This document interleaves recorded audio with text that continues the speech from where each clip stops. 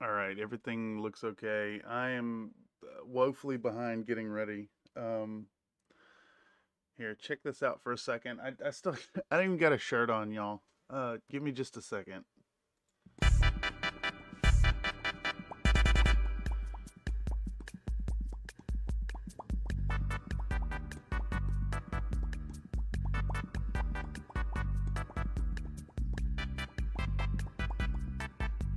That's the wrong screen.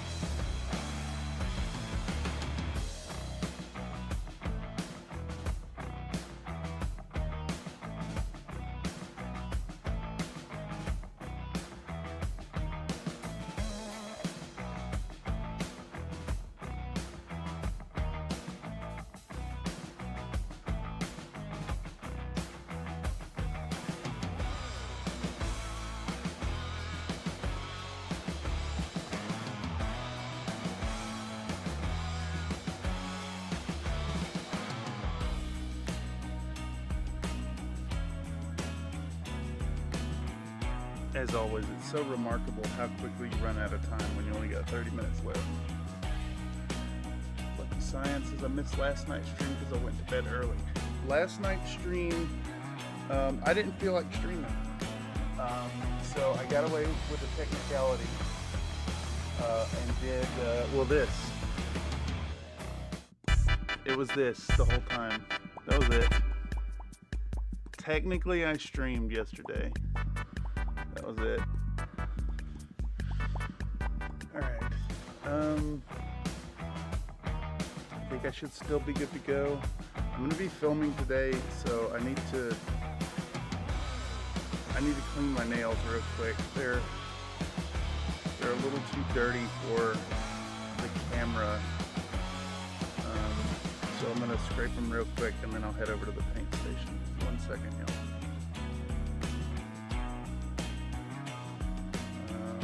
Just a personal, bugbear that if you're gonna film mini content, you're gonna show people your hands, you need to have at least like a modicum of nail care.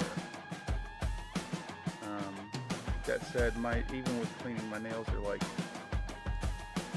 way more dirty than I'd like on film.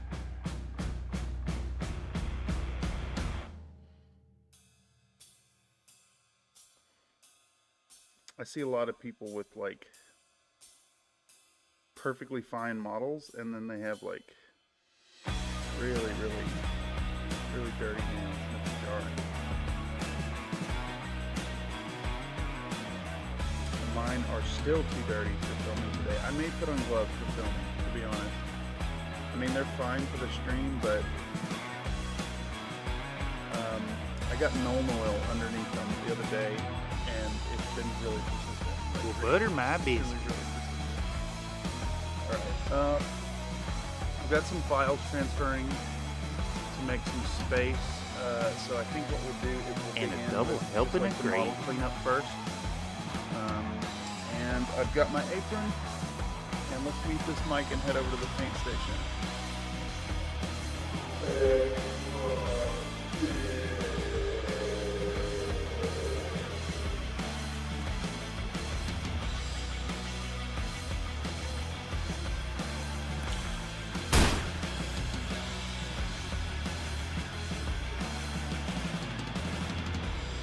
We're ready. I think we're ready. I apologize for making y'all wait so long in the intro screen. I'm pulling up the chat, so it's going to be a moment before I can see chat. Also, welcome everybody. Hello, good day. Hope you're all doing well today.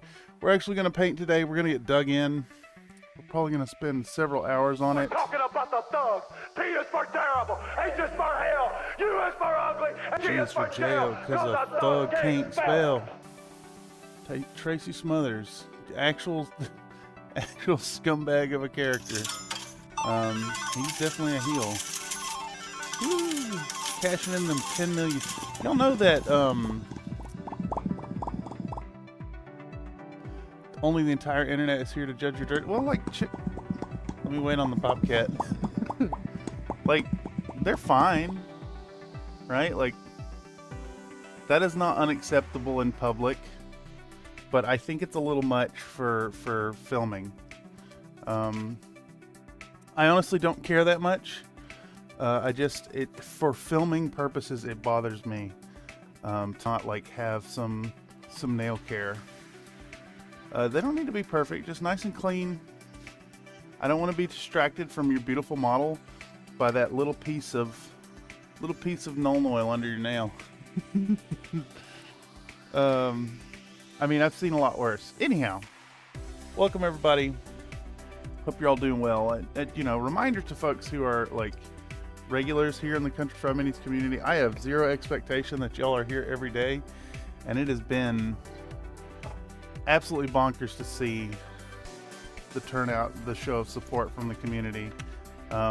Honestly, the whole paint everyday thing or stream everyday thing has just been a personal challenge to be more responsible about content generation. And for that topic, we're going to be working our little tushies off on this Twin Goddess Miniatures Goblin model for the holiday. I chose the most thirsty of the three. Let me zoom this out just a bit. There were 3 sculpts available. If you want to pick it up yourself, it's over on Twin Goddess Miniatures, over on My Mini Factory. I should have put a link in the description. I failed to do so. Hello, Mr. Kotex. If you're stateside and you'd like this model and don't have access to a 3D printer, just hit me up on Discord. Let me know. I can print it out real cheap for you. You'll just cover my time, resin cost, and shipping. So if you want to paint along for the video that's going to be coming out, hopefully, as planned, we're going to drop this video on the 24th. And that's the point I was getting to about the paint every day, or the stream every day, and the like trying to put in a ton of work. We're really going to push it here and put everything else on hold, all the mechs, and paint up our lecherous holiday gift wrapped pinup goblin, and try to get a video out on Christmas Eve. Okay, so before we can really get stuck in, Well, you want to we need to clean up a bunch of supports, and I supported this model way too loud. before Anycubic updated their software. That's like an alarm clock. We have some pretty egregious surface scarring that really has got to get cleaned up. The support algorithm still was making supports that intersected the model, or like passed through it. And I wasn't aware of that, and it's led to some pretty bad surface scarring here. So we're gonna have to dig those out. We're gonna have to clean up the model. We maybe will need to do some sanding and some putty work as well. Yeah, like right here, this little support has gone up to support the wood, but it intersects the base underneath it. So we have a lot of really, really egregious scars. I was not aware of the problem at this time when I supported this model. So it's pretty bad. Yeah, if you want to check it out, if you got your own 3D printer, check out Twin Goddess Minis. I'm pretty sure their base tribes is $1 a month for the monthly Goblin, and this is an older one, of course. This is not this year's holiday Goblin, but is another nice and lecherous pinup to get dug into here on the channel. Y'all don't know, we definitely are pro Battletech and pro boobies around here. It's a model gray or blue. It is gray. This is, I printed this one in any cubic basic gray. And we're probably going to at least get around to priming and doing a pre-coat. I think we'll get the airbrush out, you know, fingers crossed it actually works. We're gonna hit it with a black coat, and then we'll do like a zenithal effect that emphasizes the top of the head, the face, the chest, probably a little bit of spillover of light about right here. We want to maybe try to emphasize her form with some shadow in the small of the back and her crotch, the lower arms here. So we're going to do some work with the airbrush to basically build up a really quick and dirty foundation for future work. But we got to get there first, and we're going to start with cleaning the model. We have a little damage here. We lost the tag when it printed out, so I'm not sure what we're going to do here. I might put a piece of card or something on that. Not really sure yet. How late are you streaming this evening, pal? No telling.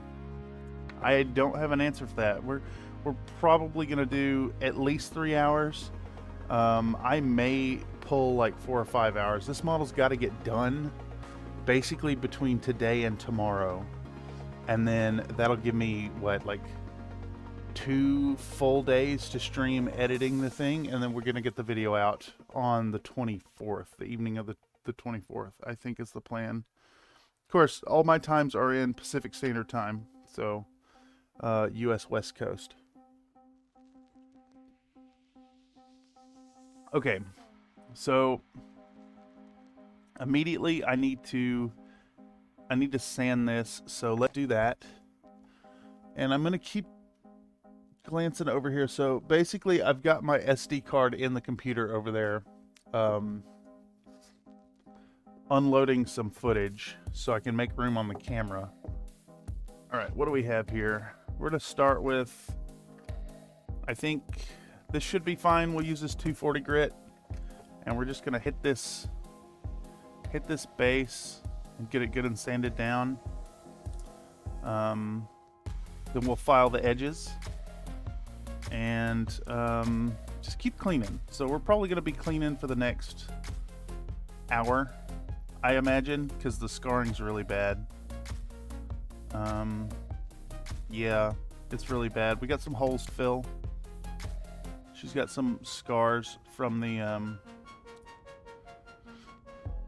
supports. Unfortunately, yeah, we have another spot like right here where the support algorithm put a support through her ear to get that hair. Like that's it's funny, Anycubic has addressed this in their software, but it still has some other problems now. I've got to run a few afternoon errands, but hopefully I'll manage to stop again in this evening. Otherwise, I'll see you next time. No pressure at all, Lucky Cyan. It's been an absolute pleasure to catch you in here, and there will be plenty of streams in the future, so never feel obliged to catch any of them. It's all about the creation of the full content anyways. All right. Is our surface smooth enough for this? I think so. A little bit of wet sanding here. We've got these little pieces that are resisting our efforts. Are these supports multiplying? All right, I think that's all of them now. Just gonna do a little spin around. What hope issues? I made another buck on cults. Woo, hell yeah, Slink. I hear cults is pretty good about a payout too. Yeah, I think it goes to show that your pricing model is probably fairly attractive to people who pick up the bases. Alright, let's take a peek here. That, I think we have some warpage on our part because we've sanded smooth it here, and this is not getting hit, so I think we have a little bit of bending going on.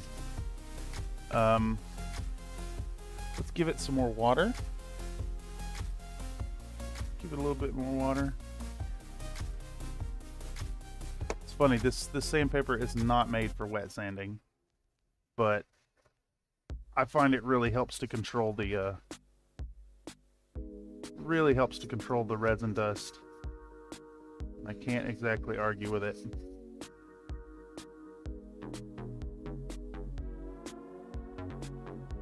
Let's see what we're looking at now. Just about down into the scarring. Here is still pretty bad, but this one I think has a bit of a bend, an upwards deflection from printing it. I find it really hard to get precision parts printed out. Wet sanding is great for dust control, yeah. 30 days pending period, yeah, that makes sense. Fiverr does something similar. It's not 30 days, but they hold it for a while. This month's sales on both eBay and Fiverr are going to be held till after Christmas for me. Were those pre-supports? No. They were my own supports, and I did not realize that they were...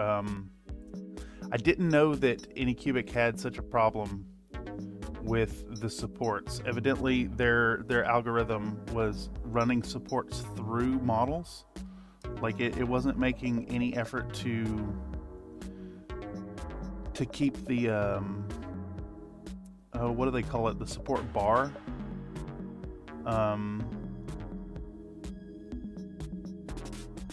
There was no effort to keep it from intersecting the model, and because of that, we got some really, really bad scars. Is that thing done yet? Yes, my files are done. Give me just a second, y'all. I'm gonna dip over to the computer for a second, and I'm trying to free up some space on that SD card. Just gonna walk across the room. Just gonna walk across the room.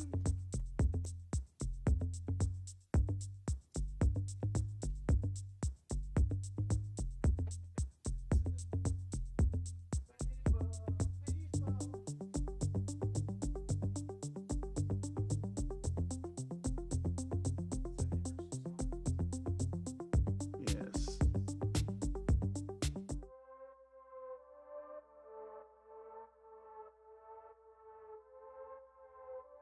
Let's do this for a second. Yeah, I've heard auto supports for resin are no-go. For all the time you spend fixing them, you might as well do it yourself. I've had good results for the most part. But I've had really good results in Chitubox, and then when I got the new machine, I started using Anycubic software. And it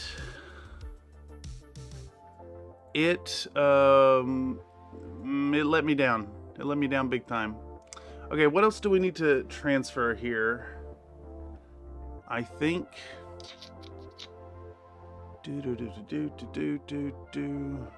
Don't worry, there's nothing unbecoming in here. What's this?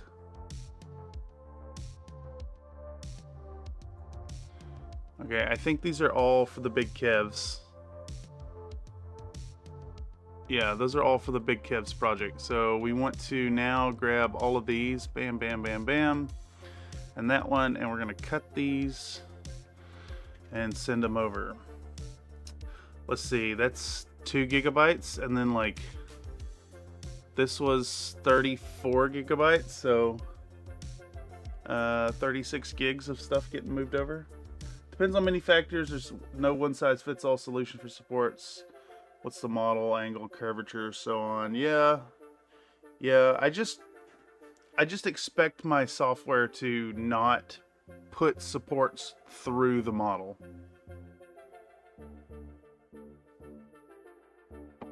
Something like a cube, pretty easy to auto support. Something super twisty, detailed, much harder. Yeah, and I think the I swear the modern software is like does not actually take into account suction forces. Because the auto supports on some Night Lords helmets recently, it tried to put a single tiny support right on the bottom. It just wasn't anywhere near enough. This isn't going to take long, so I'm just going to sit here and let it finish. And then that way I'll have the phone and I can start recording. So I apologize, y'all. I tried to get this done earlier, but like the last batch of files took over a half an hour to transfer. Yeah. Give this just a second, and then I can put the card back in my phone, and we'll be set up to film. Speaking of finishing, I got the basement all cleared out. Dude, I can't imagine. Honestly, I cannot imagine having to move at this point myself. I only have one room worth of stuff. And, like, the logistics of trying to move to a new place would be a fucking nightmare.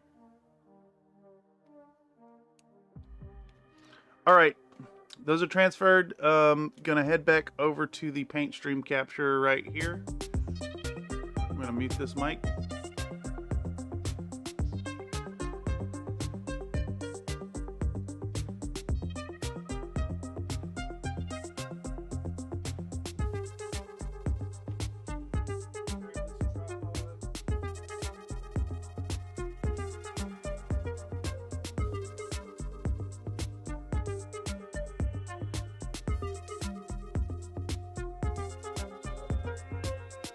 I think that's got us.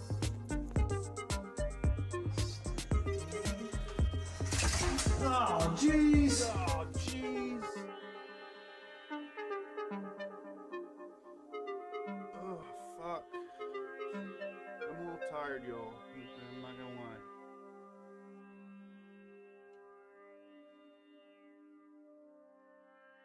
Well, you want to woo woo? It's that woo woo. You know what I'm saying? Some neighbors are saying way too loud. That's only in the morning. He supposed to be up cooking breakfast or somebody, and so Yes, that's like an alarm clock.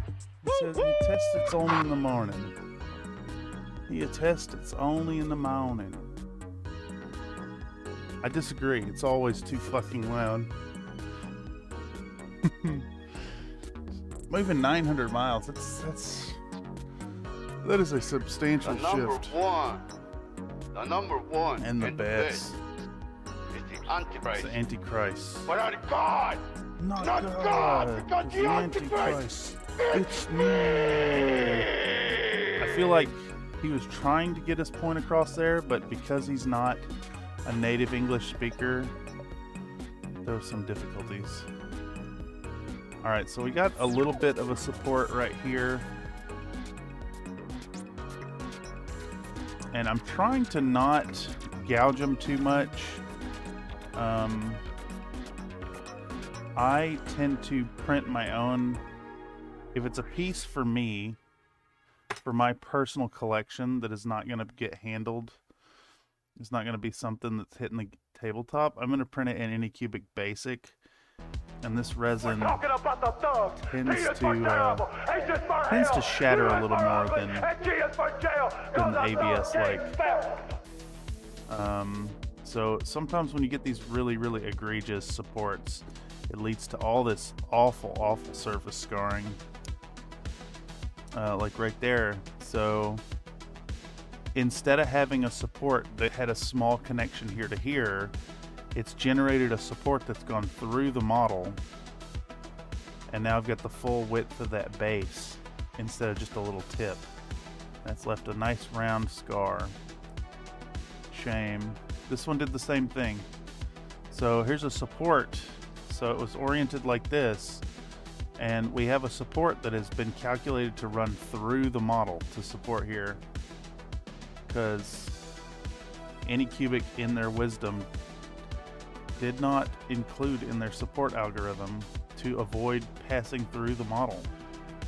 And then they fixed it with the latest update, but they also imparted a whole bunch of new problems. Their new model does not put adequate weight of supports, and it also does not allow you any controls over support density at all.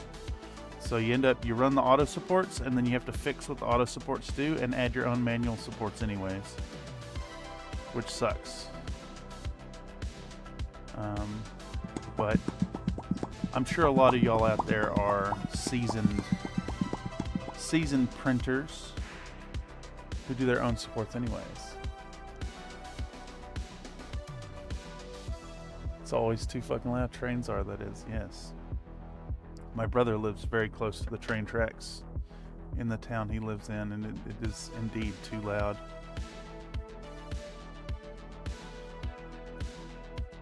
100% worth it in the end?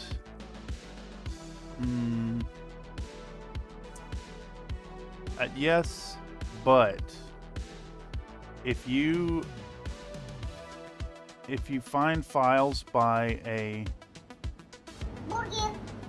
sculptor who has paid to have like really nice supports added, man, it's night and day difference.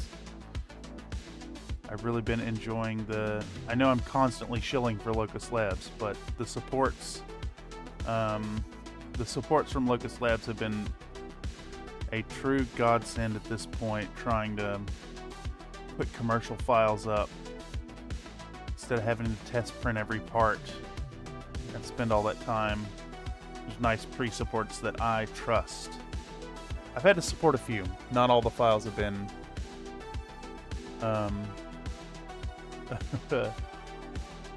supported. I mean, the move is going to be 100% worth. Oh, I see what you're saying.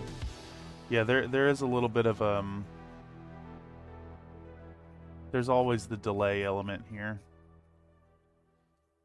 Plus, I know I've discussed it here with chat before, like when you do a whole bunch of these streams, I don't know if this is anyone else's experience, but just my own subjective experience in streaming. I get this sensation of like not wanting to have too much dead air.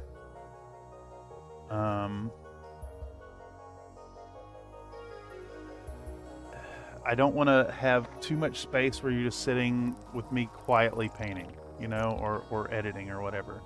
So to combat that, over the course of the last year or so, I've learned to go into this like stream of consciousness mode, if that makes any sense. It's just like verbal diarrhea, and because of that, there are often times I will say things and then you in chat will respond, and I have already forgotten every bit of what I said previously. So, remember y'all, I'm dumb. I'm an artist, not a math guy. Alright, where do we have the problems on this model? We had some issues on the hand here. I'm tempted, honestly, to get out the power tool for this. And I think I'm gonna. Let's do this here. Gabo, yeah. Household cost of living is going down while income is going up. Oh yeah, fuck yeah, dude. I'm really happy to hear that. Uh-oh. I didn't put the lid back on this thing when I put it away. There it is on the floor even. Let's do that. I think what we're gonna go for, I want one of these little stone bit grinders. Let's go for, it needs to be kind of small. Let's do this conical one. Grind it up. Math is just art with numbers. Yeah. I think we're gonna go with this little grinder. Wet the disc. Hawk to a girl was just talking about the Dremel when she said spit on that thing.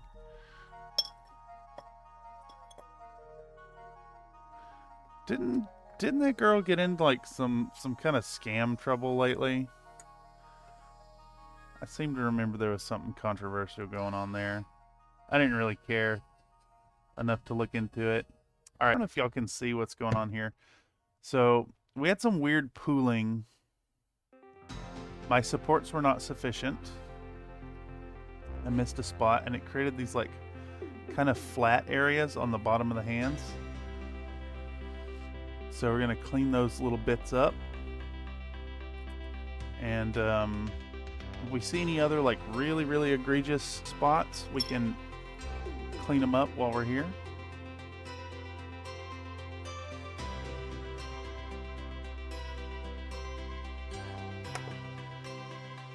We got some support scarring under the chin there. It's funny, like I would not care this much about the support scarring, to be honest, normally. All right, we need respirator. But because this is a pinup model, it's going to be scrutinized closely. We're going for it. One sec. 3D printing really needs better auto sparks. It wants a wider audience ideally, and people are doing it for 30 moments in the same way.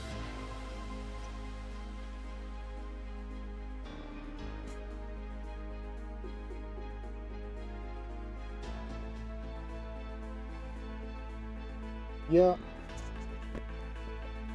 I've had really good results with Chitu Box auto supports. I hear people say Lychee's pretty good. Sadly, the Anycubic supports were really good, except for the passing through the model thing. And then when they fixed that, they broke other things. So I thought that was really interesting. Alright, let's clean these hands up. I'm gonna go low RPM for this, actually.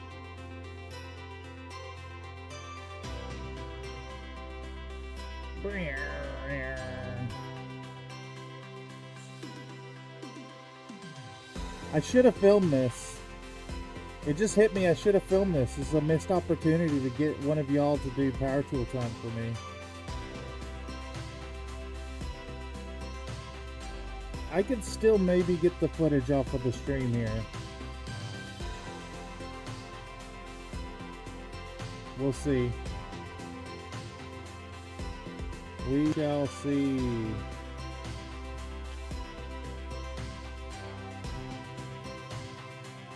Okay. You know, honestly, I think I'm okay with the amount of scarring we have. At this point, I can live with some of it.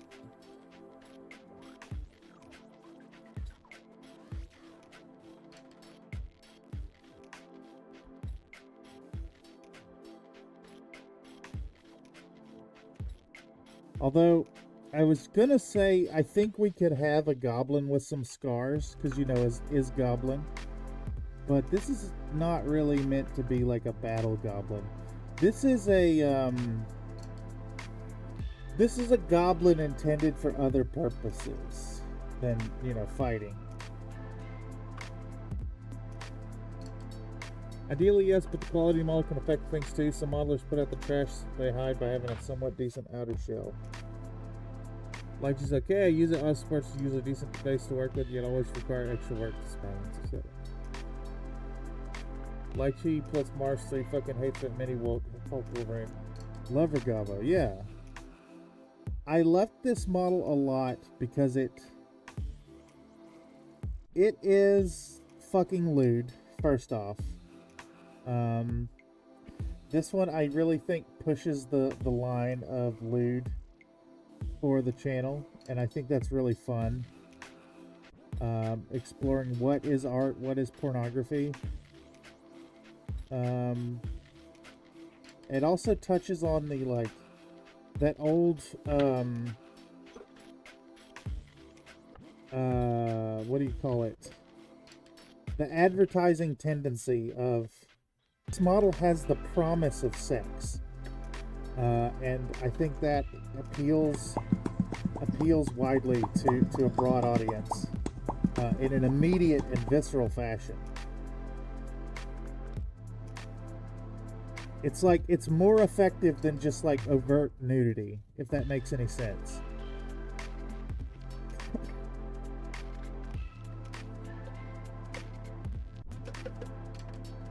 Alright, so we're just taking some 90%, 99% alcohol and an old bamboo toothbrush. And we're gonna clean up the dust, the resin, any like remaining surface issues from the post-cure process.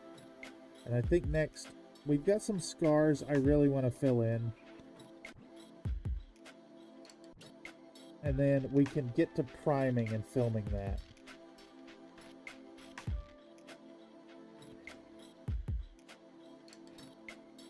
I think we're okay scar wise. Got a few more little tiddly bits in the ears. Again, if any of y'all want this model, check out Twin Goddess Miniatures on My Mini Factory. And if you don't have access to a 3D printer, let me know. This model is definitely easily attainable, and you could follow along when the video comes out. I'm gonna try to make a more informative video this time around. At least like talk about the colors that are being used, maybe talk about the process.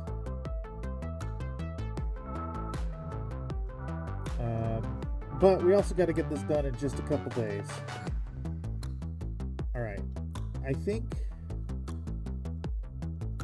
we're mostly good here. Good enough, at least. All right, let's clean up some holes. Let's clean up some holes now. What are we gonna go with? Is this a milliput situation, or is this a green stuff situation? I think we're gonna go green stuff, just because I find it a little easier to work with. So let's get out just a bit of green stuff. I think that's sufficient. There we go. And then, like, I don't know, that much.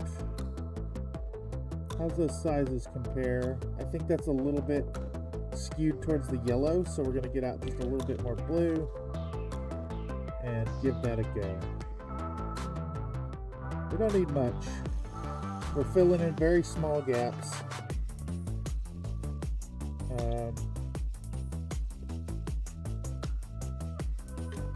And the beauty of the green stuff is that it's not going to shrink.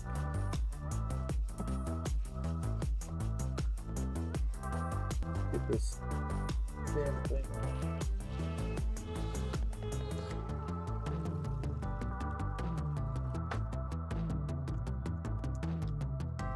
Alright, anyhow. Welcome to the stream. We're going to be dug in. Be here all day. Well, most of the day.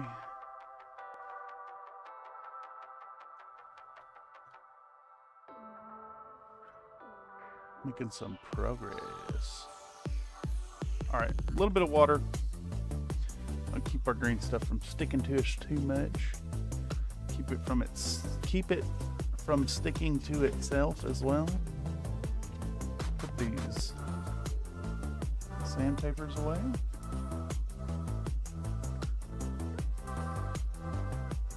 All right.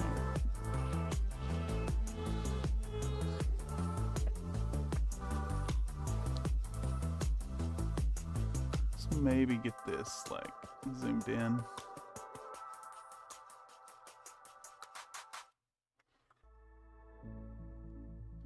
Once we get this mixed up, we're just going to take little bits and we're going to use our silicone brushes, our little soft tip sculpting tools, and we're going to fill in these gaps and smooth them over. I did end up making this green stuff a little bit skewed toward the blue, which sucks. I think it'll be okay though. It's a little stiffer, a little less gummy, a little more plasticky. Alright. Let's do that. Let's get a little spot here. Let's pick out our tool. I'm gonna go for, I think we'll need this one. I think we'll need the wedge and maybe the flat chisel tip. Okay. We just need very small amounts here. So let's get like this kind of size. Y'all probably can't even see that. That little tiny lump there, that is more than enough for most of these little scars. Where were the most egregious ones? Got some on the tummy there. And in fact, I need like a quarter of this even. So we're gonna take this tiny little speck. Actually, can we get this zoomed in even further?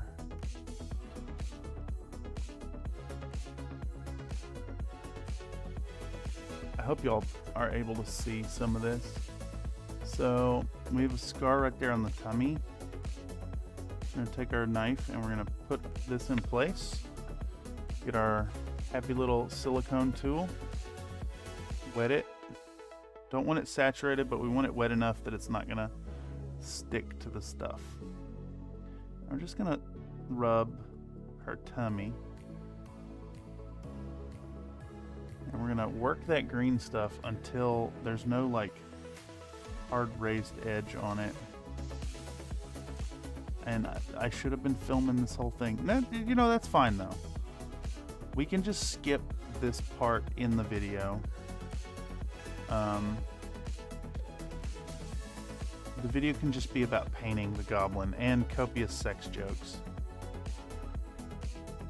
Wiener puns. You know, suggestive phrases from the host. What's going on here? There's like a bump there.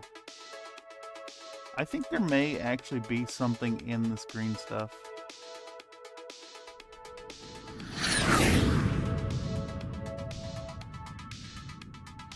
Oh, it's a surface scar from a support.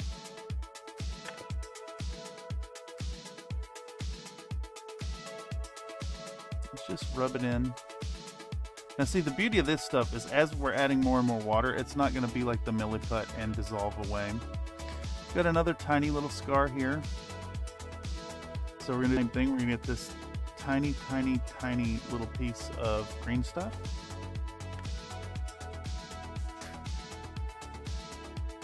Tiny piece of green stuff. And we're going to put it right in that hole. There. Smear it on. Now, these look superficial, but when you're trying to do like a nice blend, a nice smooth gradient on a model, those are going to show up. Those are going to be really, really big. Really, really obvious. We actually didn't get enough green stuff, so we're going to get another little speck here. Another tiny little speck. It's just the tiniest bit. Again, just tiny, tiny, tiny amount there. I'm going to find our hole again. I'm going to sit it there on the surface. Give it a nice smear. And our tool will help this find all the deep areas. Now, the thing is, we also don't want it, we want to blend out the leading edge of our green stuff too. It's going to be really obvious otherwise.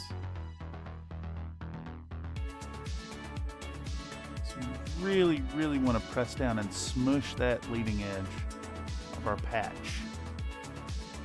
And now that hole is gone. Alright. So next, we have another one right here. Right here, y'all probably can't even see it, honestly. It's barely there. Yeah, I guess the contrast is making it get picked up. That one is pretty sizable compared to the other holes. So we'll go with a slightly bigger little lump of this stuff. But I say big, and it's still very, very, very tiny. Like a mil or less. I mean a millimeter. Alright. Our tool is not wet enough. Can we manually apply it with a fingy? Yes, we can. Alright. I'm going to smush it into that hole.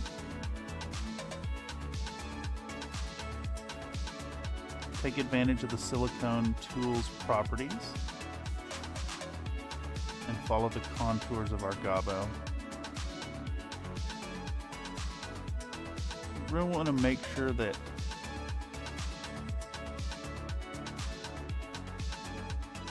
we don't lose that detail in the sculpting.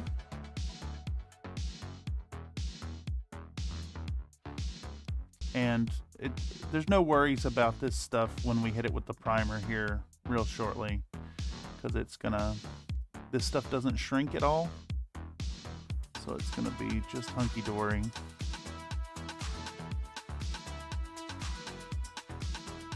We got some, what is this? Little bits of resin stuck to it. All right. Got a few more spots that are pretty egregious. There's some holes on the foot that I want to fill in.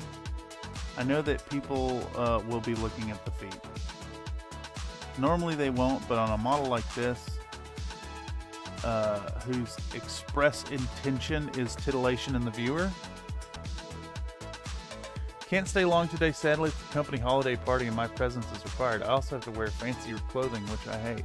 Well, that's far more important than this silly little stream. I don't know, but those events can be fun.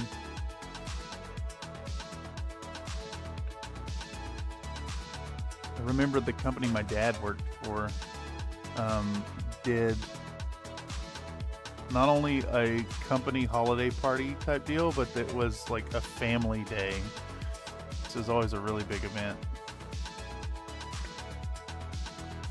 All right, so get a little bit more green stuff. Oh no, I got green stuff under my nail. No. All right, we got that little bit of green stuff in that scar. We're gonna fill it in. Fill it in. Push it around.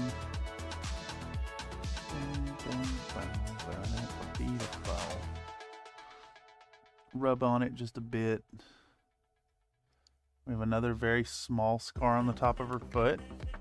I think this one's even smaller, so we're gonna take half of this little speck.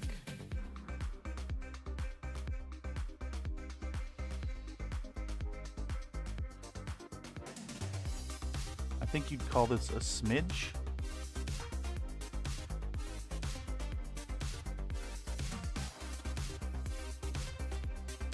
Get it in place.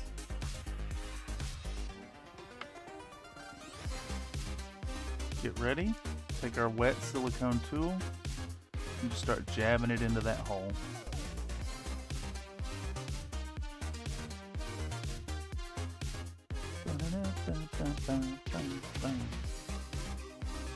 All right, I think that's good and filled.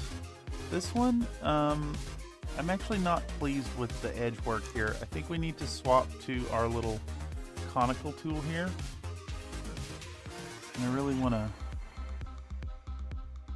smooth that leading edge of this stuff. That one is going to be visible. Okay.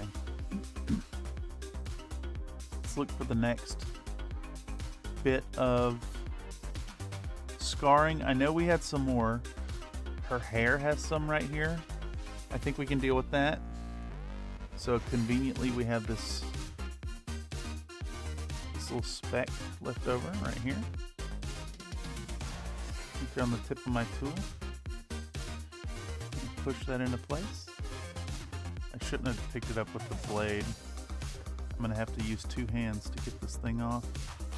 That's what she said. I would rather be here naked, pea nice, not in hand, watching the stream. Ah, yes. The secret, I think, to a proper trip down Gooning Lane here at CFM is to perfect the hands-free method.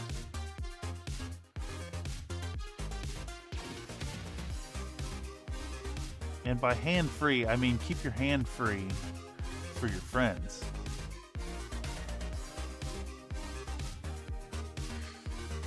Technically, there's no rule against that. Alright. I have some warpage on these fingies. I don't like what I'm seeing there. I'm gonna have to bust back out the power tool. Alright.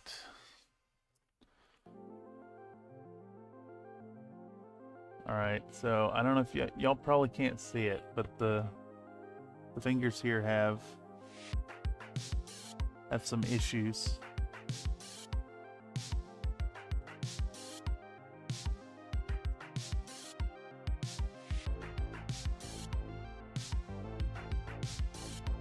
Who is this? ELFL's Blissful Morph. I love this song. This one's great.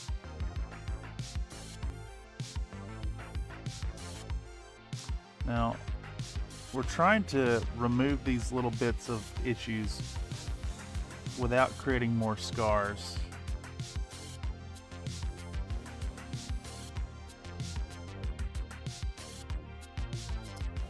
Frame. If this was a mini for the tabletop, I would not give a damn here. Just so y'all are aware. I would not care less.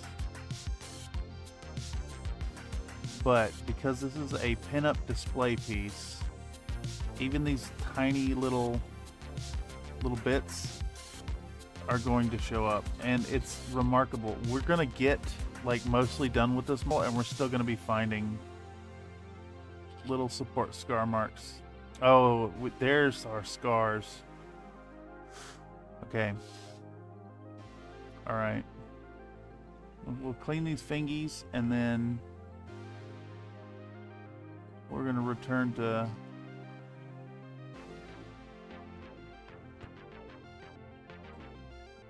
to cleaning things.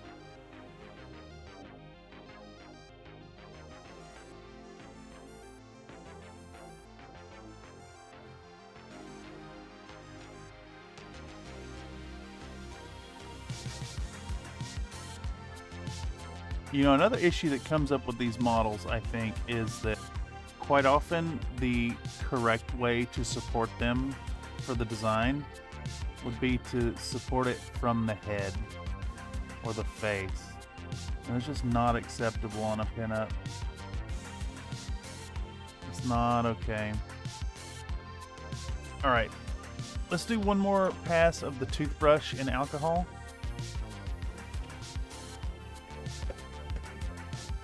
One more pass and clean up what we just worked on.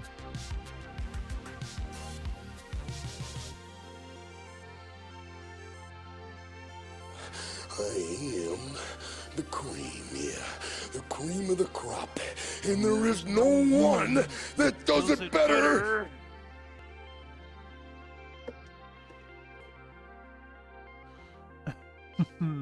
I love it. But you know what I love even more? Popcat. Okay. So we got some really bad scars sitting right on top of her butt. some really, really egregious ones. And in fact, this one is like a combination scar. And I think we're gonna need to dig into it.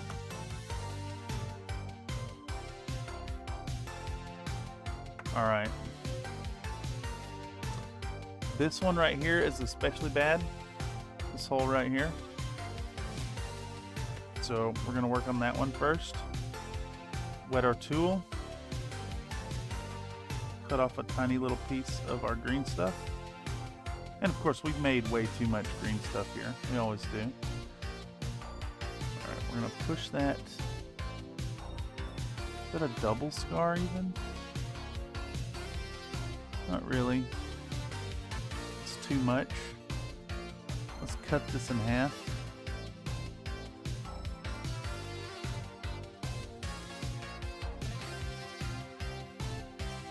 We'll smear it into that hole. And come back in with our wedge chisel. I'm going to work it in.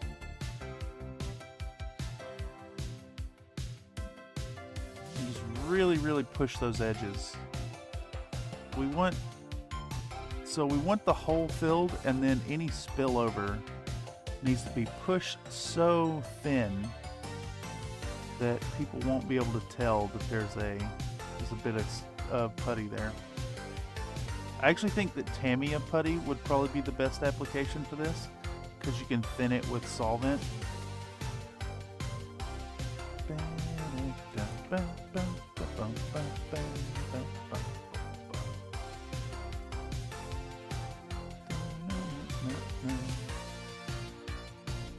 Alright, so that scar is filled. There's a little one right here.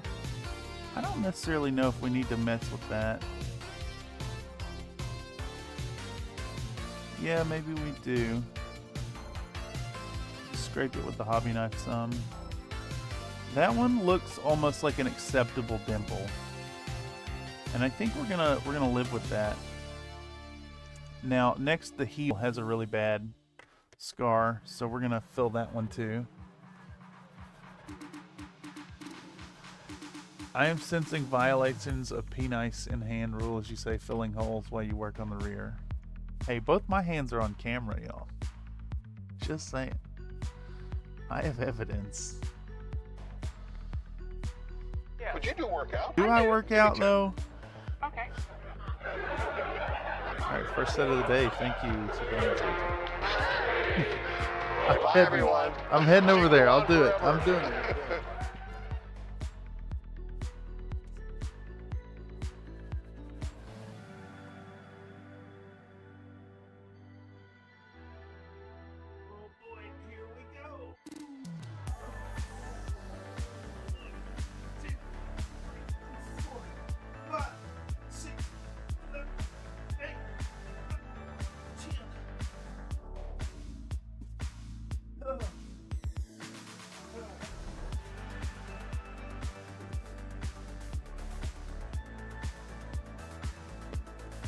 Grumble, grumble, groan, old man noises. Excuse me.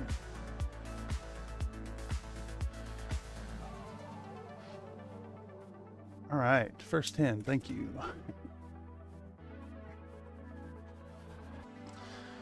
Back at it. Let's try to get this gap filled.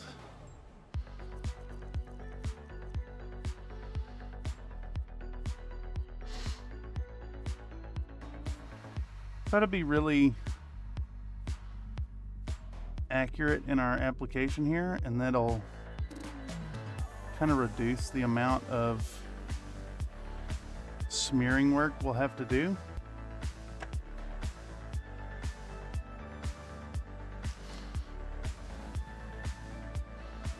All right.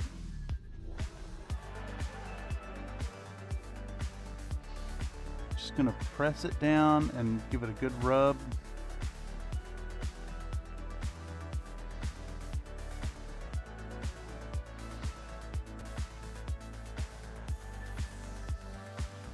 Excellent foot rub for our little lady.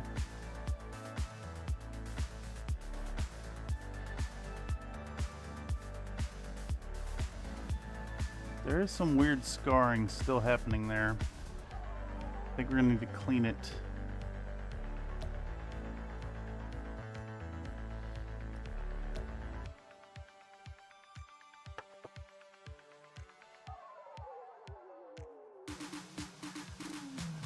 All right. That looks sufficient. I think the remainder of our scars are acceptable even. Let's clean this one up some more.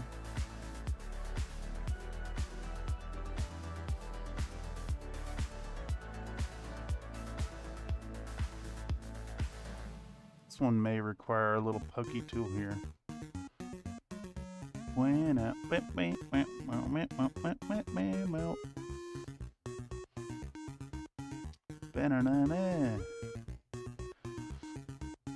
Okay, are we ready to move on to priming?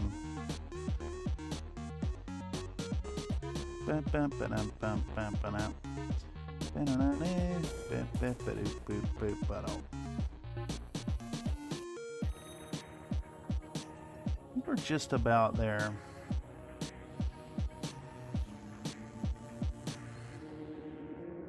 This one looks a little strange. I don't think, honestly, I don't think that we're going to be looking at this model from the back too much. The base helps like inform us that we should be looking at it from this angle here.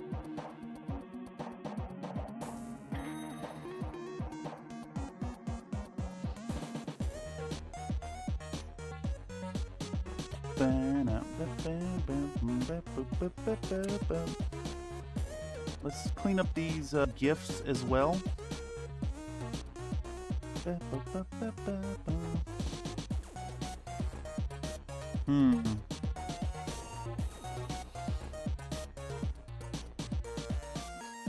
I kind of want a little bow on this thing here. All right, so what we're gonna do here is we're gonna get a nice little ribbon thing going on. So I'm gonna take a little bit of green stuff. We're gonna put a drop of water on it. We're gonna take our round tool and we're gonna roll this in the middle.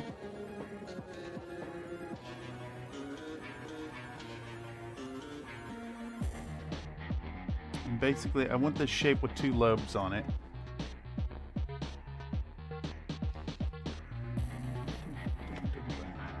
Let's pick it up.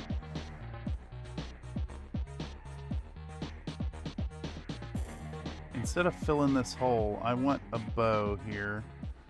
This kind of feels like it's missing a little something. So we're gonna dry this off. Try to dry off our putty. There we go. Try to get it in place. Gotta pick the damn thing up. Come on now. Green stuff is interesting in the way it just like, it usually does not stick where you want it to, and it sticks to things you don't to. Okay. Like right now, it's sticking to my silicone tool because I need it not to. Alright. Alright, so what we're going to do is we're going to take our little wedge here. And we're going to jab down that center.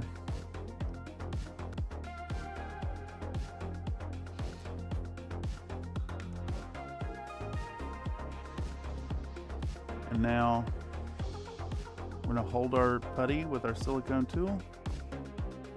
We're going to kind of lift it off the thing because it just won't fucking stick to the thing you want it to stick to at all. It will not stick to it. It'll stick to the silicone, but it absolutely will not stick to the surface I need it to stick to. It's remarkable. Alright. I almost kind of want to drill a hole in this. I mean, please, for fuck's sake, stick to the goddamn model.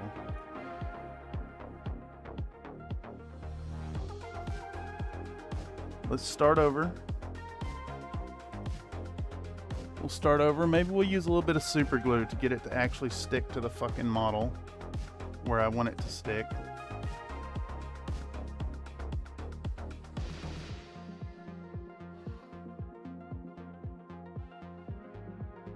I thought the whole point of silicone was that things don't stick to it. Alright, we're going to put a little bit of super glue down.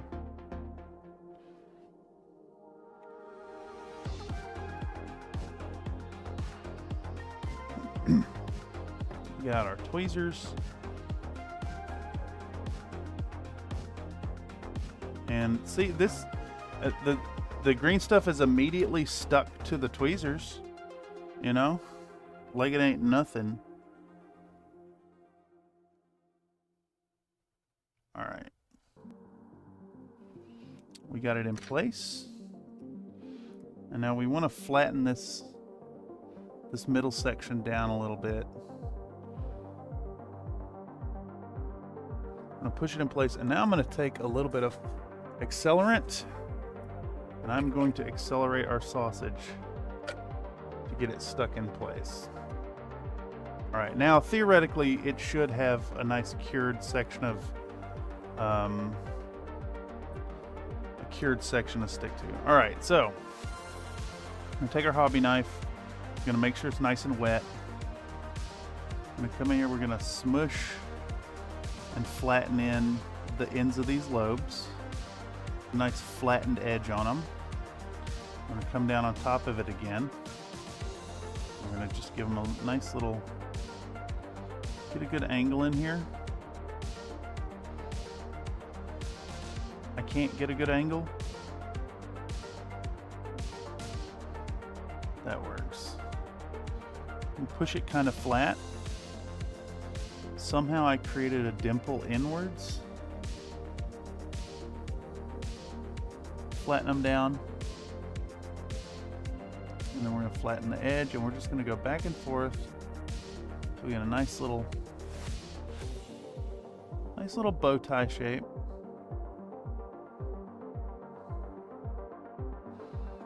Okay, we'll take the back end of our wedge here, which is kind of rounded, and push that center again.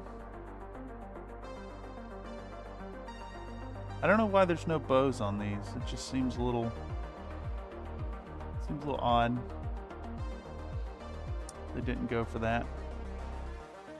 All right, and now we're gonna hit the sides of these, I think, a little bit. Nah, that's fine. All right. Now the cap off that bow, we want a little round ball. That should be good. We're gonna pick this lad up. We can.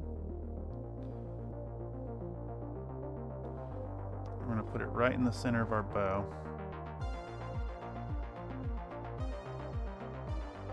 Just like so. And hopefully it'll stick in place if we wet our tool. Nope. It's stuck to our wet tool and not to the putty that is sticky. You know, green stuff just does what the fuck it wants to do. Remember, give your nose a scratch with your tool to get those oils on to avoid unwanted sticking. I mean, it's sticking to silicone here. It doesn't stick to the tools until you need it to not stick to the tools. That's just how it goes. All right. Let's get our wet silicone and push this little thing down into it. I do not think it is stuck to the surface. No, it is not at all stuck to it. All right, so we're gonna cheat again. And we're going to put super glue down because the fucking putty will not stick to what you need it to stick to.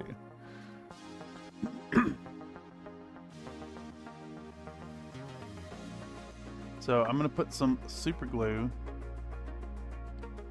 right here. And then I'm going to take this little ball and I'm going to put it down on the fucking super glue. And I'm going to cure it with some that, and then it's going to stop fucking arguing with me. And we're going to press it flat now with the silicone tool, which should not stick to the green stuff because it's silicone, but I bet it does. Because, you know, that's how it goes.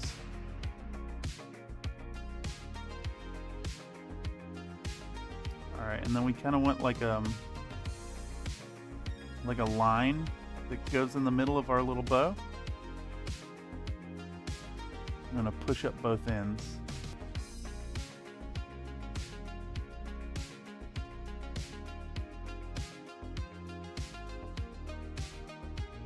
I've somehow managed to get a line directly across our little bow instead of where I'm trying to apply things.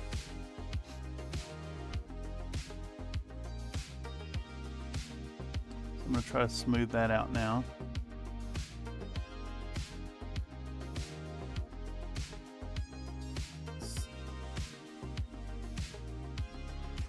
I mean, that's good enough. And that's gonna be good enough.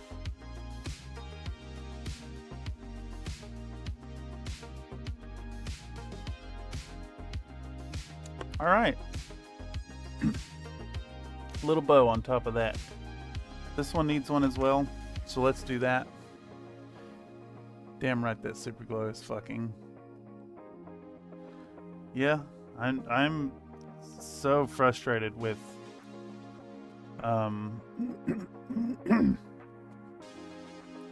suddenly needing to clear my throat.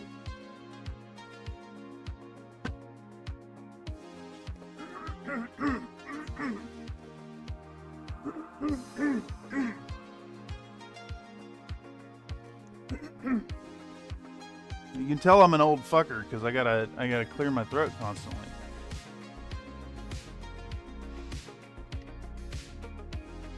All right, so here I'm gonna roll out another sausage. We're gonna thin it down a lot in the middle.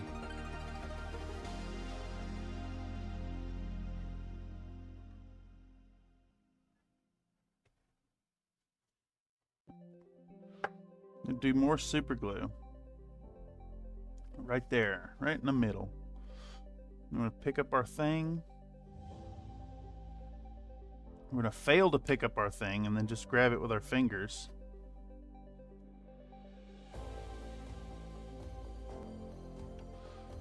I'm going to push it down right here in the middle. We're going to cure it in place. Now, get wrecked. Alright, so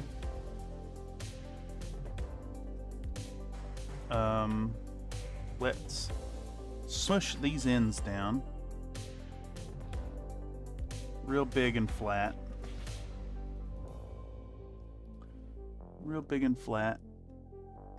Real big and flat. And then try to dry it off because the water is making it do weird things. I'm going to try to compress it from two ends at the same time.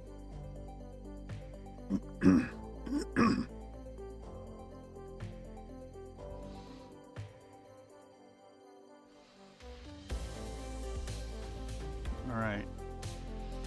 There we go. And now we'll take our pointy tool and we're going to try to create a dimple in the middle, but not be able to reach because this is in the way.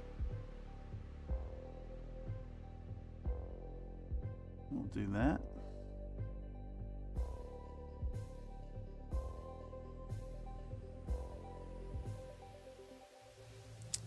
Same here.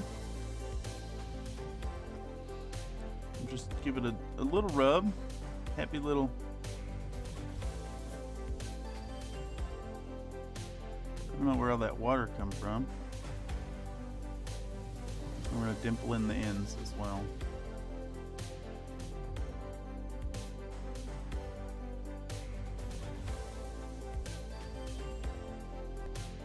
There we go.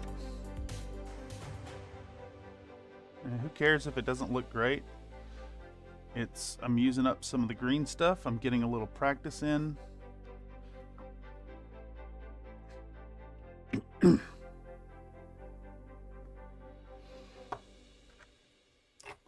It'll look better than the water that's BSI Instaset. No, a bunch of water ran off the tip of my tool. I think I had a whole bunch of water up in the ferrule of this thing. Alright, so time to find my tweezers that have vanished.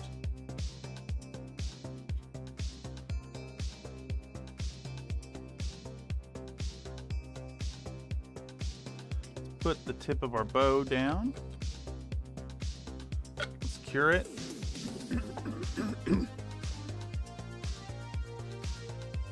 And let's do like a diagonal cleft in our bow.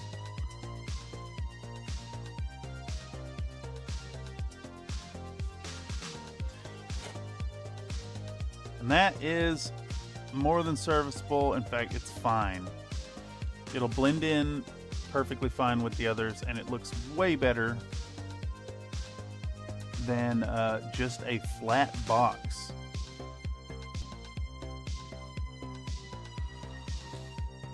Are these nice and smooth? It feels all smooth now. We've got a few little bits here. We've now been cleaning the supports off this model for an hour and 15 minutes. Does not include the 20 minutes I've already spent doing this.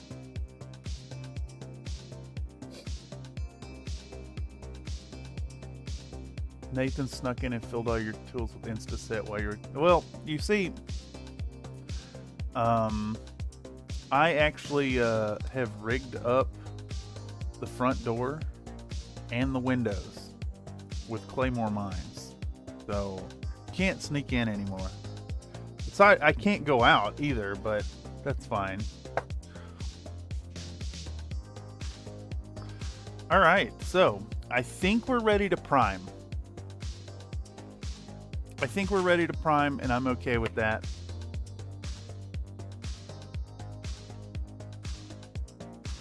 Let me move these models, these other models, out of the fucking way.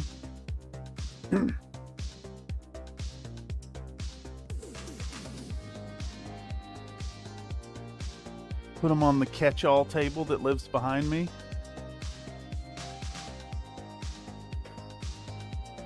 All right, so we're gonna come zoom out. Big zoom. Bam, put it like right there. All right, so I'm gonna fill my coffee. I'm going to get the spray backing and get it set up, and we'll see if our brushes are working. Probably not this one. I'll probably use the new one, which is like stuck inside my fucking spray out pot.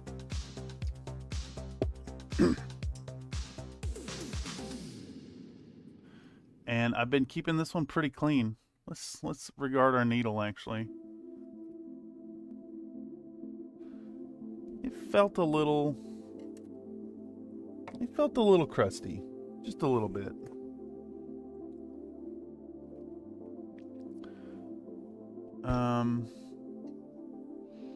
I did get in the part to fix my old brush too, for what it's worth.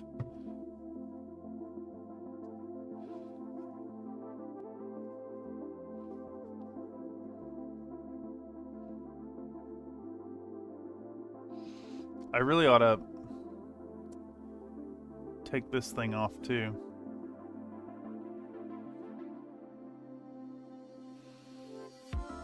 All right.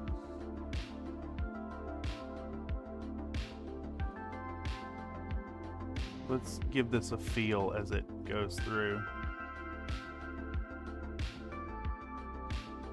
Oh yeah, nice crisp action.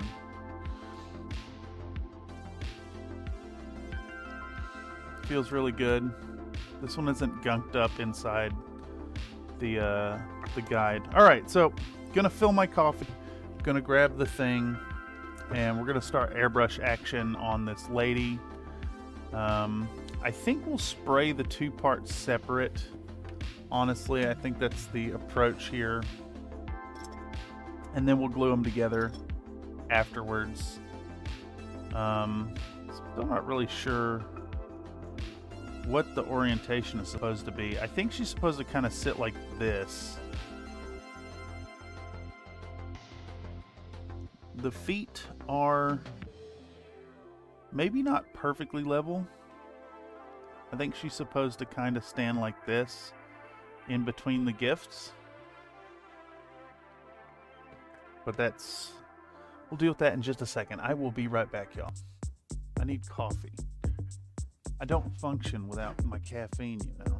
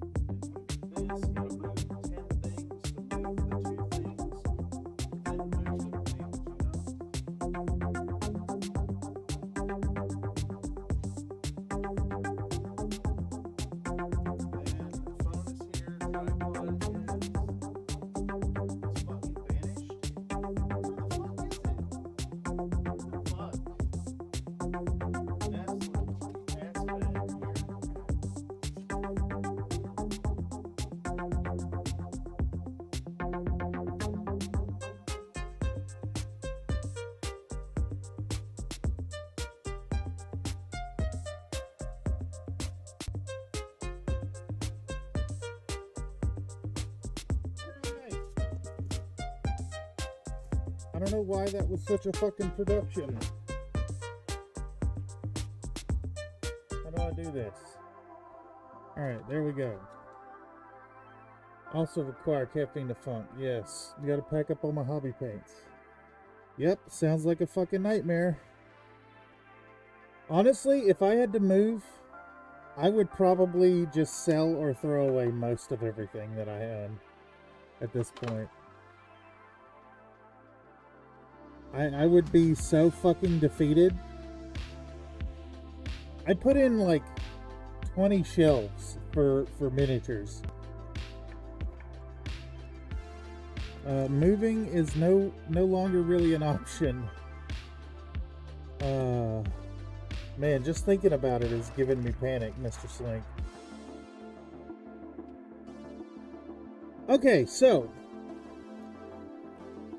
we need to film now, so make sure to get 12 gloves out when you go to grab one. Your panther exploded? I don't know what that means. Like a print? Or your actual big cat?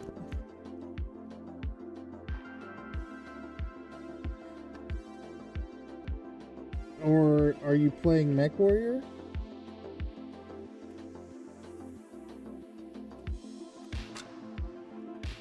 Alright, I also need... I think we're going with a black primer on this lady. We could maybe even do a gray. Although our black primer seems a little separated. Anything above or below? My miniature.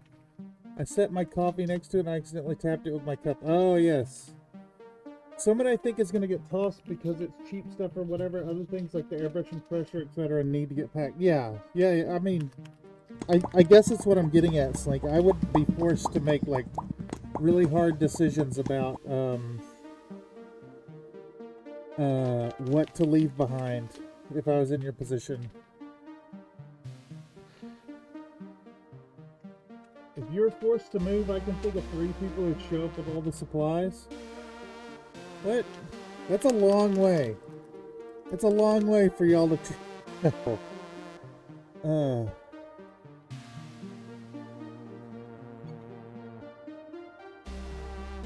Plus, like, I don't know where I'd go, honestly.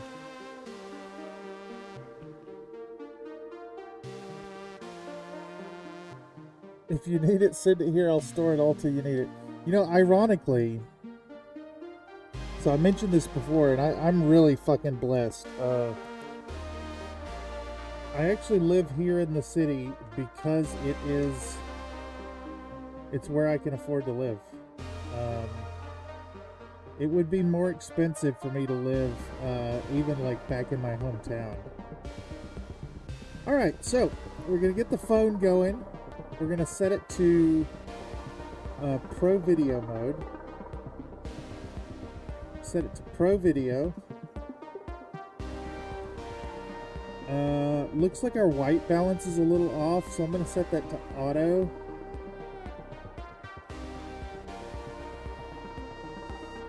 And we're going to hit record.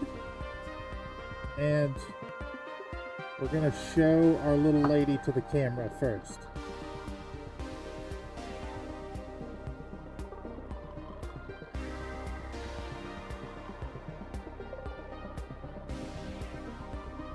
Get our base as well.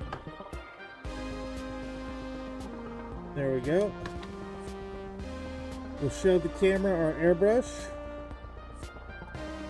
And we'll show the camera our Res primer. Alright. From here, I think the next step is to fucking move 6 things so we can move 7 things to reach down here. I forgot to turn on the goddamn compressor before I started the shot, and I've managed to bump the camera, so I've shot the continuity. I've shot the continuity between the shots, and now I've bumped the camera like 4 times.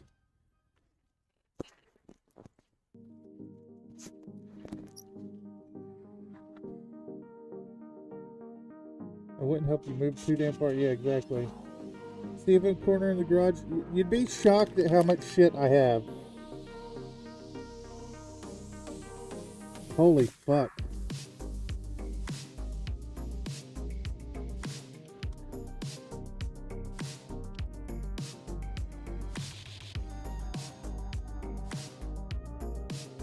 Alright, Res black. Starting with black. And we're going to hit our gobbo with a nice all-over coating of black.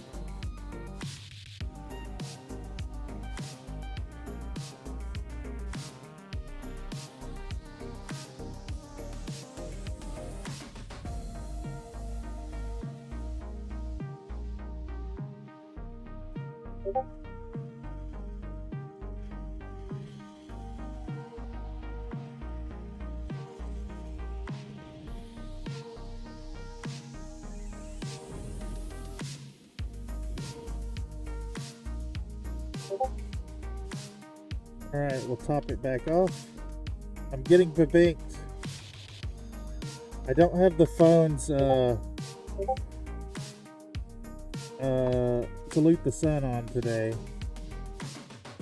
I should have turned that on for y'all. Alright, anyhow. Uh-oh. We're already dealing with clogs. I need a dedicated paint draining setup. Well, butter my biscuit. Don't you butter on my biscuit.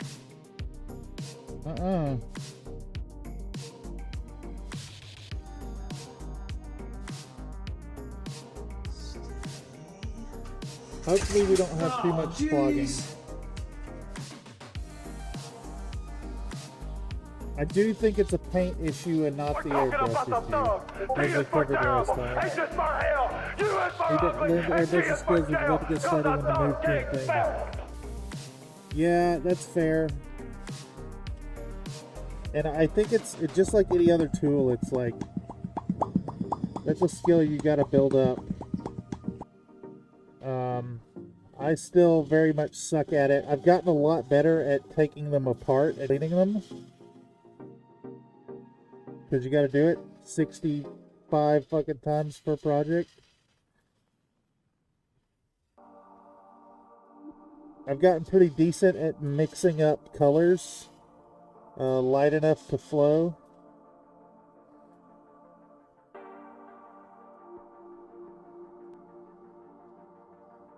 Alright. Let's turn off the camera and move it so I can actually fucking maneuver around here.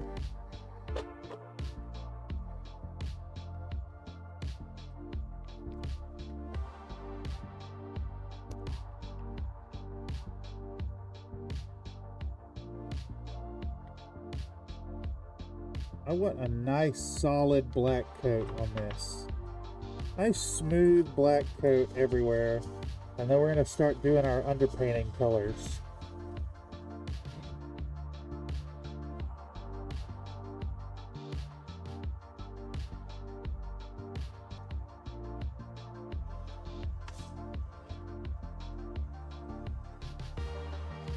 Just get a good all over black coat.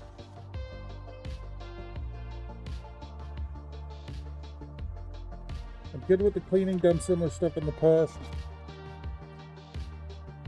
Also a little obsessive about cleaning my tools. I scream at dirty pallets.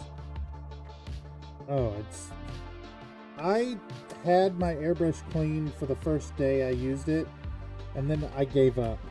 Like,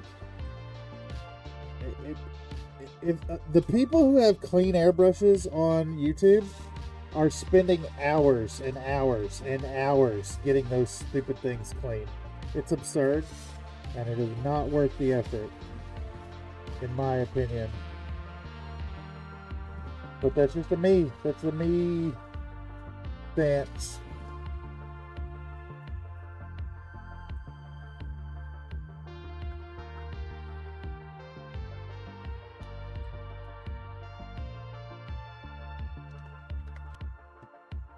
Unrealistic beauty standards.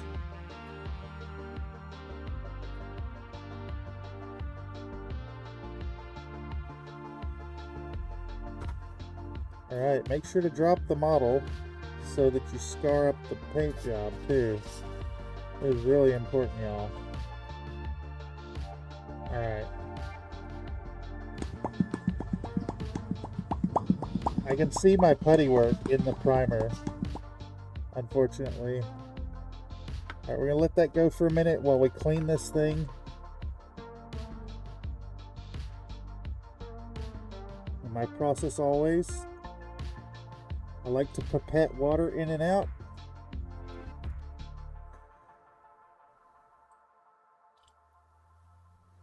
Pipette it in and out. Get that reservoir nice and clean. Make sure to have it off camera so you can't see what I'm talking about.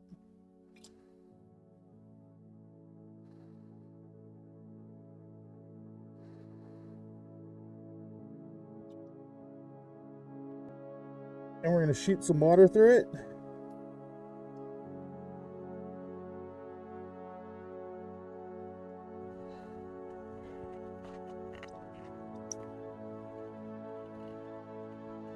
I think it also depends on what it's used for. I feel like it's mostly priming, like I planned. It should be quick clean after spraying. Then I don't think there is a quick clean, unfortunately. there's like, you'll have to fully break it down, really. Alright, our model is wet, unfortunately.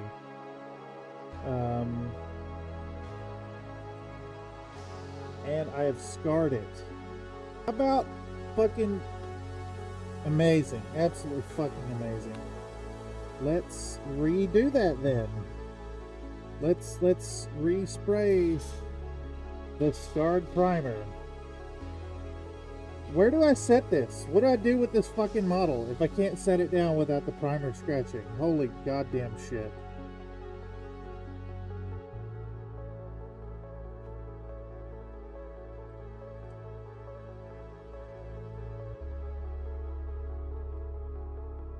What is this?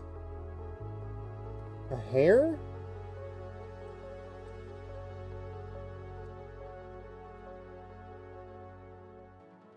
Alright, let's redo that clean we just did.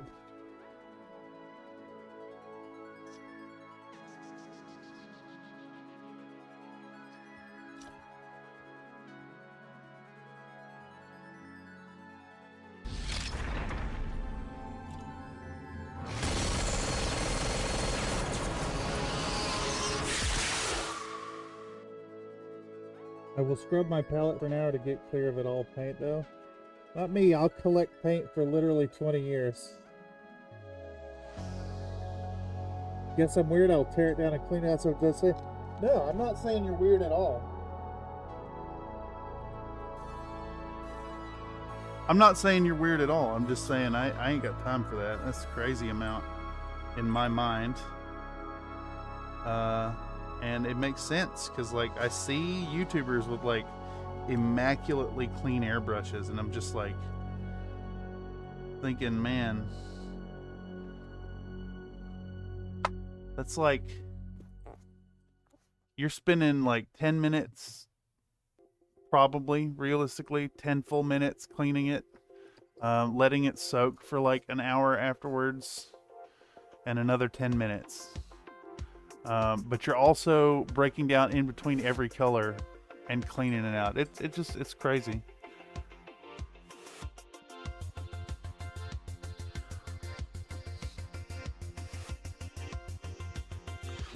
But then again, I'm the opposite. Like, I want the patina of years of work.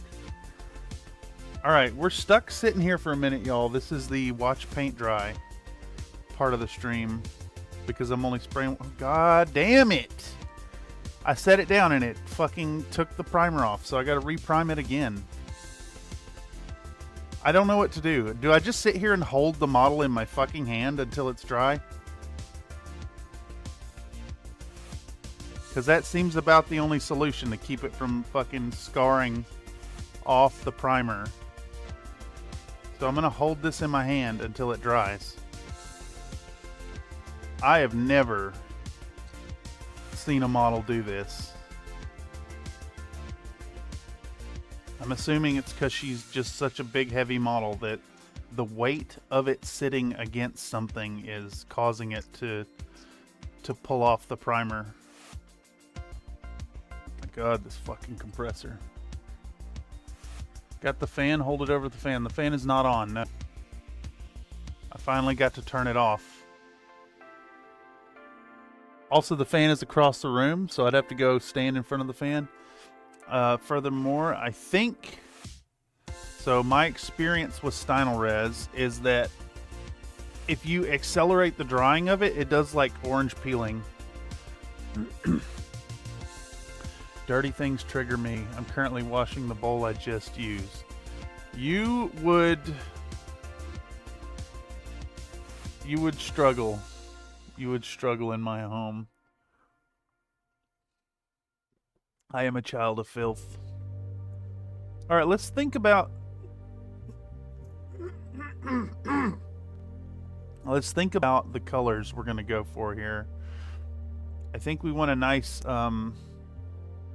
we do want some zenithal effect on this. I kind of want like a spotlight effect. What the fuck is this? Yet another scar. Why does this... All right, Stonalrez. I think I am done with your product. I think I'm completely fucking done with it. I think Badger can eat my fucking asshole. If my primer doesn't actually stick on and prime the model, it is literally useless.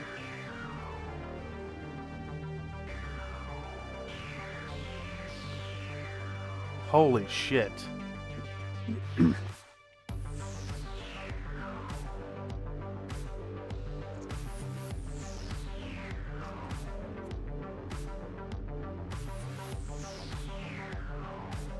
Let's clean it again.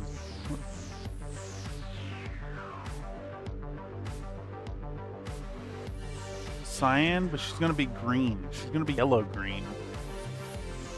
I think cyan is the way to go. How's that gonna work? I don't think cyan's dark enough. I could maybe do the top down with cyan. I need an underpaint color. What was I saying before I noticed the thing and lost my train of thought?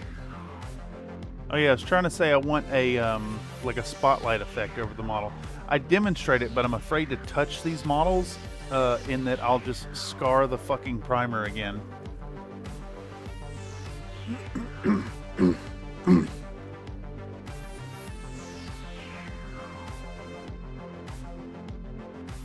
Wow. I'll tell you what, that guy on his motorcycle it's uncanny. He has an ability to drive by like as you're peak annoyed at things to really enhance your annoyance.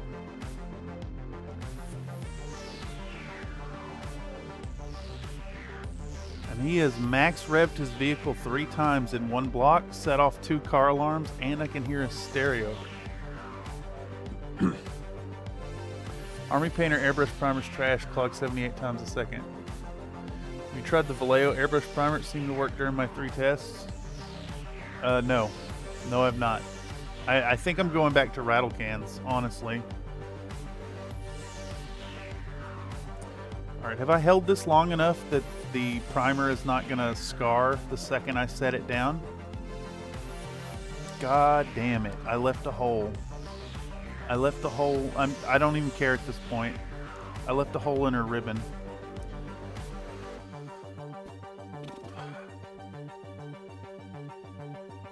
I don't. How do I set this model down without it like scarring? I guess I put it on its feet and stand it up. But even then, like, it's gonna have to lean against something. I don't know what to fucking do. Do I have foam? Do I have a piece of fucking foam somewhere? I did have foam until this moment when I need it. It's remarkable how that happens. Where the fuck is it? I've had foam that has lived right here, like, for fucking ever. It's been there literally until this moment right now. I need it, so it's not there. Nope, I do not have sticky putty. I have not re-upped. I'm gonna fold up a whole bunch of paper towel. There we go. Rattle cans are primitive but undeniably effective. Yeah, and they don't fucking clog your airbrush 60 times a second because you bought a bad batch. All right, so Comstar says cyan. I don't cyan. I have turquoise though. We can go with turquoise, but I need an undercolor, like a really dark undercolor.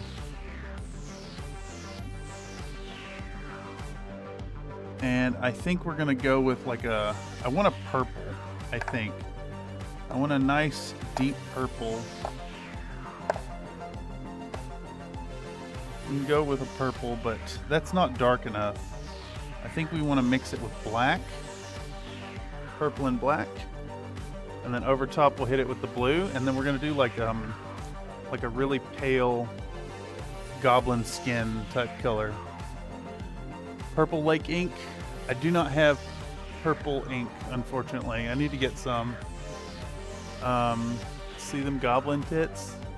There we go. Blurple? Yes. sign off of Nate's suggestion, I think, hey, that's what we live for here, is y'all drive the content forward and talk me down from ledges. All right, so we need a cup. We need our paints. I think we need Oni Lab. Yeah. Am I really gonna do a titty goblin video without having Oni Lab show up?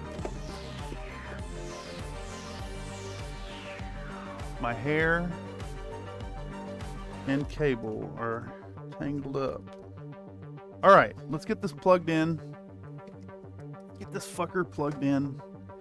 Make sure to bump into the camera and the light and everything. I tell y'all, trying to maneuver and do shit in a fucking studio apartment, it's crazy. Also, I want to point out, now that the annoyance has peaked, I swear the temperature has gone up about 10 degrees in my apartment, and I need to turn on the box fan. So I'm gonna go fucking do that. Oh, jeez.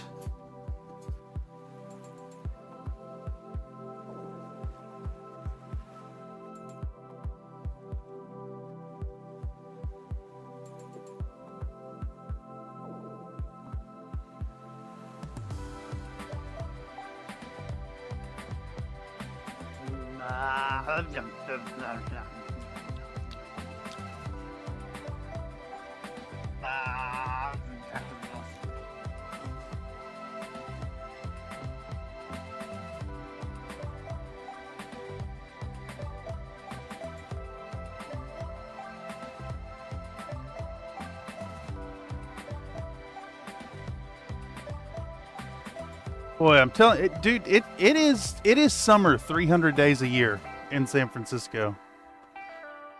Warm purple. I have, all right. Here, I'll pull them out. The extent of my purple is, where the fuck is that color? Has it just vanished now? You gotta be fucking kidding me here. Where's that purple? I guess I don't have the purple speed paint anymore. It's not on the shelf. Oh. There it is. I'm wrong. It was just in all the model color paints. All right, the extent of my purple collection is purple by model color.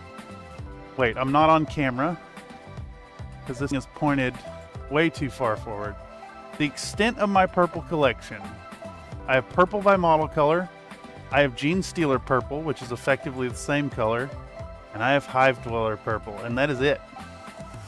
That is the extent of my purple collection. It's not a color I keep on hand. Not at all. I don't keep purple. I never use it. So, as a side effect, when I do need it, I don't have one to choose from. So, what I think we're going to do is we're going to take our Vallejo purple and we're going to mix in some black, maybe a little bit of Hive Dweller purple, and bring it down into a nice dark, dark purple. And then we're going to hit everything over top with our turquoise ink.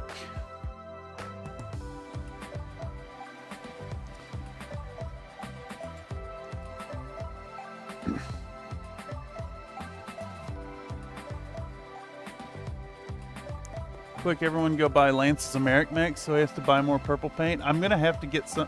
Well, see, this purple's fine. This is Merrick purple. So I don't actually have to buy purple paint. What the hell is this notification?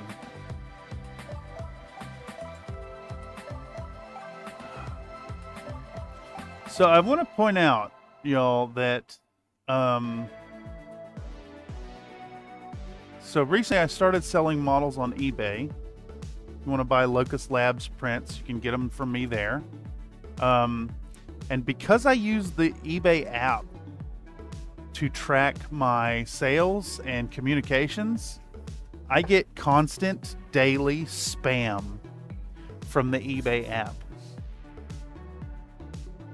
How y'all feel about that?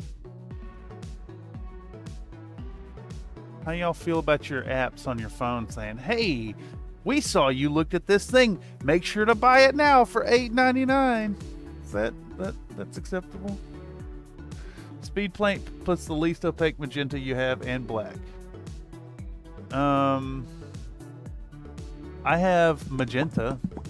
I have magenta. I don't have a non-opaque magenta. I have a pretty good size paint collection, but it is far more limited than you'd think for my creating content. Etsy does that too? Yeah, it's fucking disgusting. I mean, I get it. I understand. Advertising is effective. People buy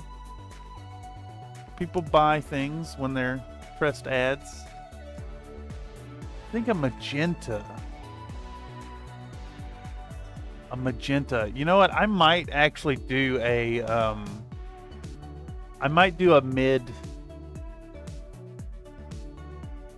mid spray of magenta. All right, so now I'm showing the camera that I have speed paint and that I don't really need to spin it, but I'm going to spin it anyways because it's fun. All right, so take our little cup, clear our throat again, and we're going to spray in a whole bunch of perp. We're going to take our black. I'm going to give it, I don't know, about that much. And we're going to spray a whole bunch of this in there. Not just that, but the ads are on everything. If I see one more USA Gundam score ad, I'm going to build an antimatter device in existence. What if you made USA not Gundam store? And you're like a competitor to Walmart, right? So you offer everything at low prices, but it's everything but Gundam.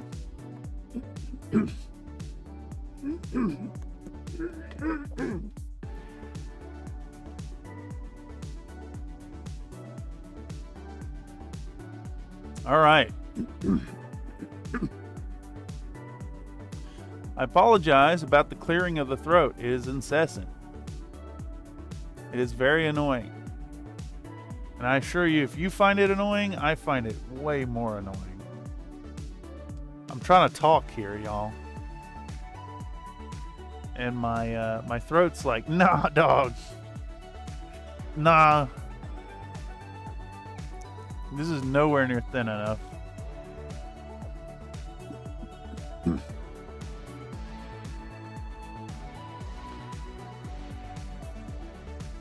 This is still somehow not thin enough.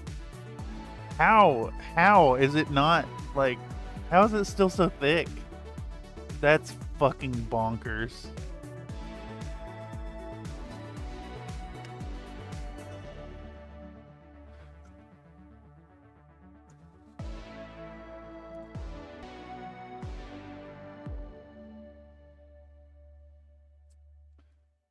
That's fucking crazy. I think maybe this purple is like, it may be set on a shelf for a million years, so it's just a really thick paint. So just Walmart? No, I think you can occasionally buy Gundams at Walmart.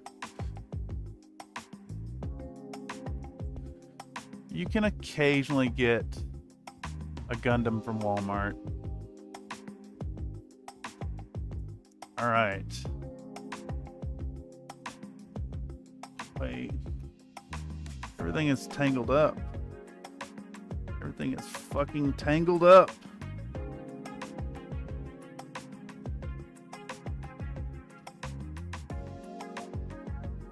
I'm struggling here, y'all. Today is peak annoyance day. I don't know why.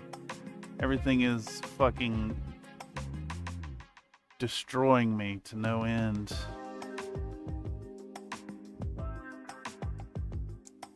I don't know now.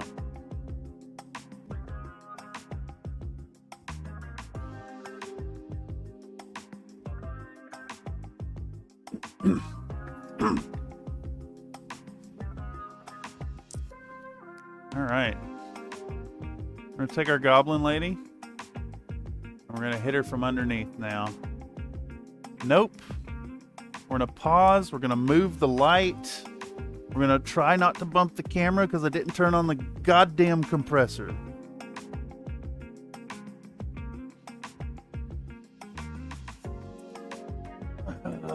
Let's reestablish the lighting. It is off. Like it's weird lighting.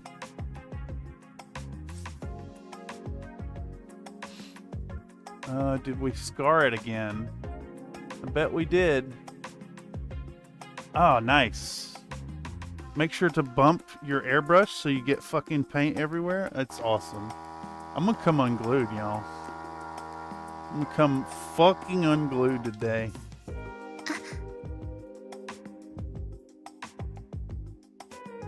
We're gonna start putting on purple.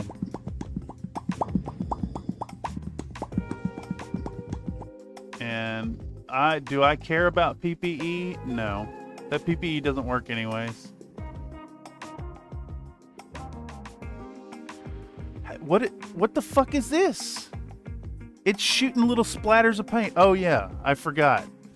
Because the cup on this shitty fucking Badger Arrow holds like 12 drops. If you move it more than this speed, it splatters all over itself. Walmart Gundam. Target always has some, yeah. Some baby making music? I don't know. I kind of take that one as like vacation music. The baby making music is the Ava Lowe stuff. Alright, I gotta make sure to look over at my airbrush every now and then and make sure that I am, you know, not splattering. This color is far too bright.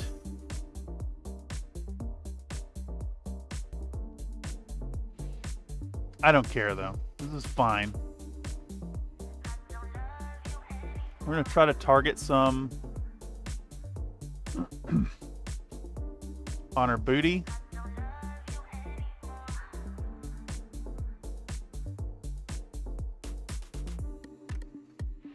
There we go. Let's try to find a...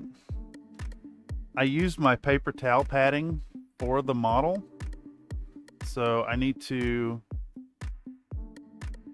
somehow manage to get a new paper towel and fold it without setting the model down, and then set it over here. And we're gonna do a little bit of a purple spray on this base. And we're gonna use this like purple lighting to kind of make our scene cohesive, I think is the term I'm looking for. Because nothing around here is coherent. If you think things are coherent, I don't think you've actually seen the content on the channel.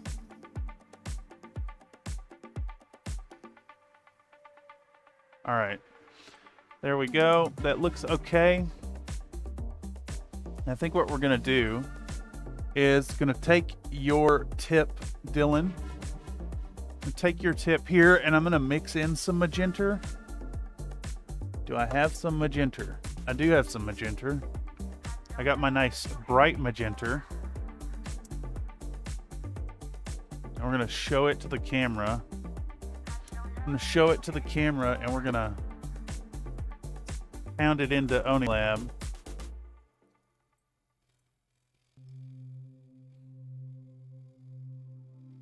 Hitting the gobbo from under? Well, dang. Yeah, of course. Dude. No, none of that, actually. This is going to be super professional. Super wholesome content. There's not going to be any sex jokes. Not even one. Not even a little bit. None of that allowed. We cannot suggest to the audience in the least that we might be up to no good here and are thinking about putting our stream hands under the table. All right, this paint is not doing what I need. So what we're gonna do here, I'm actually gonna pour about half of this out right in the trash can. So we're down to just a little bit. And then we're gonna use another dollop of our nice apple barrel bright magenta and give it some love. Move this into magenta territory. Yeah, that looks a lot better.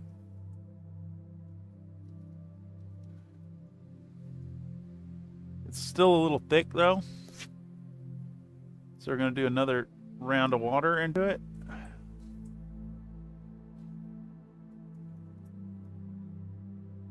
Okay. Ah, yes. The familiar scent. I think my neighbor is cooking. It's chitlin day for the neighbor.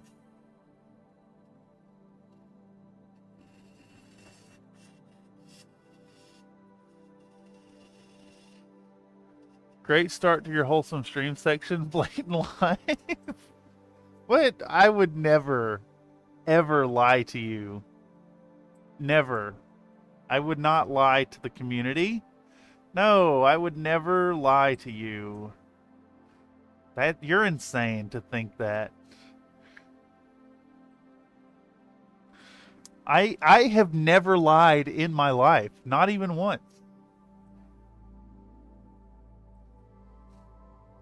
I'm definitely not lying to you right now. All right, Gobbo comes back out. We're going to hit this kind of, it's at a low angle, I think, but way more directly on.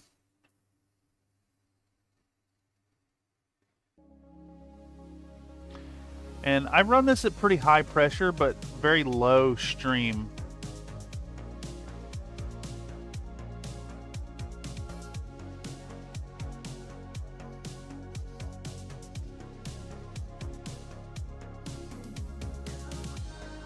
I'm realizing I'm just using the same fucking colors here that I did for Titania.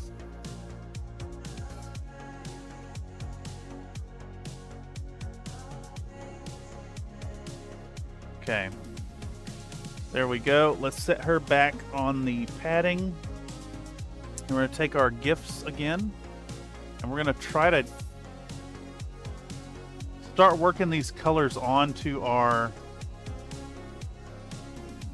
base in more of a like targeted fashion. As we get the brighter colors, we're going to work them towards the center.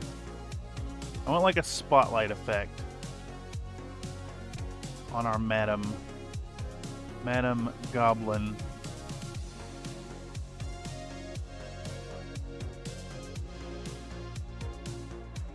Okay. How we looking here? I think we'll do another pass of our magenta.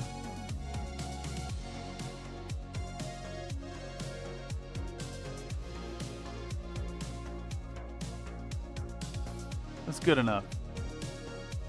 All right, live with it. And now we're going to move on to our teal color, our turquoise.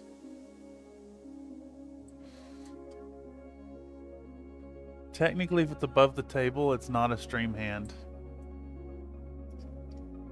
Wait, when does it stop being a stream hand?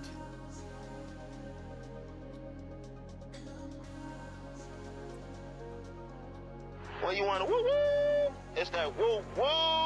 You know what I'm saying? It is that woo Some neighbors woo. are saying way too loud. That's Way only too in the loud. morning. He supposed to be up cooking breakfast or somebody, and so that's like an alarm clock. It's like an alarm clock. Yes, the obnoxiously loud cars driving by. It's just like an alarm clock. All right, Oni Lab again. We'll do this. We'll show to the camera our turquoise.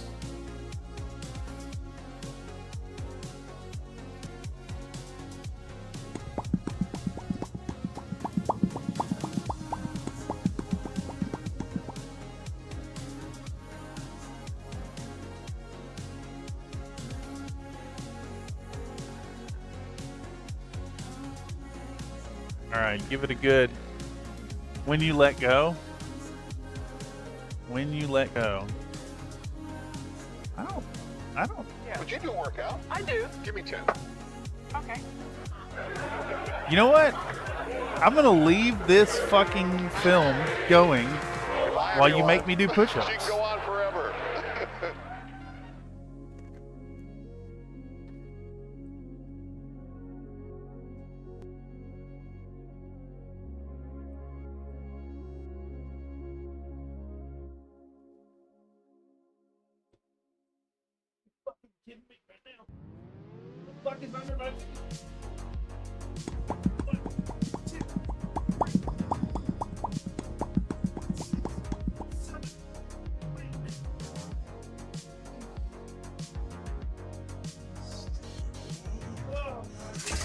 Oh, jeez.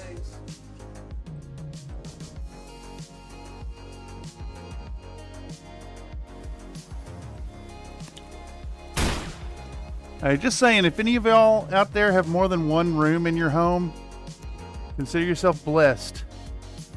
Because moving shit to move shit to move shit to move the other shit so you can then reach the other shit is really fucking annoying. Ah, holy moly. I am the queen, yeah. Thank you for the push-ups. And there They is were no one that does Expertly, it better. horribly timed, as is tradition around here.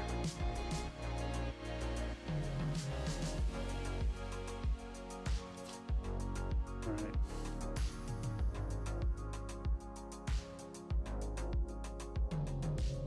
Focus on the fucking thing I'm showing you, please.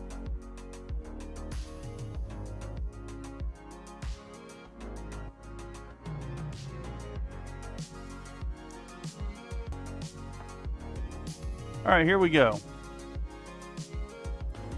Reach around the thing. And then we're going to come from a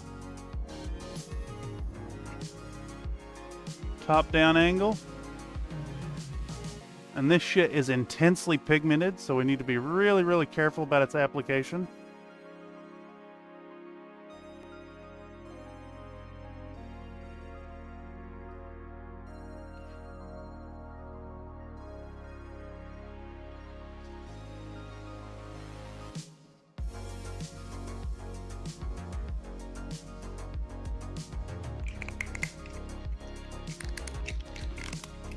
Who's doing a crunch? Crumption.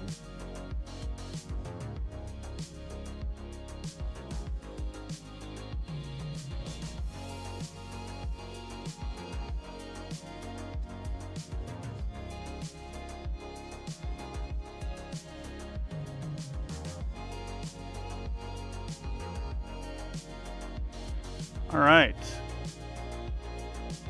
I always love what a Zenithal does, dude.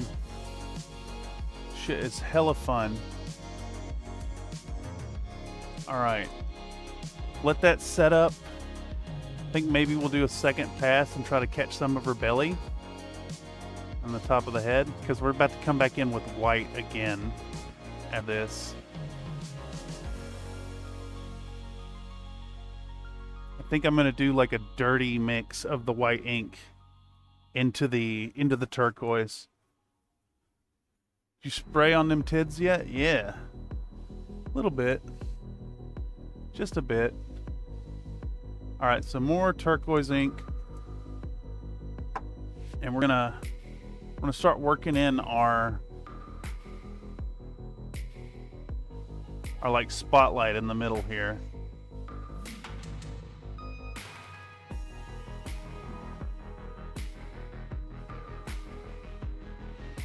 There we go. That looks all right. Okay. So from here, we want white ink. I'm going to pause the filming. I think this time around, I'm just going to separate out the segments so they're not, so they don't get lost.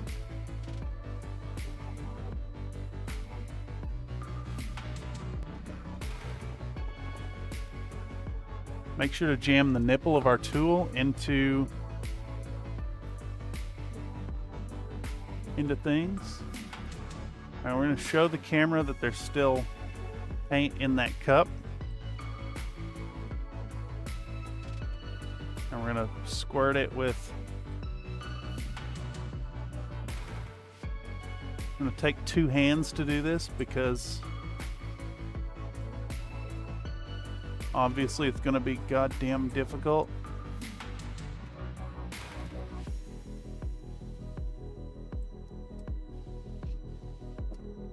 Enjoy the smell of my neighbor deep frying chitlins. All right.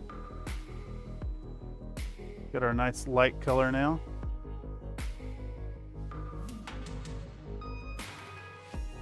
Give it a stir. Stir, stir, stir.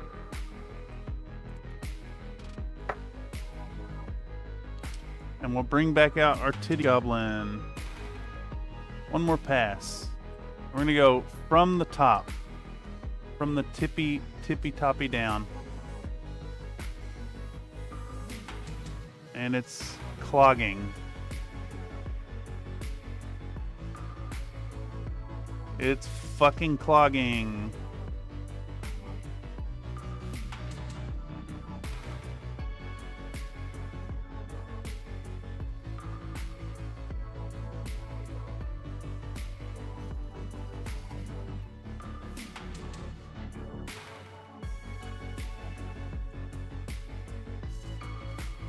There we go. I apologize if y'all couldn't see anything. I need the camera to see it.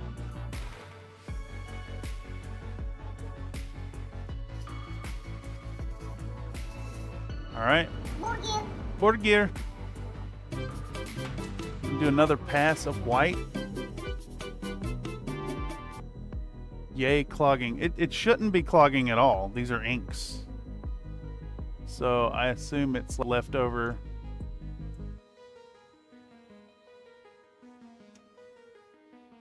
Leftover garbage.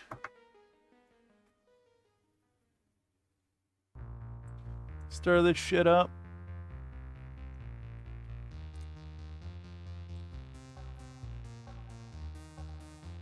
Let's do one more tiny pass of even lighter blue.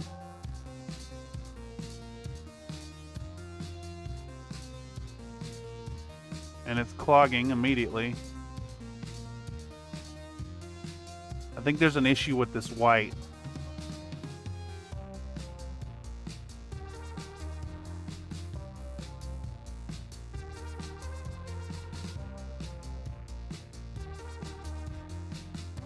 Okay. And we'll do one more right in the middle. Man, the smell of fried pig intestine is just assaulting my fucking nose. I need to take a moment and cram a towel under my door, under the door jamb. Regulars here will know I've mentioned it before. One of my neighbors cooks chitlins like fairly often, like every 9 to 15 days or so. Just the smell is so fucking bad. It's so bad. It's so fucking bad. I need to deal with that. It's gonna make me puke.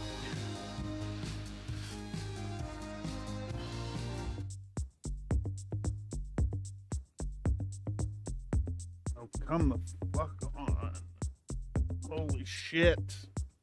I'm trying to move the tripod and it has gotten tangled on everything. All right, be right back.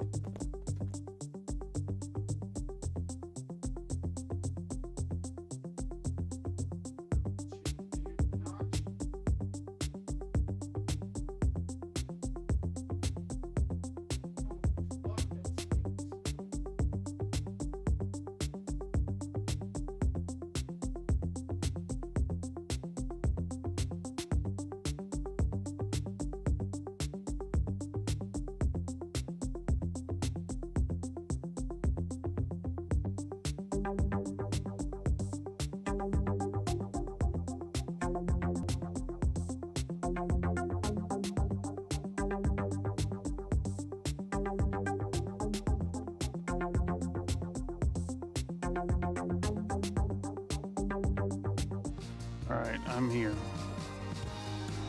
I have a towel that lives in my kitchen now, specifically to stuff under the door whenever that neighbor decides to violate the terms of their lease and crack open their fucking door. It's a weird thing in the lease that having your door open to the hallway is a violation, but I now understand why. Because that's fucking atrocious. Chitterlings every 2 weeks, it sounds like too much work. Yeah, and like I have to assume that they're frying or doing a whole bunch of cooking in a small space, and it's hot in their apartment, so they've opened their fucking door and propped it open, and it's like I don't understand it. The smell like comes out of their apartment and it like goes up under my door like a jet engine. Just accelerated fucking awful stench into my fucking home. It's a very particular smell. Okay, anyhow. Welcome to the bitching stream where all we do is bitch and piss and moan.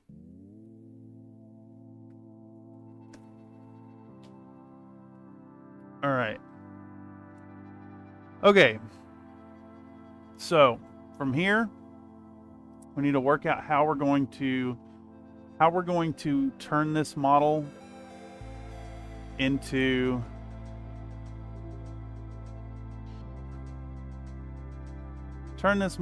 a goblin, how to make the best use of our undercoating,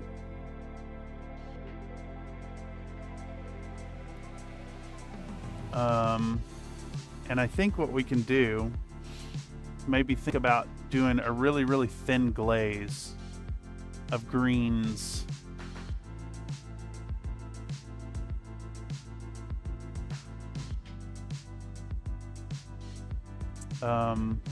Yeah, be just like the Titania video in that regard. So let's get started then. How far in are we? We're only 2 hours in. Excellent. Excellent, excellent. I'm feeling pretty good. Let's get a new sheet. Let's get a new sheet for our wet palette. Get dug in.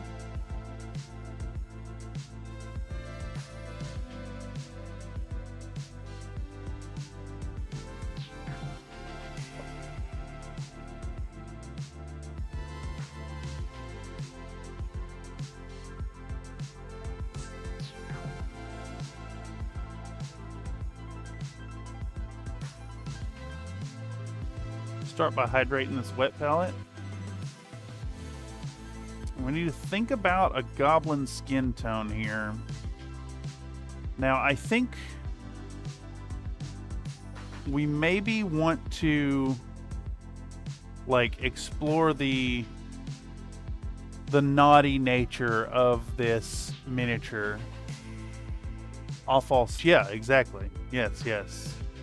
You're picking up what I'm putting down. I mean, you know, more power to them that they enjoy these delicacies and, you know, enjoy it enough to do it regularly. I just wish they'd fucking not have their door propped open while they're doing it. It is offensive.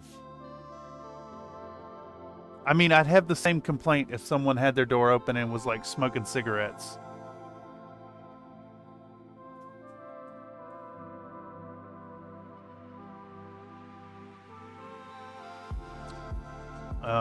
It's just, you know, I try to have respect for my neighbors, and I expect it of my neighbors.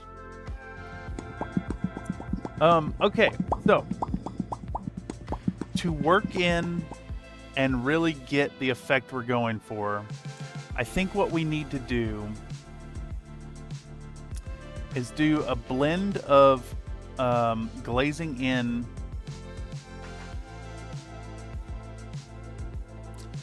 pinks and greens. I have like There's like dust all over the surface of this fucking model. It came out of the airbrush somehow.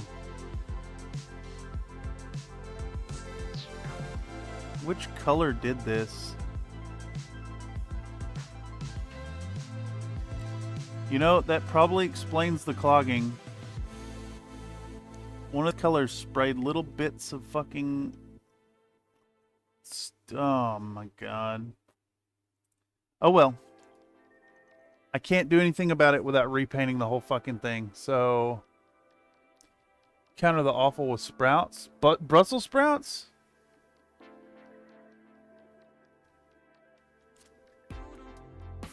Use regular flesh tone with your turquoise.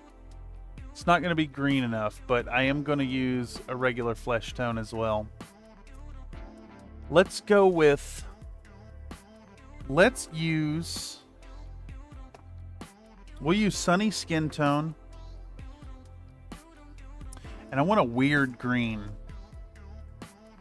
I want a weird green we never use. What about... Could we get away with just straight flat green? Maybe? Could we get away with a camo color? Refractive green is too dark. Middle stone is too... Actually kind of like that middle stone. These may be our colors.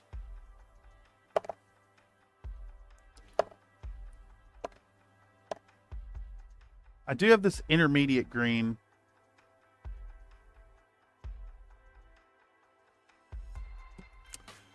I think these are our tones, though. We're going to go with flat green into middle stone into sunny skin tone. And then we want a little bit of pink in there for good measure. So we'll use our magenta to put a little bit of bright pop into things. You know, we might actually use dark vermilion. Where's it at? We might actually use dark vermilion to introduce the little like blood near the surface moments. Okay.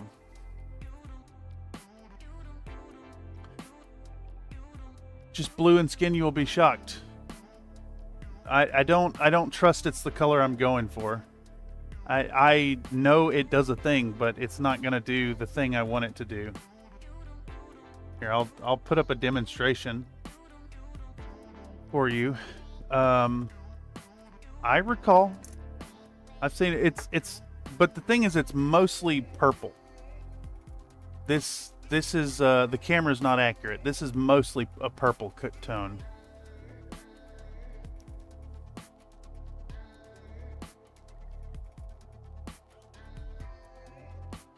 Yeah, let's do the turquoise down.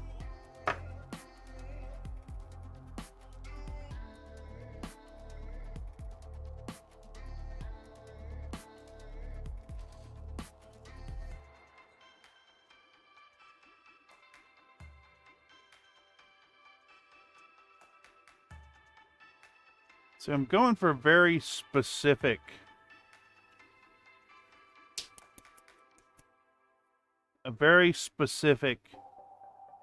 color.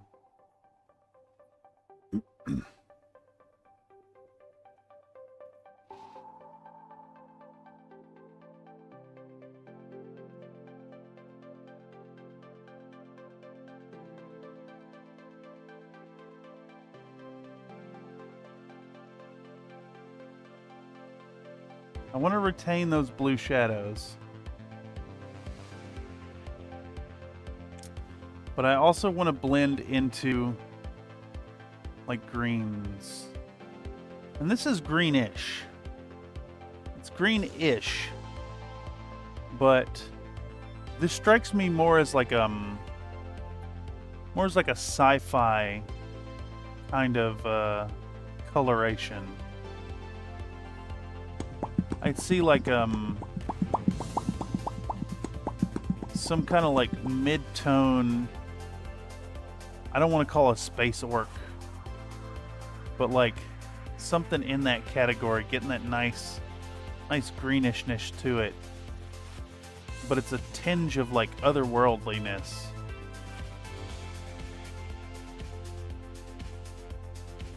I want to go more for like a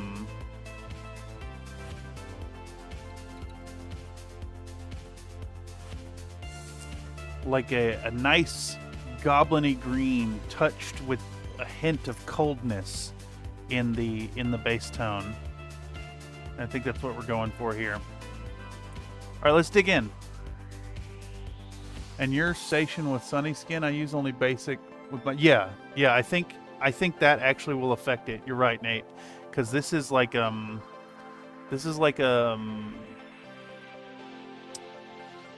yellowiness that I'm going for. So I want to take it up from flat green into middle stone into sunny skin tone. It's sticking to like a yellowy reddish warmth. Like I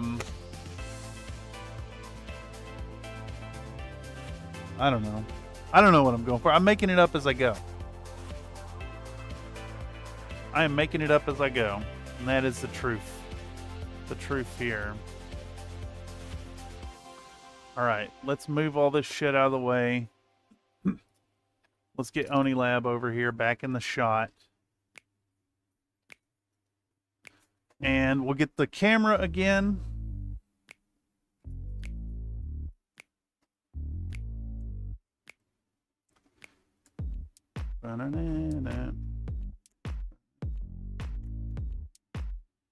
Turn this camera on.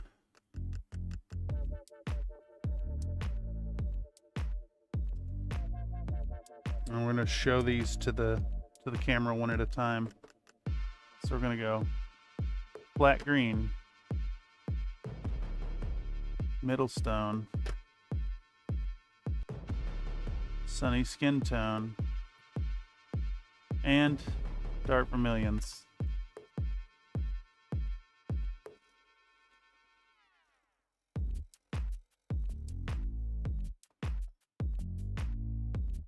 Pause that.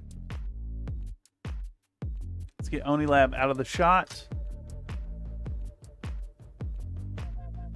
Let's pull this in.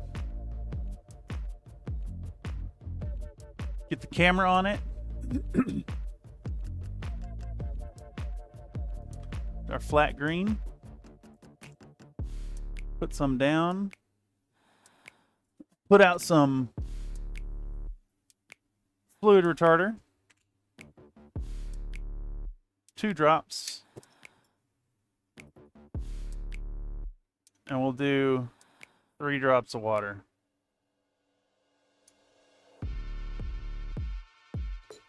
And we're gonna dig in with the, make sure to whack the fuck out of our camera so we lose consistency in our shot.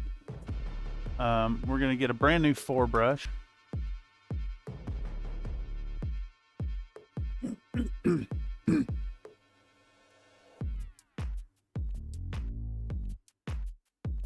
Let's soak up this extra little puddle of water before it creates a problem. There we go.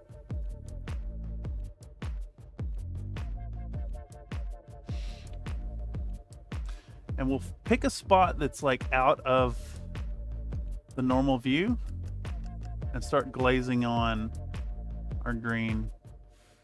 Welcome to the glazing stream. Y'all recall we were doing this same thing around this time last year. Starting work on Titania.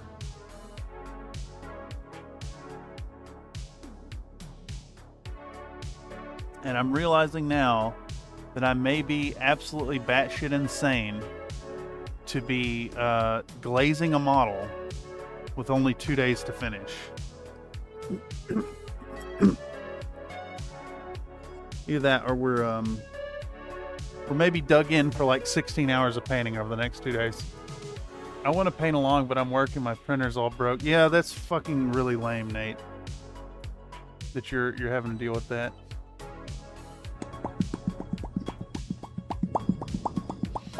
All right, so we're gonna start digging in. We're gonna work as fast as we can, and we're gonna do very, very, very thin transparent coats of this green everywhere with our brand new number 4 brush. This seemed like a good project to bust out a new brush for. And hopefully, if we've thinned this correctly, we'll find out as we get up here. I should be filming this section. I'll go back in and film a little bit more here in a moment. If we've thinned this correctly, we should be able to get a little bit of the zenithal effect through our color here. And a little bit of that tonal foundation in the color. We are going to lose a lot of the purple to cyan. It is really just an underpainting, and it's a shame because it looks really cool. And honestly, you could get a lot of heavy lifting done on your model if you just painted it with colored zenithals, and then go back over and paint the secondary details.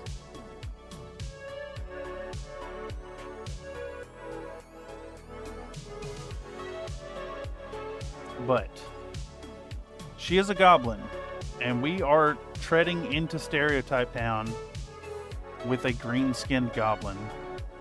She's going to be a little more flesh-tony, a little more yellowy,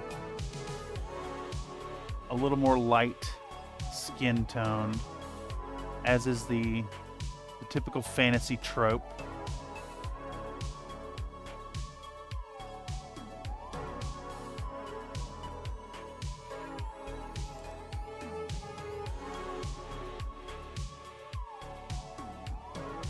But we are going to work with glazing here, so it's going to be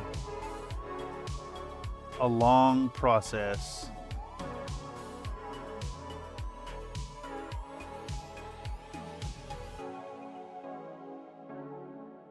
That's fine though. We want these very transparent colors. It'll allow us to control what we're doing with the highlights.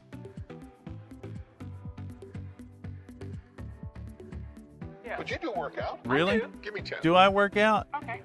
Who's responsible for this? Bye, everyone. She can go on forever. All right.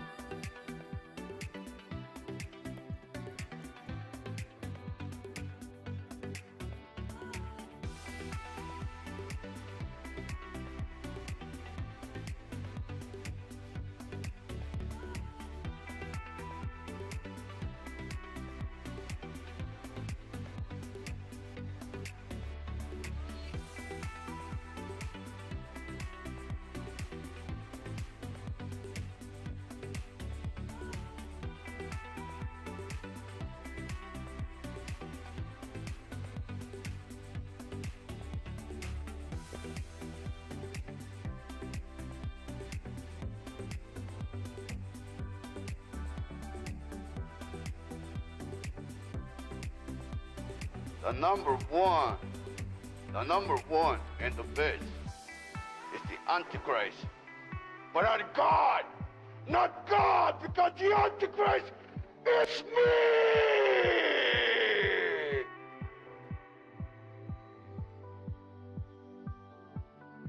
30 today.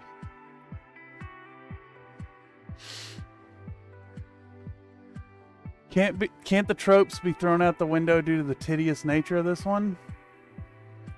I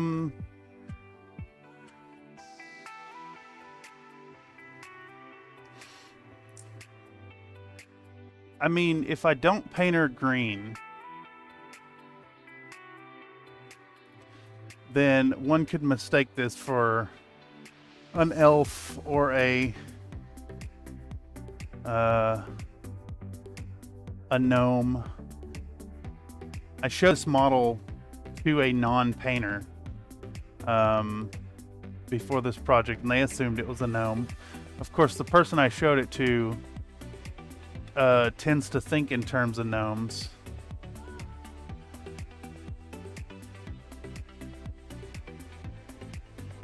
I want this model to create a sense of unease in the viewer. And really embrace and enhance the whole idea that this is a goblin after all. And I want people to be a little bit uncomfortable when they think about what they do with this goblin if Pro offered as a gift.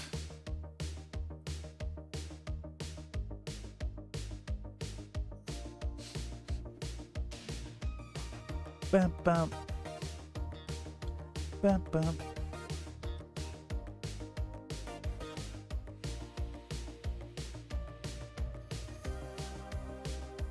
We're going to straddle that line, basically. I'm going to start with the greens, we'll work into the yellows, and we'll work those yellows into the flesh tones.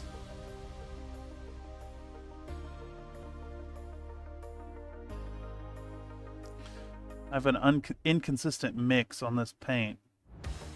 Some of it's a little too... Like, why is that not more transparent?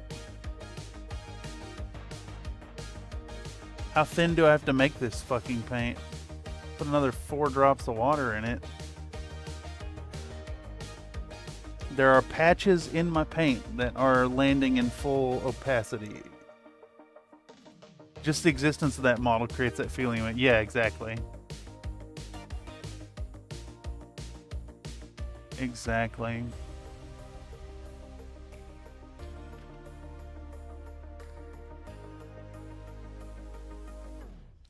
I'm going to try to remove a bunch of this paint here because this was a really bad spot for the opacity to be boosted like 1000% for some reason.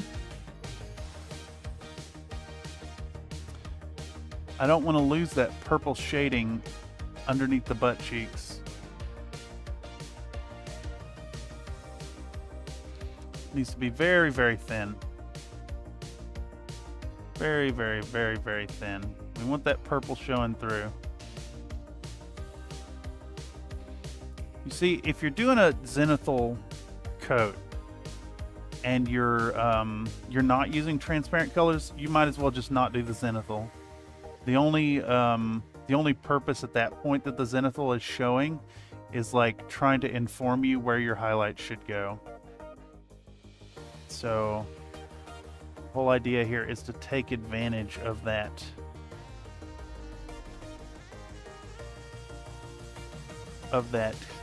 Transparency. Use your underpainting.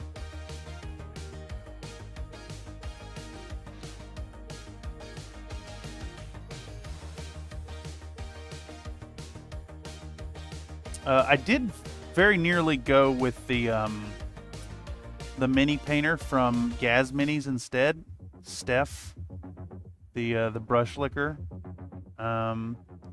But come to find out that model has some printing problems that I haven't been able to work through. So I didn't want to advertise for that model on my eBay store and have it not be printable.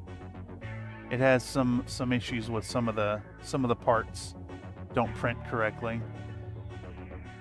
I did send a message over to get about it though.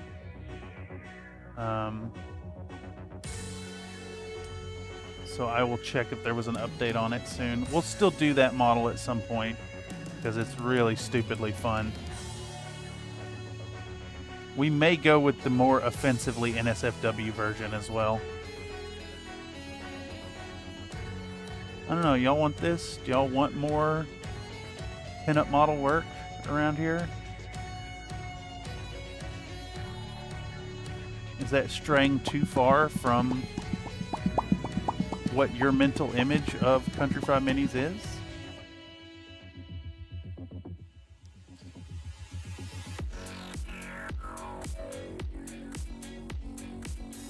Alright, very thin colors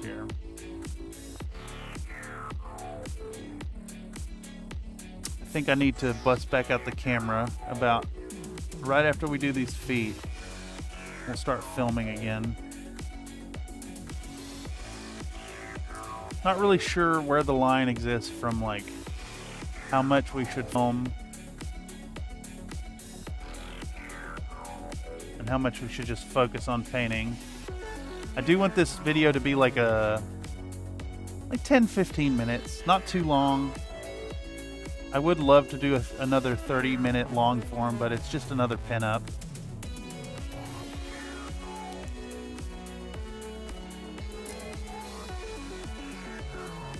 If I had a gobbo for every gob I've bowed, it would have a whole gobbo army. That's insane. I feel no shame in my possible activities with this tiny green woman should I receive her as a gift.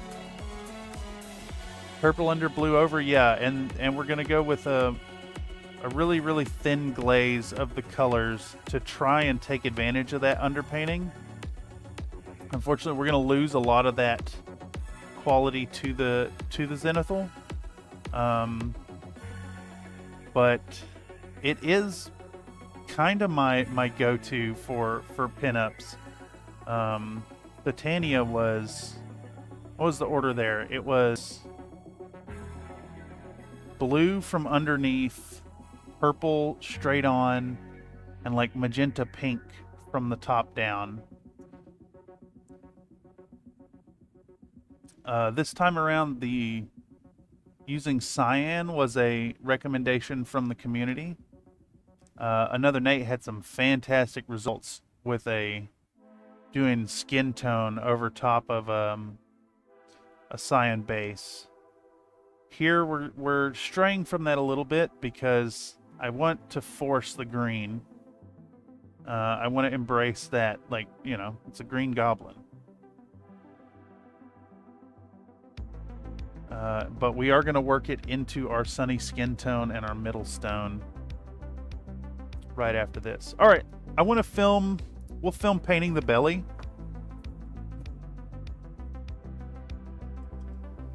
I think that's a good direction here. Let's see if compressing our tripod will help here. What if I compress it and then lift this part?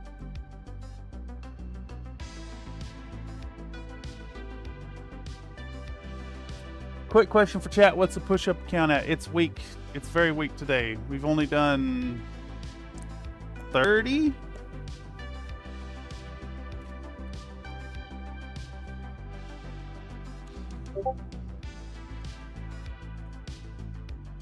All right, and now we're gonna come in here and kind of showcase.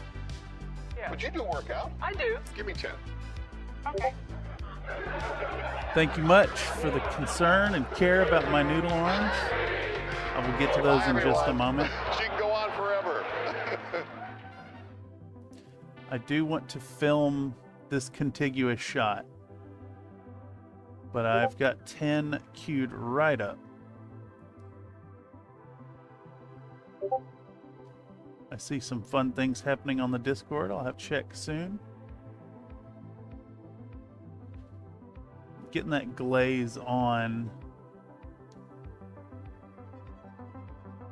Get that glaze down. And then we're going to film putting a little paint on her her ample chest. It's funny, I chose this gift wrap version of the Goblin because I thought it was the more lewd of the options. There's one with a really, really, really skin tight, like, holiday dress on. There's one with just full on tits out. And then this one, I think is the most lewd of the three, so is the one I went with. I wanted to kind of play with the idea that, like, she could have more clothes on and be technically more offensive. And that's what I was going for. The smush physics on her chest is really, really nice. Really well sculpted. All right, let me hit the dirt. Be right back.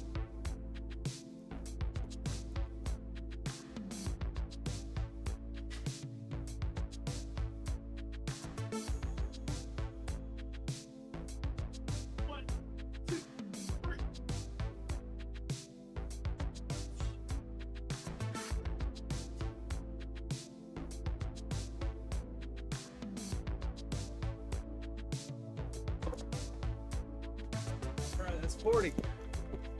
That's 40 today.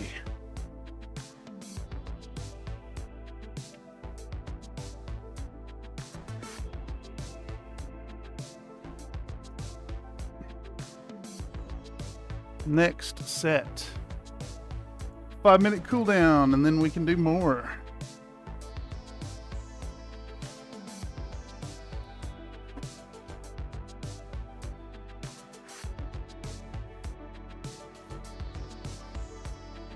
Might share some more of the progress of that monster. Yeah, that thing is insane.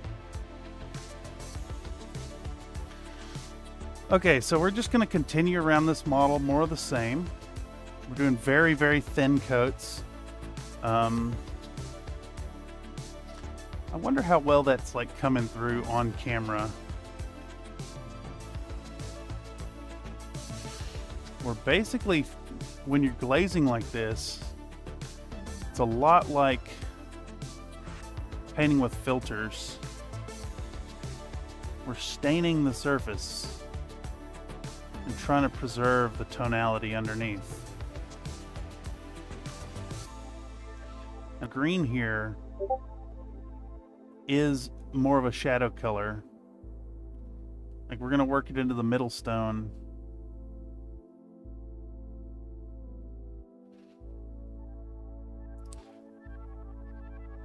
I want to go for like almost humanish skin tone on her. I want to create more of that, like, I really want to lean into that unease.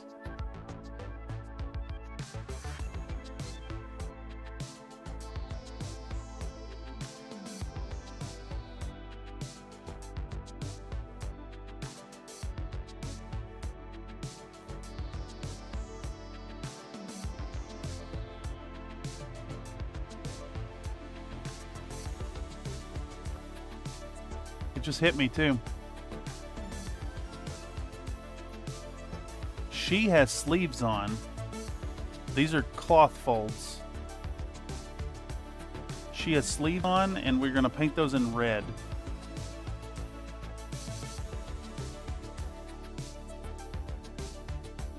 Oh, there we go. I've hit another spot that's like really... What is going on with this paint? Is the fluid retarder causing it to like settle out in a weird way? Is that what's going on? So every now and then I hit a patch that is like full opacity instead of nice and thin.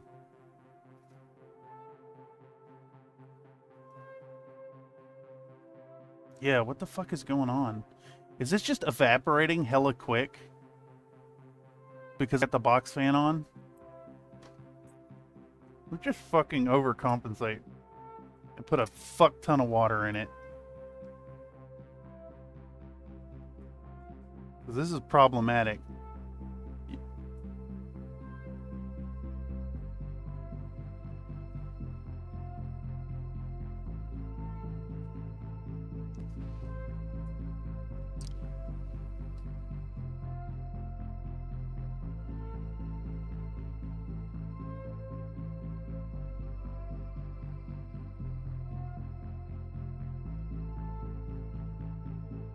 Well, you want to woo-woo. Well, you want to It's that woo-woo indeed. woo-woo. It is that You know what I'm woo-woo. saying? Some neighbors are saying way too loud. That's only in the morning. Oh my You supposed to be up God. cooking Come breakfast on or now. somebody, and so that's The like an moisture alarm clock. has reached the sponge.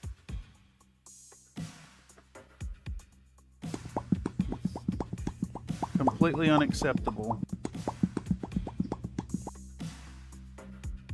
Trying to get that under control. This paint. You know what? How about fuck you? And I'll just get a whole brand new damn old sheet. Who's doing this? So Thank you for the donation, Mr. Mako. Mako_Helios donated a $3.51 super chat. I have Holy shit. arrived, penis in hand for a very gobbo Christmas. Very gobbo Christmas. Thank you so much. Also, I'm pretty sure penis in hand during stream is a explicit, flagrant violation of the rules.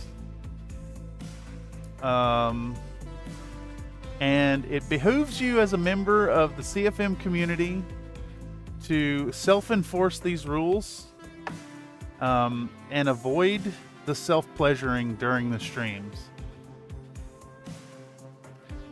I'm afraid I cannot yield Oh, jeez. on this topic.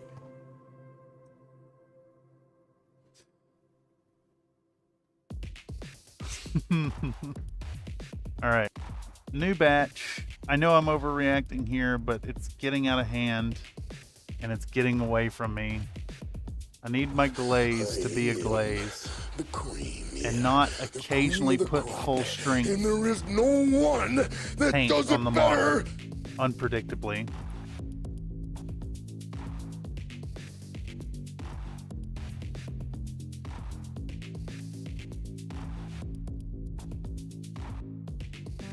There we go. Much better. And hopefully I have that far enough away from the edge that it's not going to bleed into the sponge. It's a double-edged sword there. Like, it's a twofold problem when it's bleeding into the sponge like that. Not only is it tainting the water with pigment, but it's also leaching that that moisture into the paint, and creating an inconsistency in your puddle. So it's unacceptable.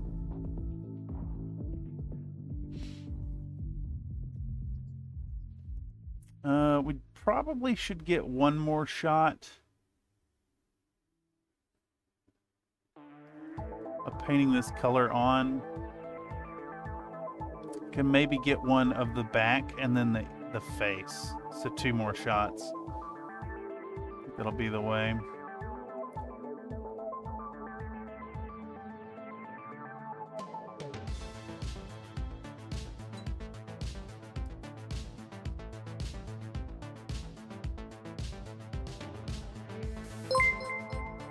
Who goes there?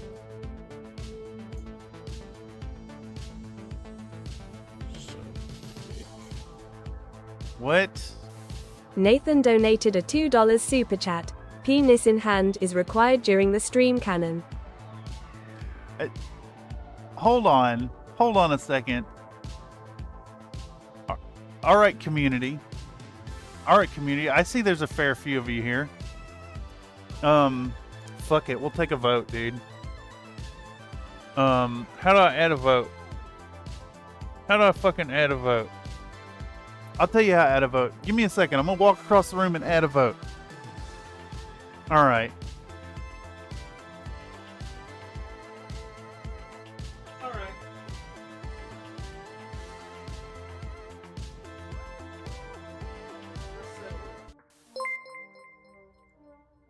Now let's find it. Oh, it did the penis in hand thing again because I changed. All right. Nathan donated a $2 super chat. How do I do Penis this in now? hand is required during the stream Y'all canon. hear me? I think you can. All right, we're adding a poll. All right. Can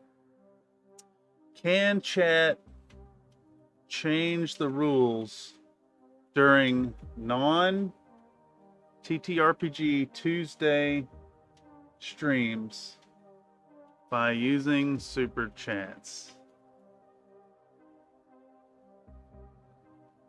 Yes.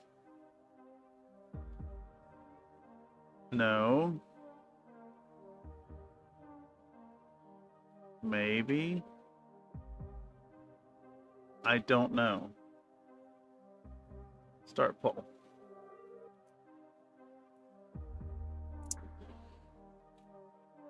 While I'm here at this computer, let's pull up the Holiday Goblin.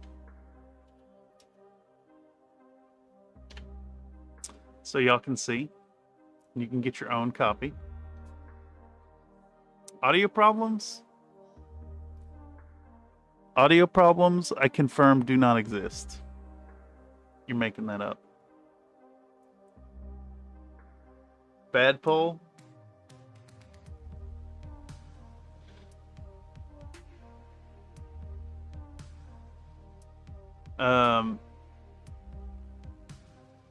Needs a $2 and two. Oh, you're right. You're right.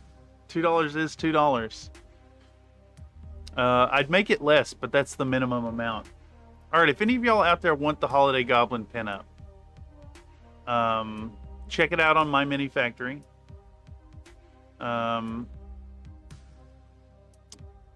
It's currently $5.31. That's a weird price on it. I'm gonna post in the chat. If you don't have access to 3D printing and you're a watcher of the channel, reach out to me. I can make it happen for you.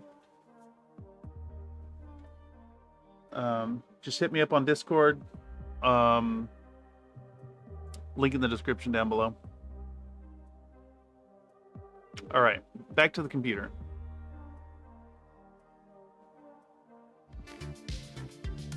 Let me mute this mic. I'm heading over there.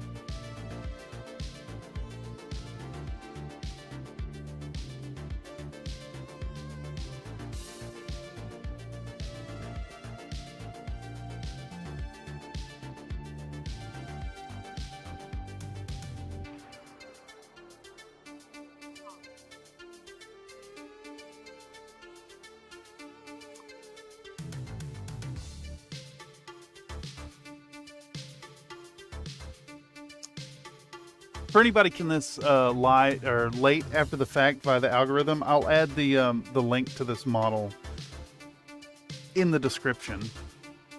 I meant to do it before, but I was kind of I did the thumbnail and scheduling of the stream in the middle of the night.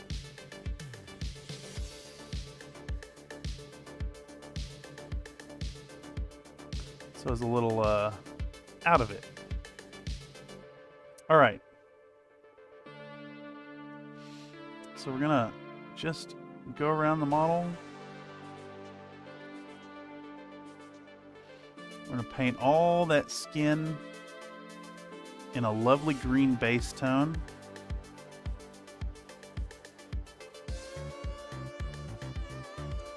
And then we'll think about whether or not the next layer is gonna be just pure middle stone, or if we're going to do like a 50-50 thing. But this is going to be a mildly complex paint job in that we're going to work the green into yellow, or like a sickly yellow almost, into a really yellowy skin tone. If y'all have never worked with sunny skin tone, it's really nice. Really nice color to play with. And I think I would be remiss to not give our little Gobbo pinup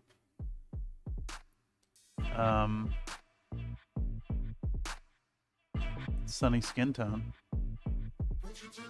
I see holes in the color. Just touching those up real quick. All right, so now that our hands have some color on them,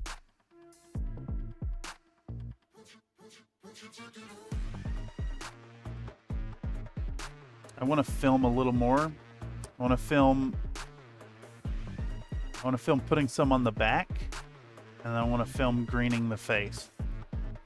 So let's do that really quick.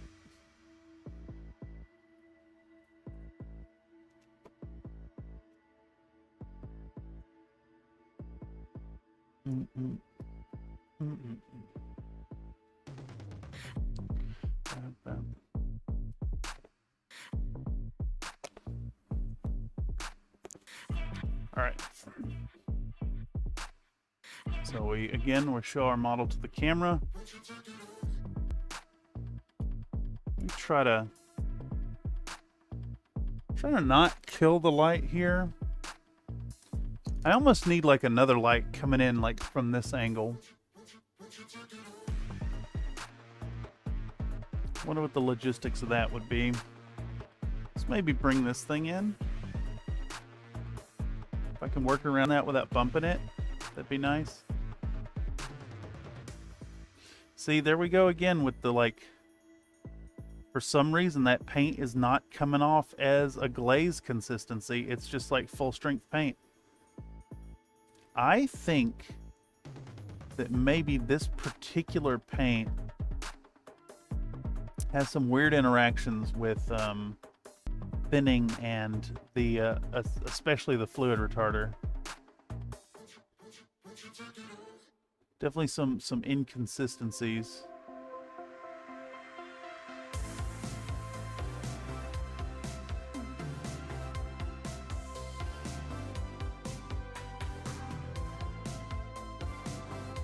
There is no way that this paint should be so thin yet still like fully opaque. That's insane. What the fuck is wrong with it? You just add another 12 drops of water to it. Where's my fucking...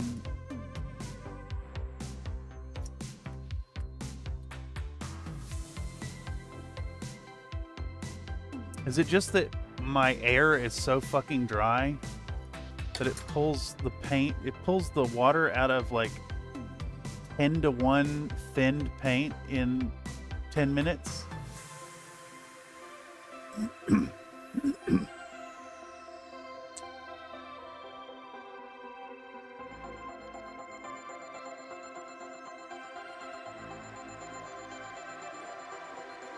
That's crazy.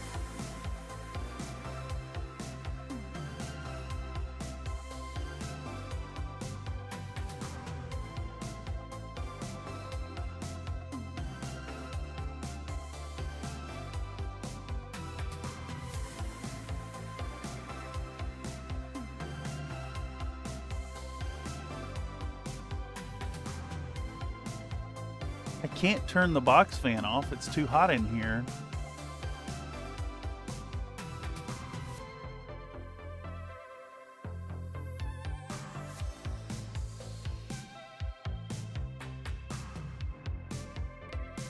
You know, I guess it makes sense though, because this building is heated with evaporated heat. So it's pulling all that moisture out.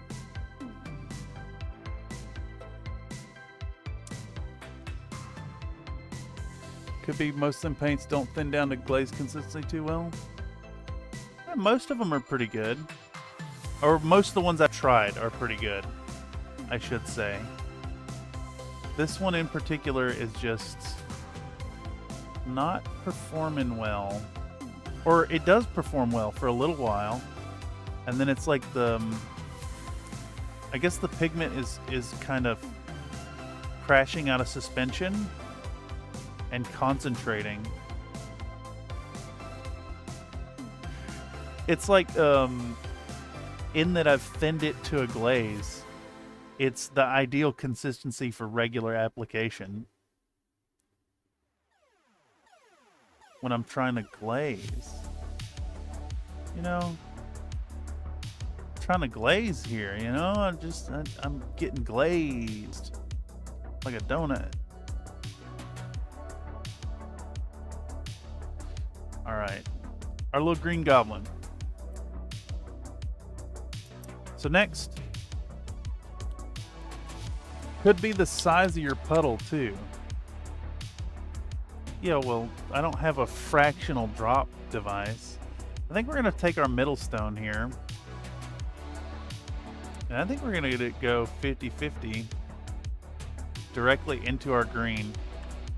And this middle stone's a weird color because it's like,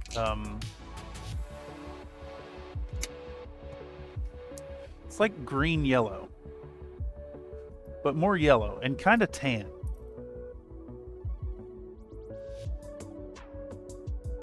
We're gonna make a nice little disgusting 50-50 of this tone in our flat green. Yeah, this is kind of the goblin-y color that I was going for right here. I think by the end of this glazing section, this puddle will take up the entirety of my wet palette.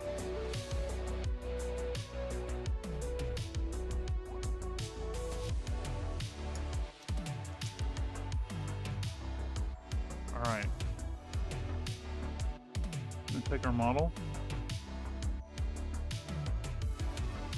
And we're gonna hold it in position, and we're gonna show glazing the feet.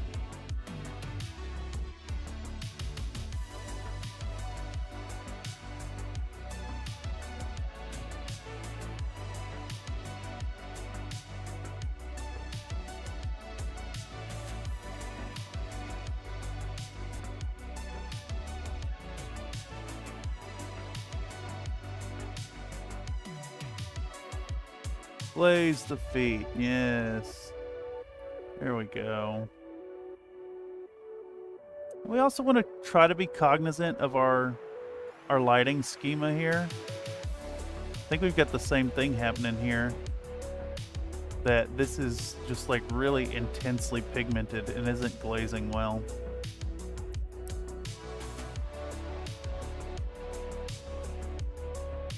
We need to thin it some more.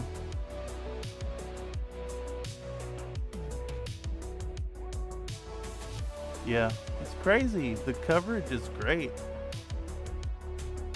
Maybe that just speaks to certain model color products from Vallejo in general. That they have great coverage even when they're like super thin down. But you know, this could be a good talking point in the video itself. I could maybe even cannibalize a few clips off of this live stream to be like, hey, my paint kept getting too opaque and I kept having to thin it. Just be aware of this when you're working on your own glazing of a pinup. Something like that. Greenlow. Palette might be working in reverse, pulling medium out of the mix. Yeah, I believe it. Goonerine? No. That's too close to...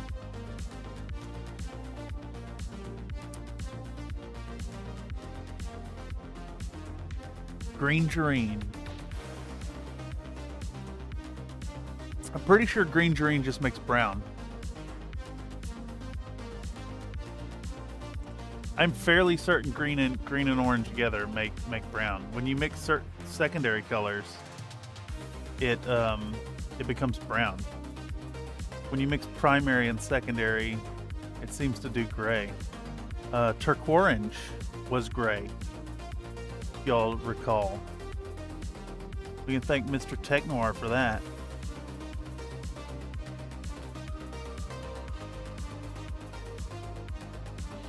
Alright, so I'm going to take our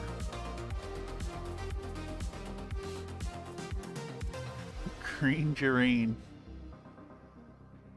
and we want the soles of our feet to be a little more light colored. So I'm going to glaze it pretty heavily here.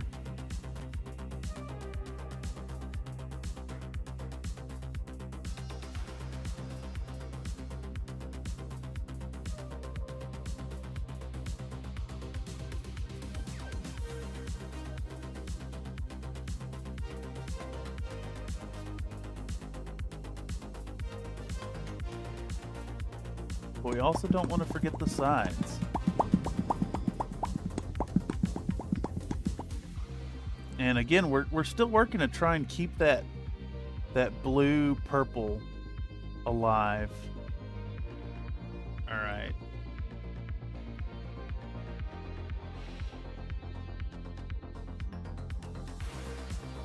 That's enough film in there. I will pull the camera back out when we work on her belly, I guess. Either the belly or the tits.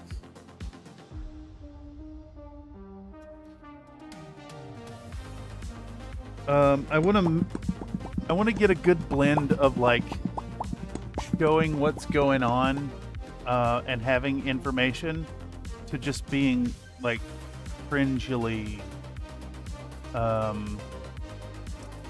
lecherous about it. I want to lean into that. I'm not painting a pinup to pretend like I'm not painting a lecherous pinup. You know what I'm saying? We all know why we're painting it. And a double helping of gravy. This is so not glaze. This is so like just intense coverage. Let's add another 7-8 drops of water to this. Oh, jeez. This is insane how thin I'm having to make this. I think this middle stone just has like insanely good coverage. Yeah, I mean, it's thinned down like 10-1. Like more like 20-1 actually. And it is still like opaque coverage.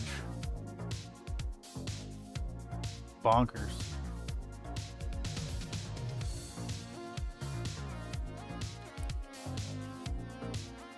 Yeah, our underpainting is just completely gone here now because this shit is still so fucking opaque.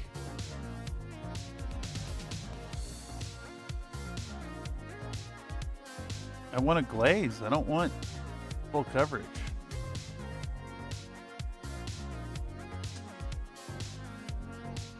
Do I take like a brush tip's worth out of this and put it in a puddle of water at this point?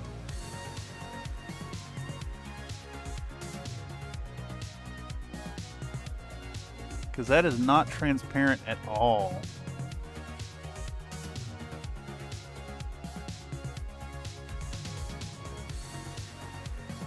Yeah. I'm going to put a puddle of water right there. And I'm going to take this much paint out of it. Alright, that looks like it's too thin. Let's do a second swipe. See how that works.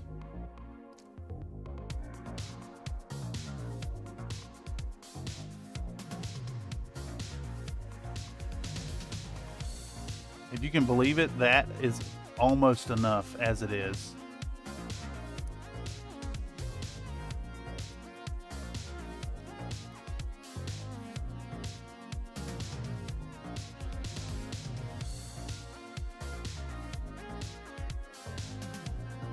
Yeah, that's crazy.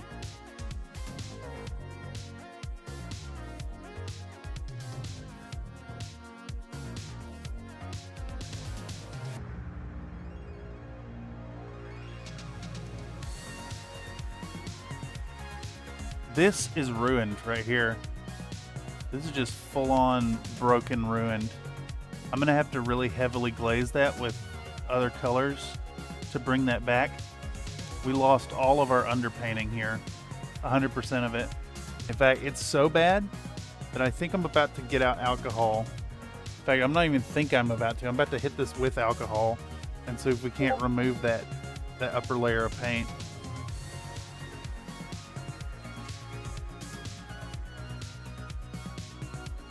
I'm gonna try to take it off.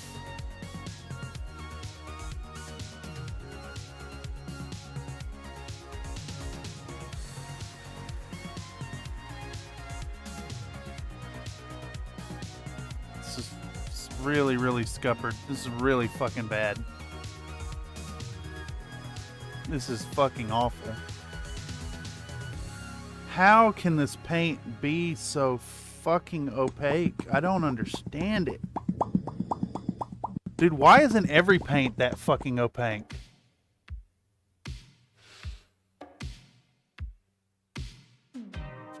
Should pick one or two topics in the voiceover and not touch on anything else? Yeah, but like, okay, the more we do that, the further we stray away from I'm painting a model and this is how you could do it, and more into, look at this cool thing I did. This is dead. I've ruined this fucking model. Do I have a little bit of that underpainting color? Holy fuck, dude. Let's see if we can half-ass save this by repainting and maybe trying to do a approximation of our underpainting. This is crazy. This has had like 30 drops of water put in it. Yeah. Would you do a workout? I do. Give me 10. I'm gonna finish what I'm doing to spite the timing on your exercise right there. Bye, everyone. I'm in the middle of something.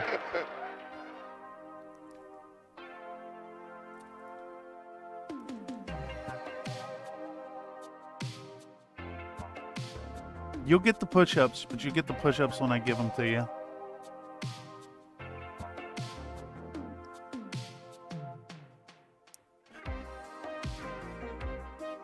I don't know what to do. I have to respray this.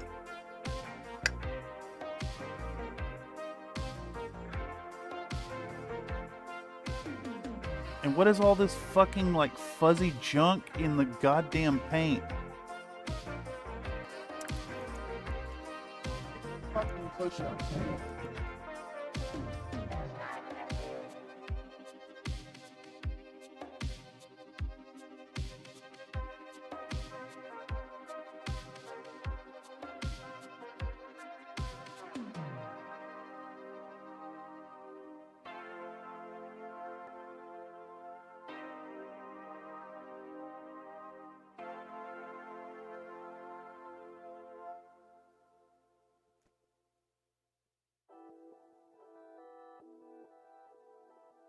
I give you 20 because you're trying to do it out of good spirit to sublimate the rage.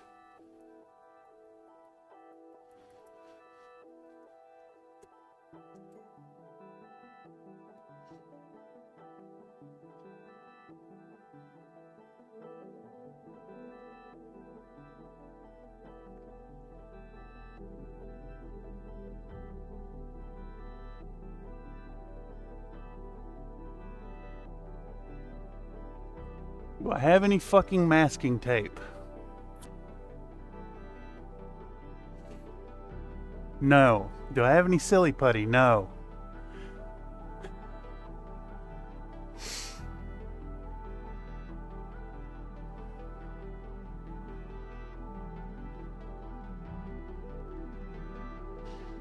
How do I fix this?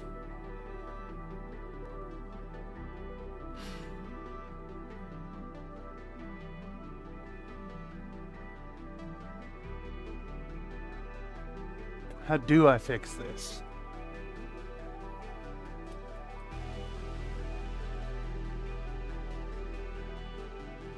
Ancient pubes for the old days?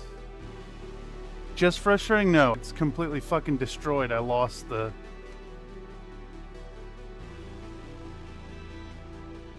What brand of paint is that? That pigmentation level's amazing? Yeah, it's Middlestone by Model Color, and I guess a speck of this in 50 drops of water is still like so opaque that it completely took away the underpainting.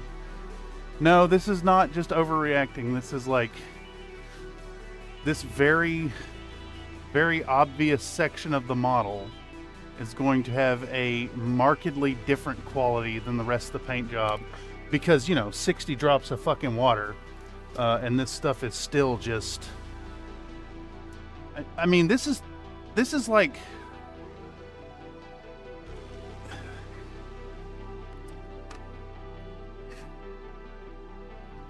Alright, let's paint this black.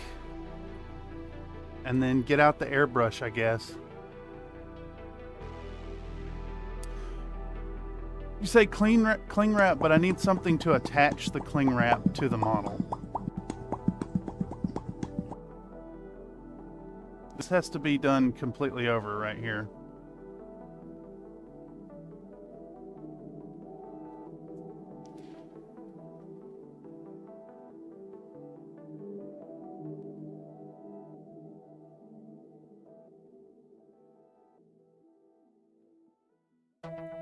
I could maybe do an approximation with wet blending. But like the whole effect is caused by the action of the airbrush. And I can't respray a section so small without just respraying the whole fucking thing and starting over. And when I hit it with that alcohol, it took it all the way back down to primer. Just immediately, like no fucking chill, no middle ground.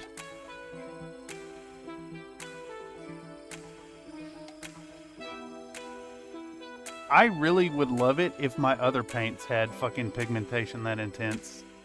That's insane. I can't believe I'm saying that being so pigmented is a negative trait, but that's like... It's like the way that if you have a single molecule of red paint anywhere near your white, you can't paint white. Yeah, same fucking deal.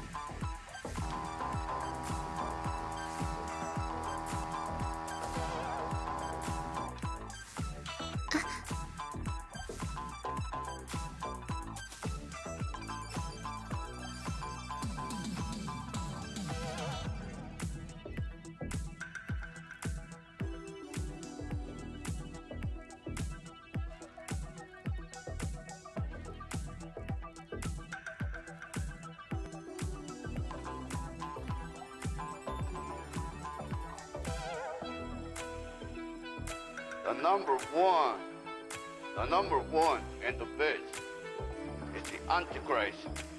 But God, not God, because the Antichrist, it's me!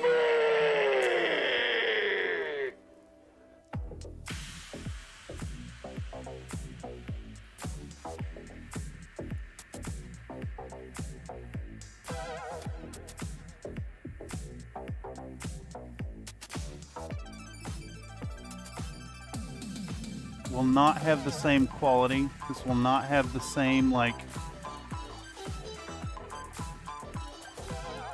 look. The pattern will be very different. This would be fine if it was like on a not super visible fucking spot. Does it better. But it is a very large area of skin that is very, very, very visible.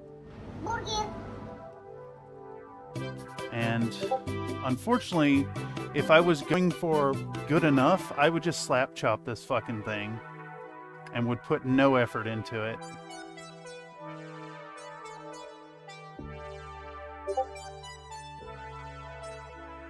That is not what we're doing here.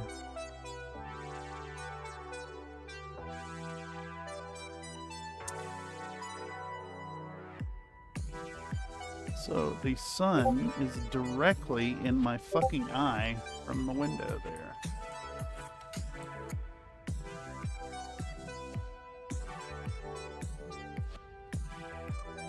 Alright. See if we can salvage this fucking model. Honestly, the correct answer here, with such a horrible fuck up and trying to do like a high quality paint job, is to start over. Is to completely start over from the very beginning. And in fact, I think I'm making it worse without doing that.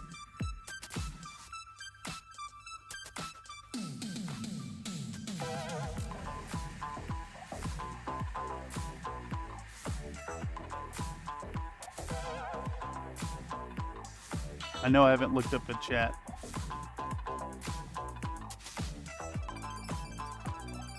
Why? Jesus Christ. Strip it and rip it. I'm about to strip it. Yeah, I'm about to strip it and start the fuck over.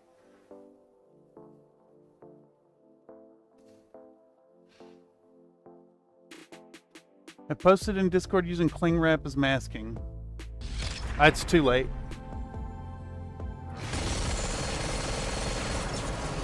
I guess I could just stop and watch a fucking video. How long is it? Is another fucking 20-minute overindulgent. I actually lost a lot of respect for Squidmar when his content changed. What the fuck, Discord? I don't give a fuck. Where is this posted?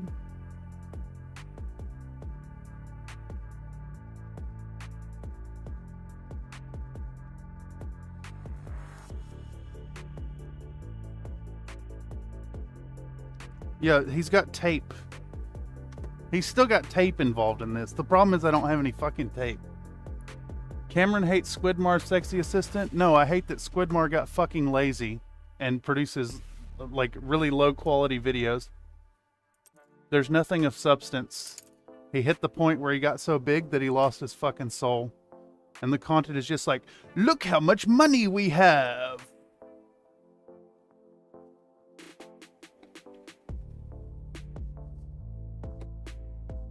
That's fine and all, but like, you know, I want to see the painting of the minis.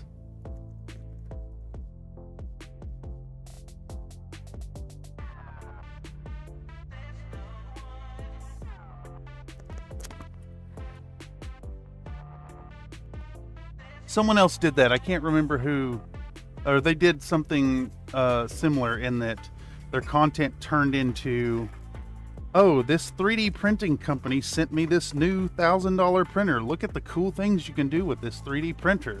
Make sure to suck Anycubic's asshole.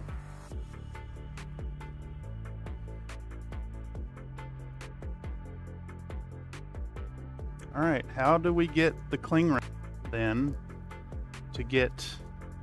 See, I still need tape. That's the problem is here, I still need tape.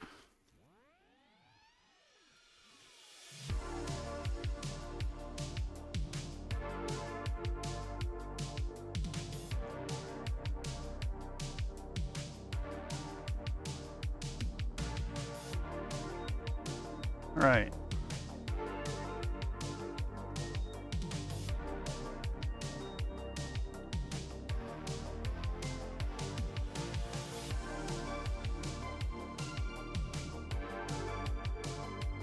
My fingernail just took that all the way down to bare resin.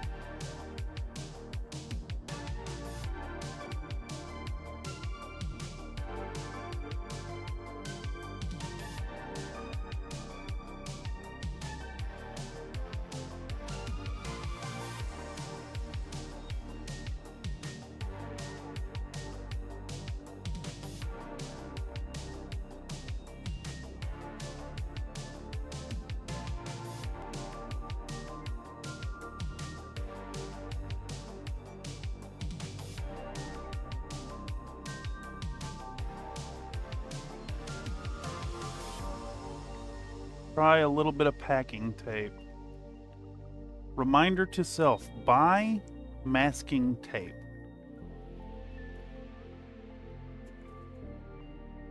Buy some fucking masking tape. Okay, there we go.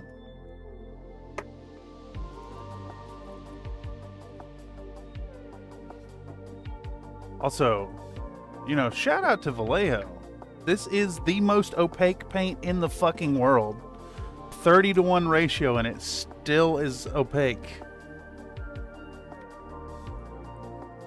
Use super glue. Spray gently. Well, here's the thing with my airbrush. It only seems to actually work if you put like insane pressure through it. Spray gently. Here, let's turn it down to fucking 10 psi. I mean, it's just gonna sputter though. That's the issue. It's just gonna, it's not actually gonna like work. Here, let's test on something. We have a fucking test piece. Surely, for fuck's sake, I have a test piece. Ah, Jesus Christ.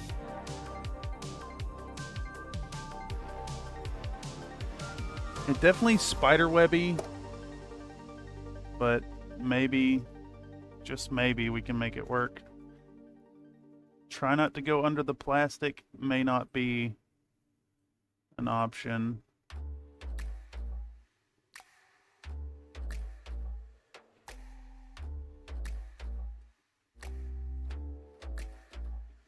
My ears are ringing with the rage in my brain.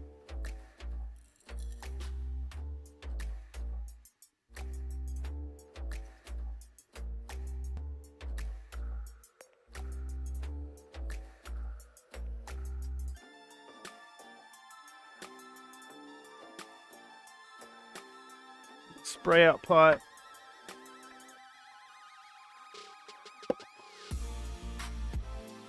Does blue tack work for masking without damaging paint? Yeah, it's all right at it. Yeah, I don't have any. The issue with all these solutions, I don't have it. And I need the solution, like, right now. It's just, you know, a reminder to buy silly putty, buy blue tack, buy masking tape, you know. But we all know what'll happen is you get logged into Amazon to make your purchase, and you're like, what was it I needed? I needed something. There was something I needed on this list, and then you don't buy it.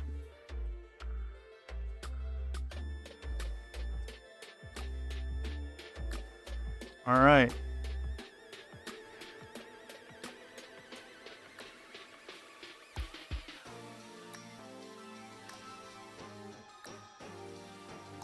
All right. Pro tip from Squidmar. Thank you. Thank you, Mr. David Fayefe. I'm just a big hater on those big channels that I used to love and watch a lot. I feel like they got lazy. They got really lazy. They have enough success where they can afford to be lazy, so they did get lazy in their content. And I think that that's a shame. And I get it. Producing content is hard and takes a lot of work. But I don't know, just because you can cut the corners and your fans will still be like, love everything you do, doesn't necessarily mean that's the right choice. And I tell you what, I hope I reach enough success that one of y'all can call me out for that hypocrisy. But I'm intent to not do that. Oh, Jesus.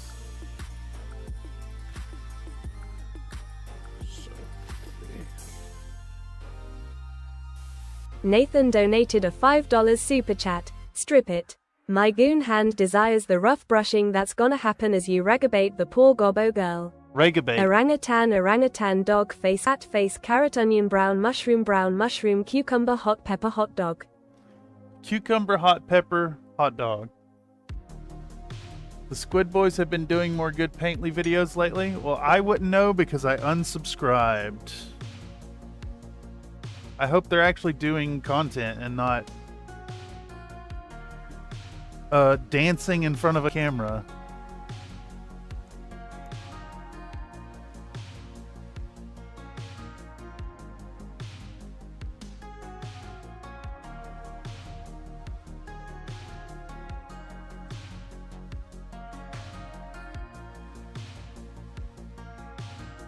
Plug in this phone.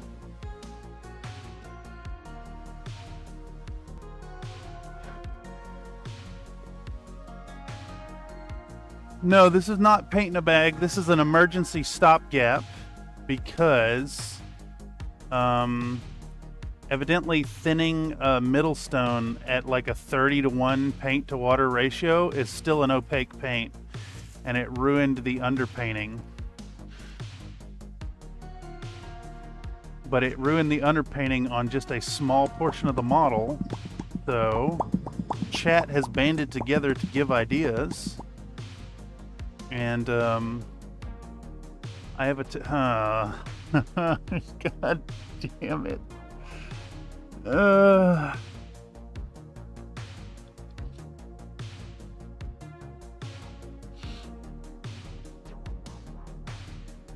It's god awful.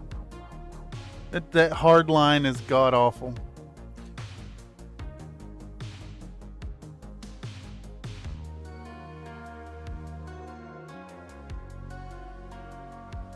Give me a second. I'm coming to terms with what I have to do now.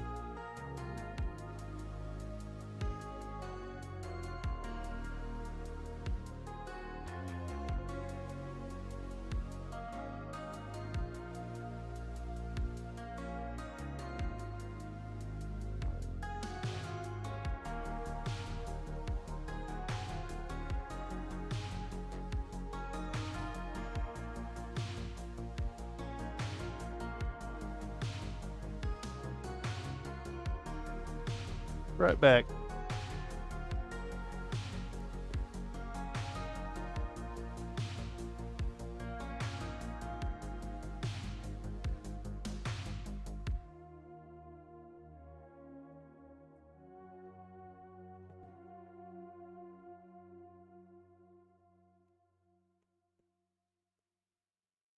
You can make it work? No, I cannot make it work.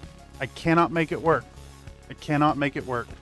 It has to start over. She won't fit in the goddamn jar. I just had to resist the urge to hurl this goddamn thing at my front door. So find a different fucking container.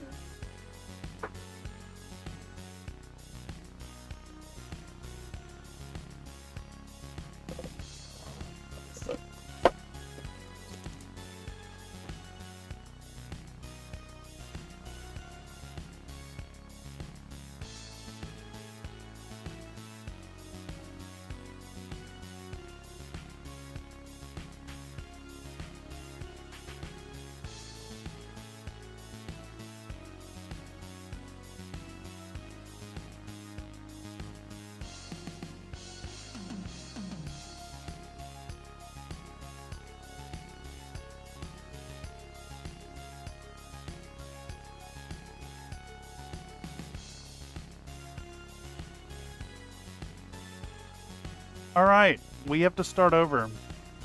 And I think with that, I'm going to end the stream and just sit here quietly and redo what I've done for the last 2.5 hours. I was planning on going later. But because Middlestone still has full opacity coverage at like a 30-to-1 fucking paint to water ratio, or water to paint, whatever the fuck it is, we have to start over. And we're having to start over because of my approach to painting this model. If this had happened on an area that was not like, this is like 10% of the model surface area, you know, it's going to be fucking glaring. Yes, thank you, Mr. Motorcycle. Your timing is really fucking good. There you go, Nathan. There's your $5 worth.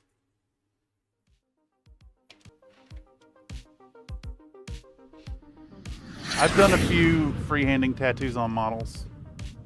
It's good stuff. You mentioned a jar? No, I tried to put it in a fucking jar because I thought it'd be fun, but fate decided that wasn't happening.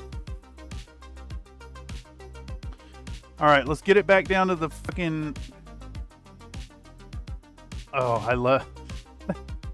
Why is this paint so hard to fucking remove at this point? I'm about to soak this in acetone, dude. Are you telling me that this primer is so fucking tenacious already? You gotta be goddamn kidding me, dude.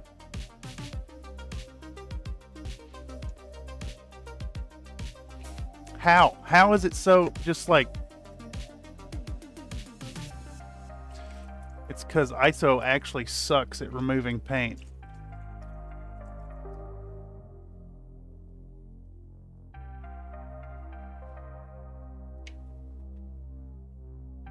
Nothing like losing 3 hours on a model that you only have a day and a half to paint. How is this paint not coming off, dude? This is not cured paint. How is it not coming off?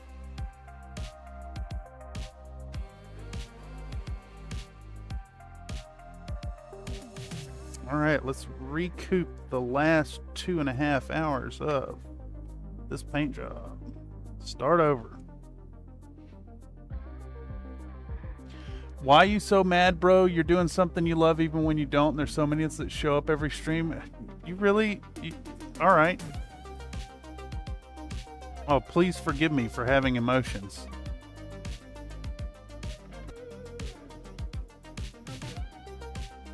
Yes. Best thing you could do for someone when they're mad is say, "You mad, bro?" "Yeah, I'm fucking mad." "Yeah, I'm fucking livid. This whole thing just went tits up and I gotta start over. I'm fucking fuming."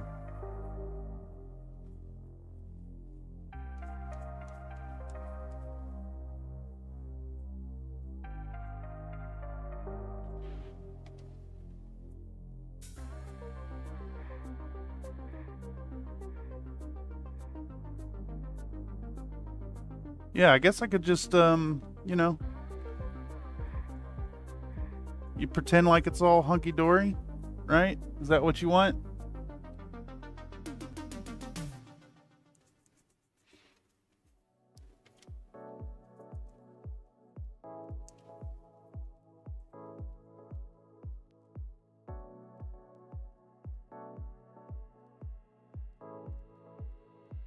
At least you're stripping for us on stream? Yeah, I guess.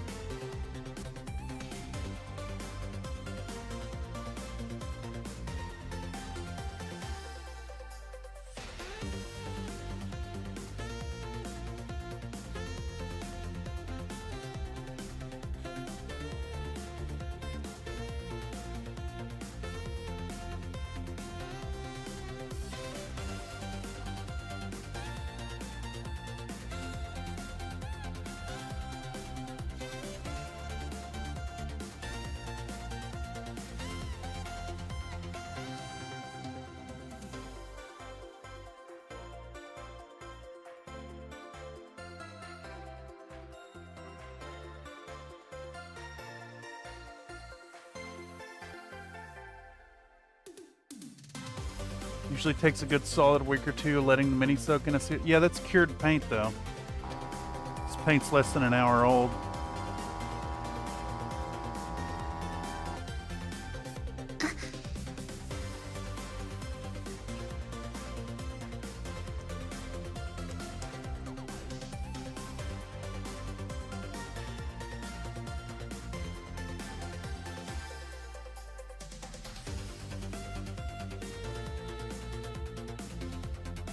Well, howdy y'all, and welcome to another Country Fried Mini stream. Today we're going to get out this here Goblin model, and we're going to prime it, and we're going to paint it up for an upcoming video.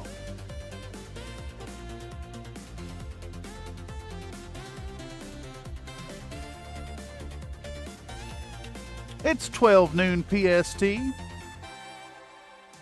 Welcome to the paint stream. We're going to get in here and gear up for like 3 to 5 hours of work.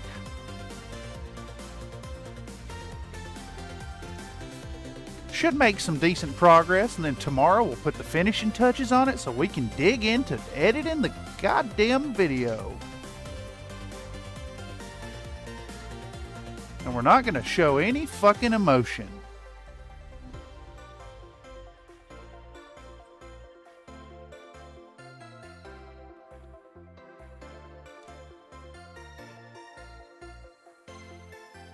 Acrylic primer, especially polytypes like VJ, are soft and flexible till they're fully cured. You gotta let them sit undisturbed for a couple days. Well, unless you need to strip it right now, and then it's gonna act like it's a cured fucking primer. Just to be a dick.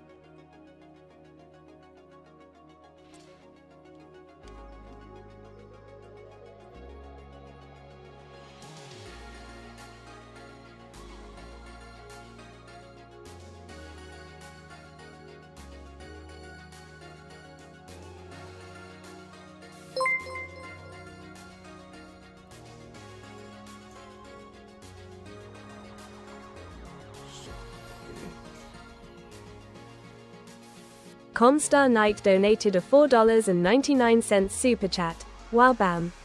I send you money. Gobbo time. TTS lady has mad SWAG.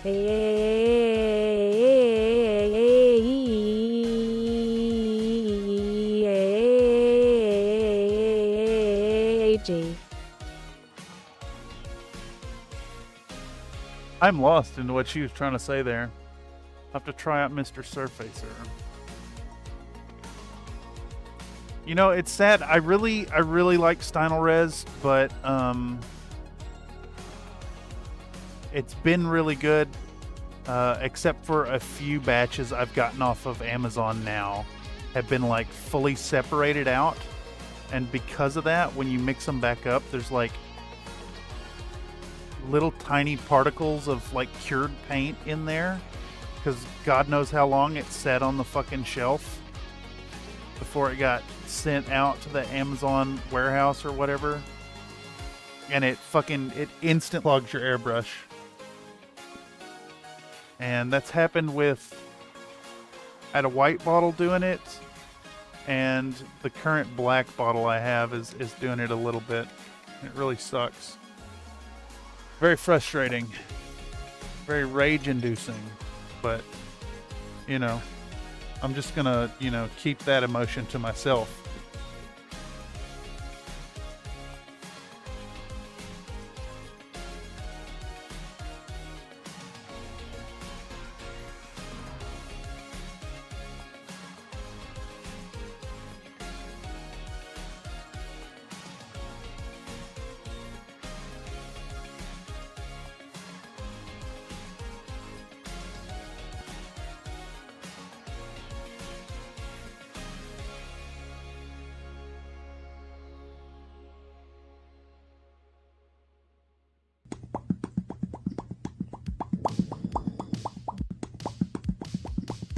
Let's do one of these.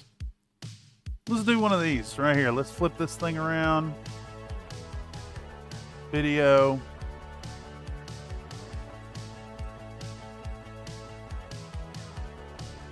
It was at this stage, y'all, that I screwed up some painting real bad live on stream for chat, and I had to strip the whole damn thing and start from scratch.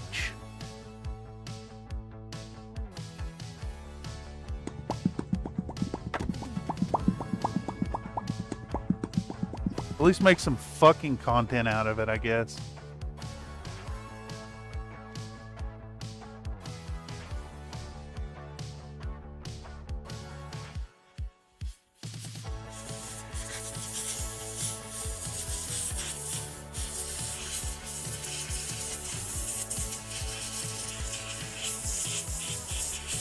You know, it's funny. I saw the writing on the wall as soon as this happened.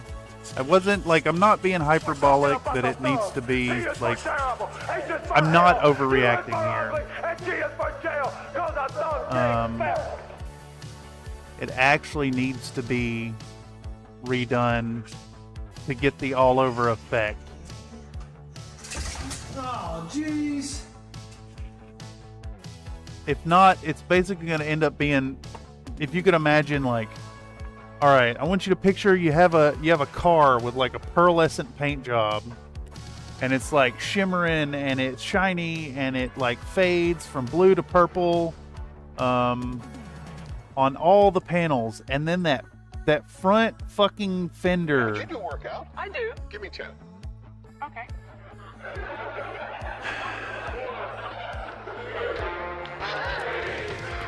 Bye, everyone. She can go on forever.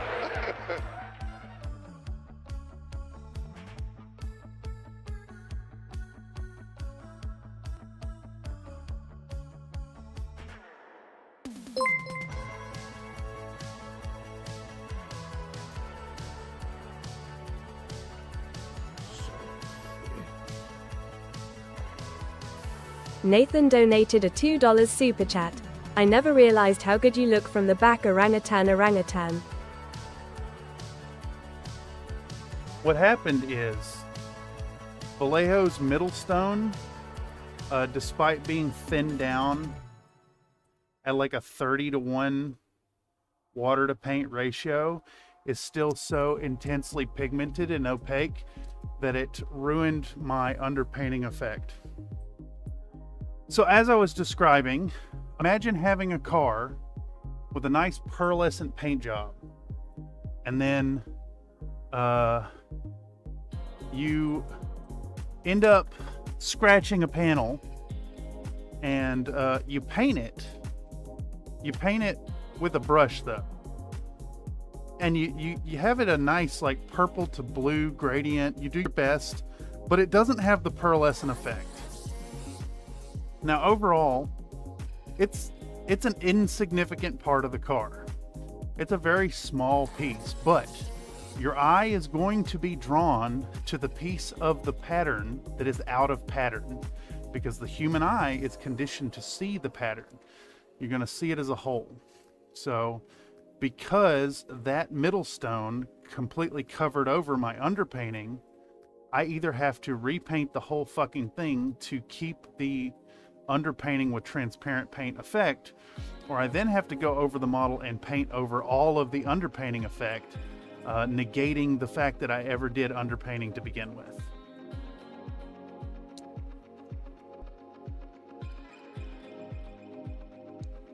I tried to fix it.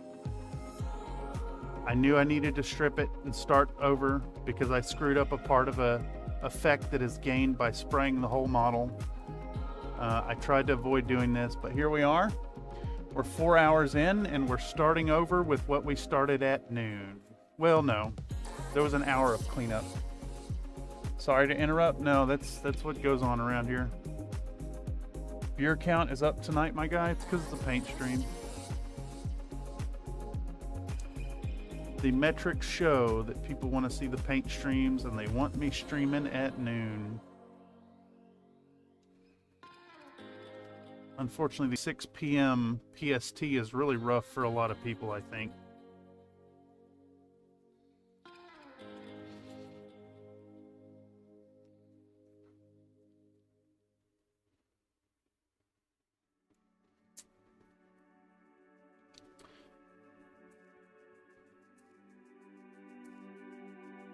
The issue here is I have 2 days to paint this fucking model.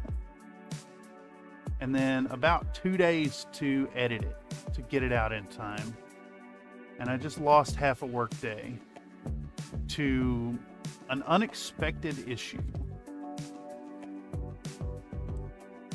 But I didn't just lose half a work day. I'm doing that half a work day over again, which makes it a whole work day.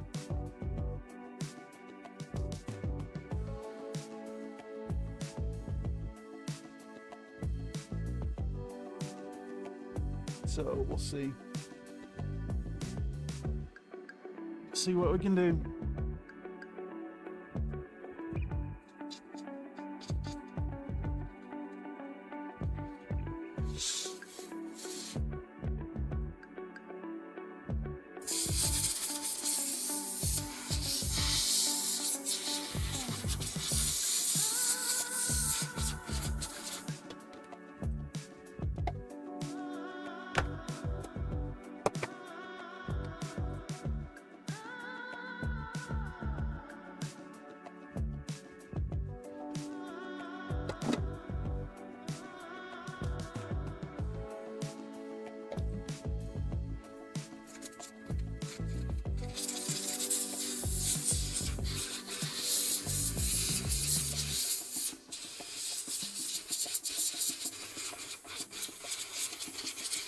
Now the really cool thing here is that vigorous brushing also removed the putty. So I got to redo that part too.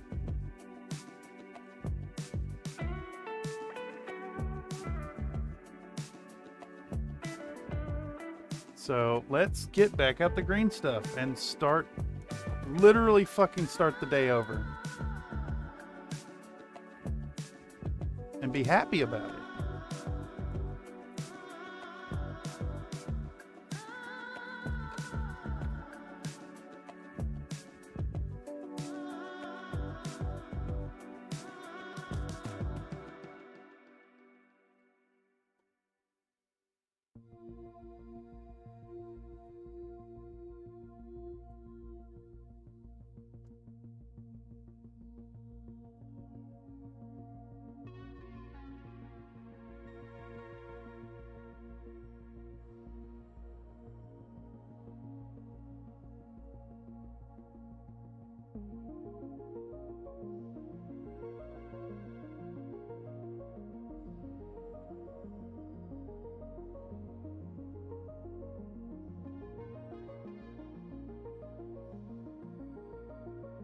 I personally, this is isn't chud trolling, like to see how mistakes and obstacles are handled. I'm highly technical, and that's what's in my learning process. I'm for failing forward.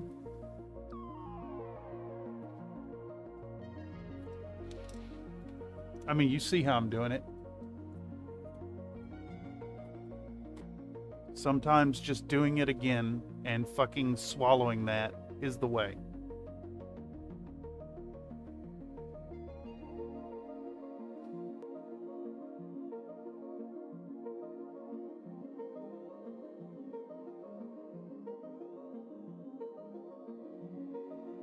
Like an urban match, failing forward 2 speeds, stopped and falling over. No, there's another speed. Your ejection seat goes really fast because you got hit by an AC-10.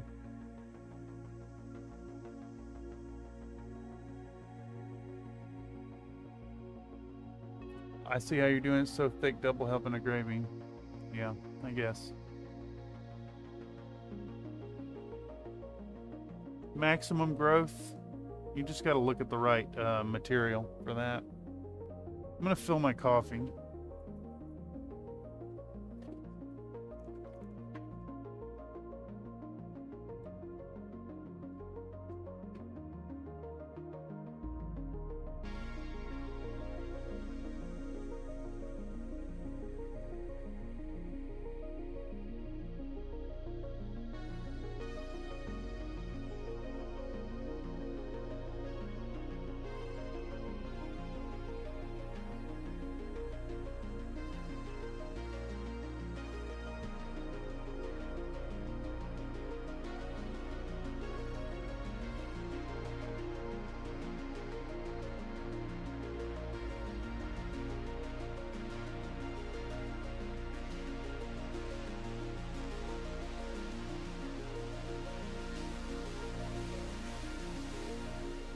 I was wrong. It's not the bitch stream. It's the fucking conniption stream today.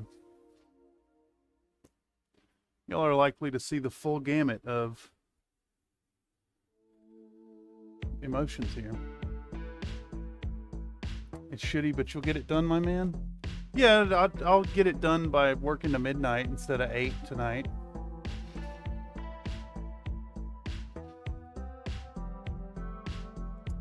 do love a good 12-hour workday.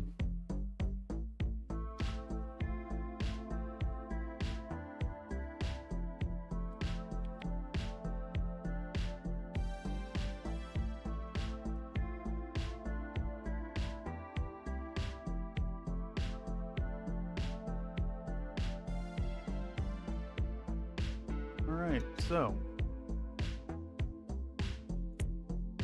just like we described at about 1 p.m., we're going to find our little holes and we're actually going to clean them a little better than we did last time, since we are looking for the silver lining in the situation.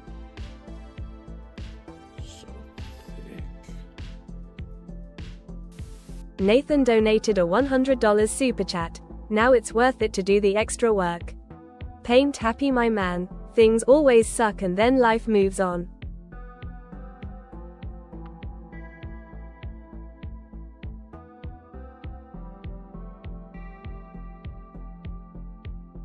It's absurd.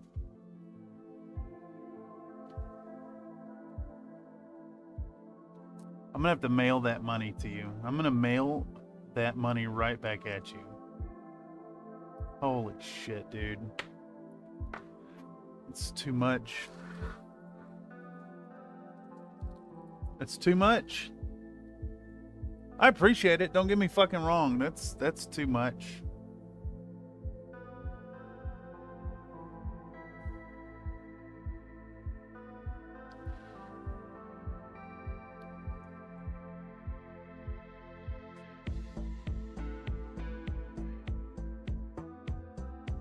I'm gonna send you.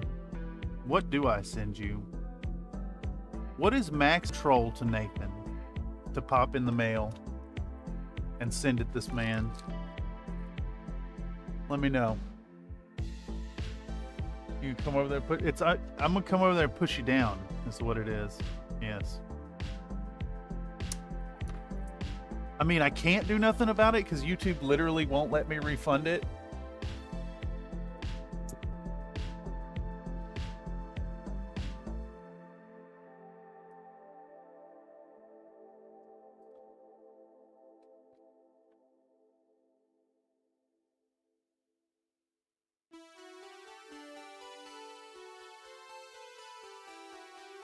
Alright, there's one hole filled decently. It's doing some weird shit again. I don't really know how to navigate this the best. I do wish I had some Tamiya putty for this application. That would be ideal, because you can thin it with cement and get that same action that Milliput would give you.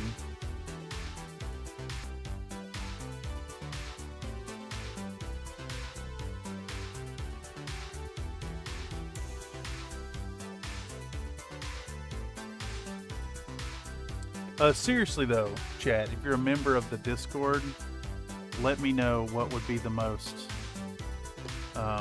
trollific thing I could send Mr. Nathan.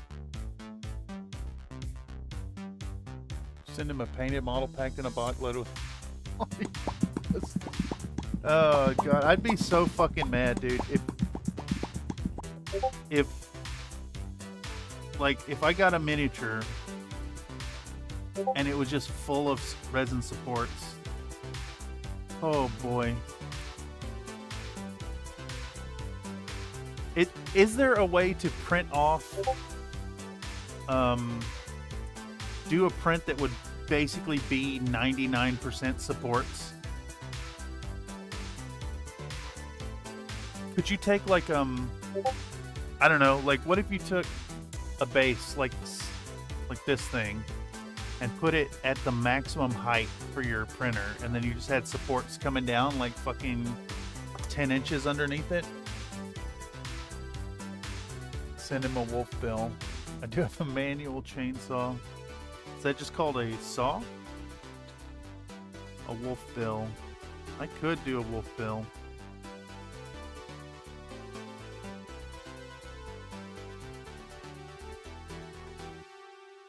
It's almost the right amount to just straight up nuh-uh you too, Nathan. Just straight up nuh-uh you.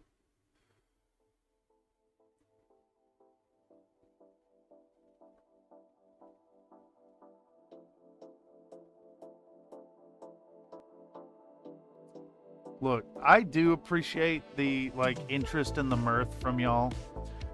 I'm just gonna tell you right now, this fucking sucks. This fucking blows.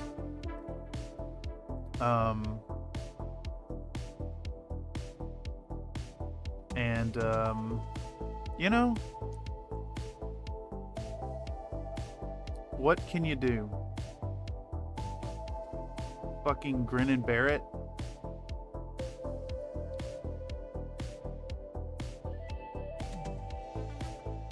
I don't know.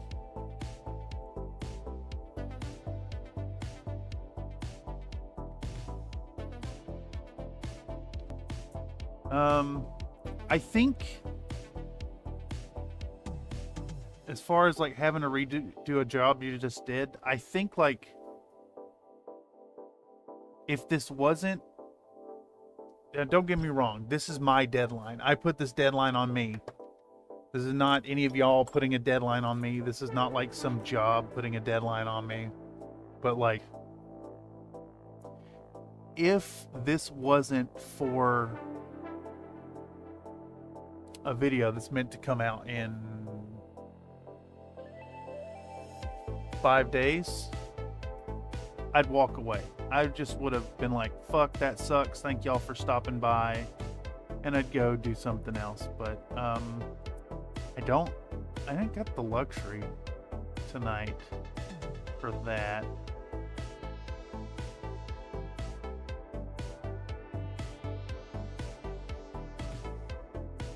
What is going on here? It's like a weird lump happening in the middle of this scarring.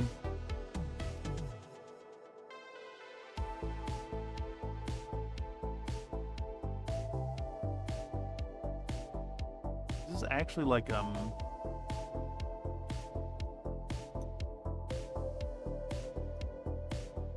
there's a crater next to a raised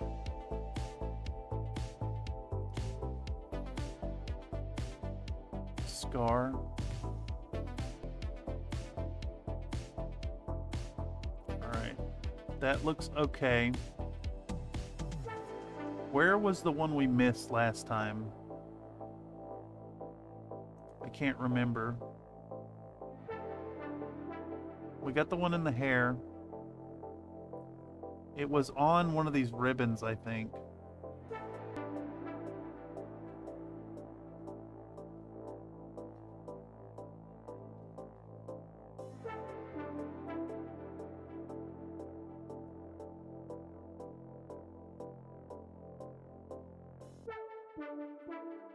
There's yet another scar I didn't see before.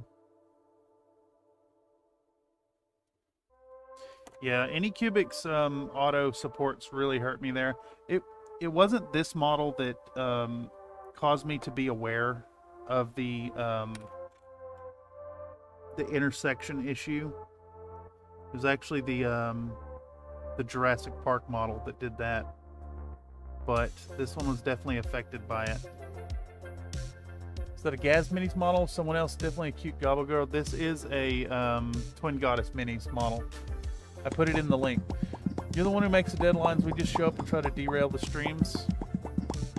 I mean, if you guys are getting anything fun out of this, I'm glad. And like, thanks for the support. Like, no shit.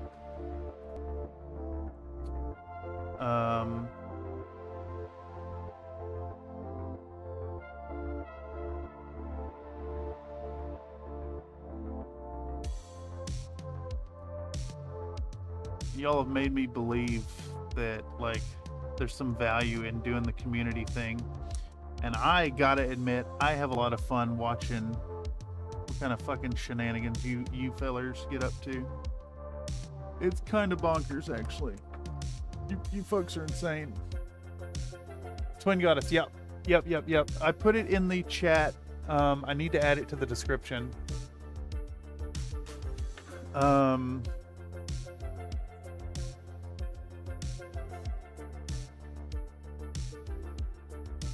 Yeah, I can put the link later.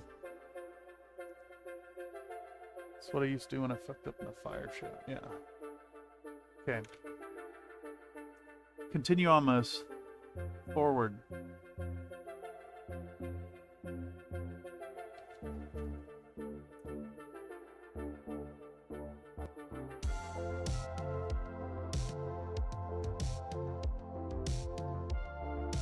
I'm looking at it this way now.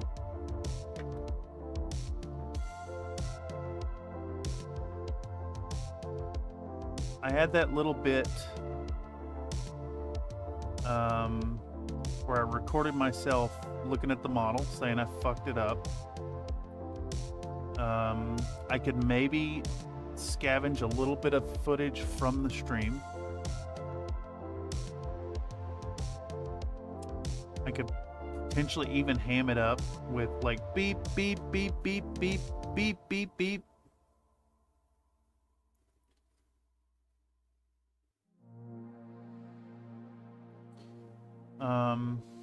I don't know. Just fucking poop shoes, dude. You know what I mean?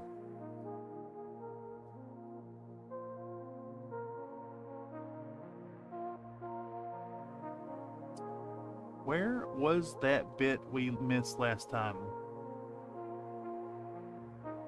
I still haven't found it.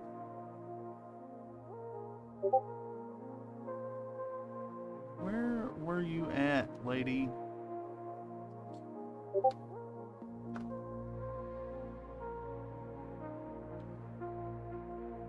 It's funny that I think the whole point that I was to go for with the underpainting was trying to lean more into the effect I got with Titania, but make it easier. Actually have it be less work. Just like let the zenithal do the work rather than try to create an illusory light source.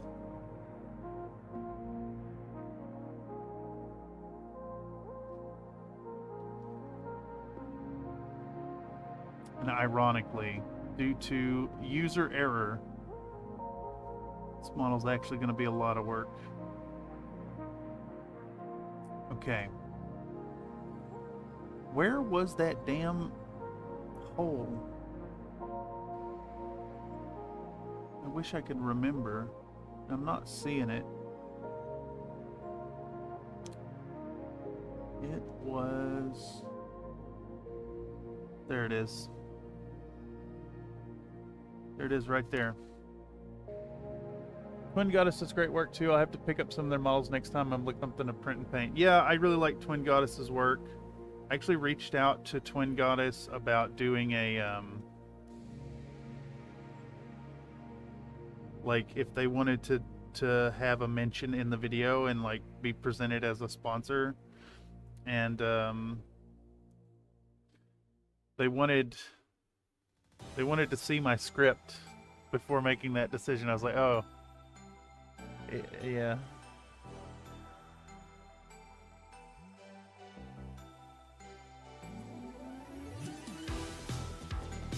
This might not be World War I, but we're in the trenches with you. Has anyone not had a setback turn something that was supposed to be fun into work? Yeah, that is a good way of putting it, Nate. It's immediately went from like, hey, we're having fun, it's a stream, I have this idea, and now it feels like fucking work.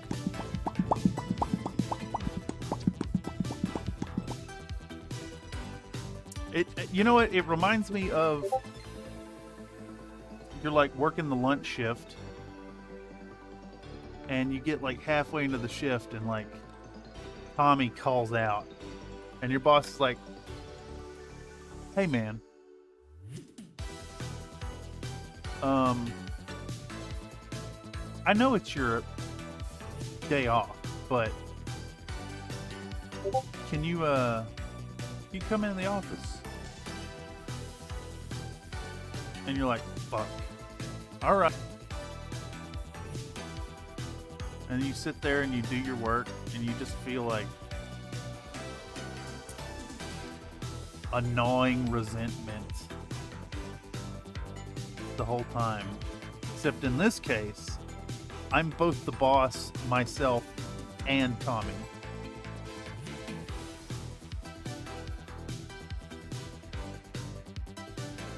And chat's over there flicking fucking paper footballs at you the whole time.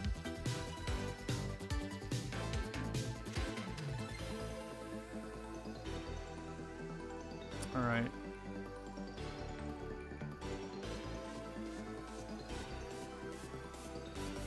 Okay, that hole's filled. Where was the other, like, big problematic one? It's on the top of the foot. Alright.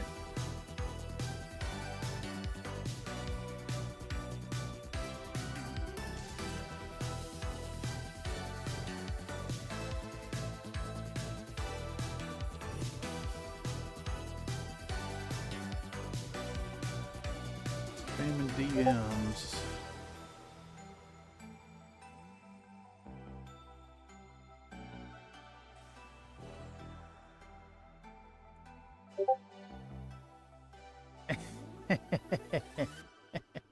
Yes, I agree. Good call.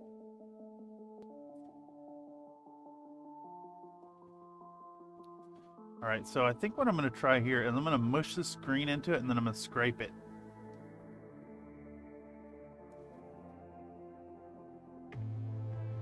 Give the old foot spackle job, you know?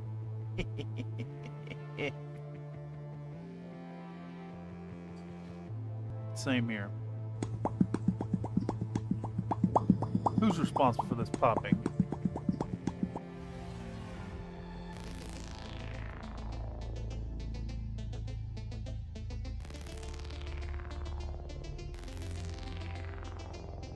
Yeah. But you do work out. I do. Give me 10. I knew it was coming. Okay. I don't know how I knew. I knew. Somewhere in my bones. Bye, everyone. She can go on forever. That it was about time to drop and give you 10.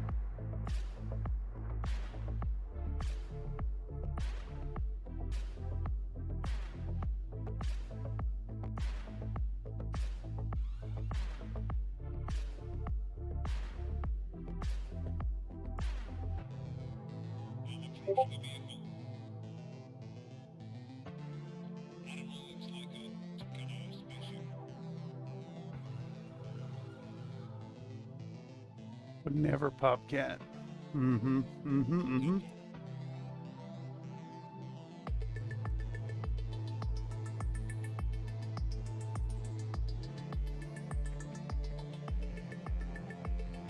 All right, I think that's all our scars are filled.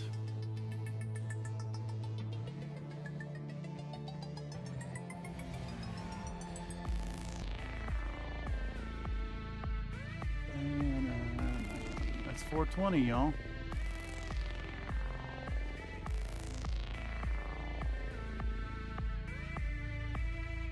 Okay. It's a little bit of a scar right here, but I don't think it's going to show up. There's another little one right here. I think we can hide that in the folds of the fabric.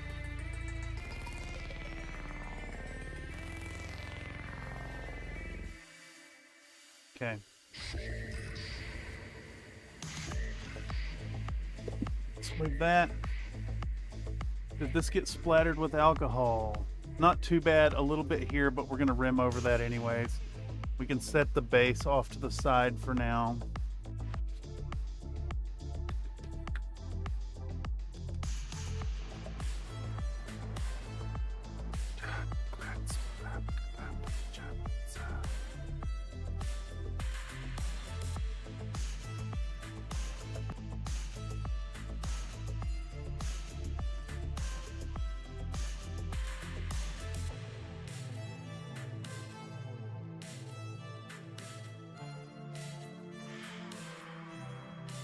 Jesus Christ, come on now. This shit is tangled up in my apron.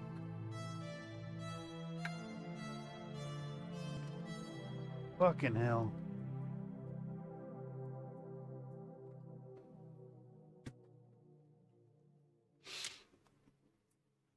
I already filmed priming it. I'm not going to film it again.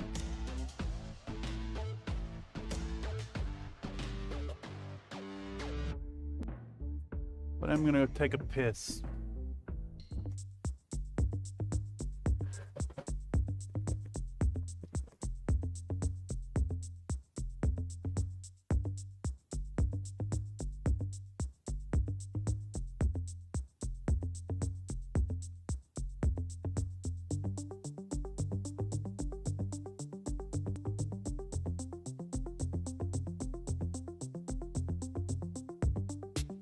Well, butter my biscuits.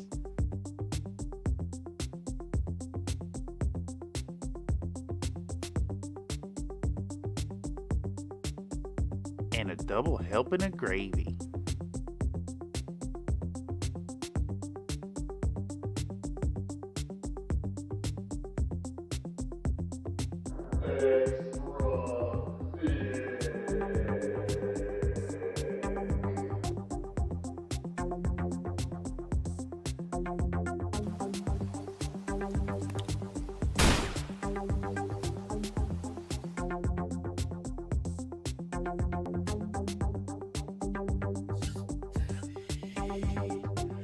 Oh, jeez.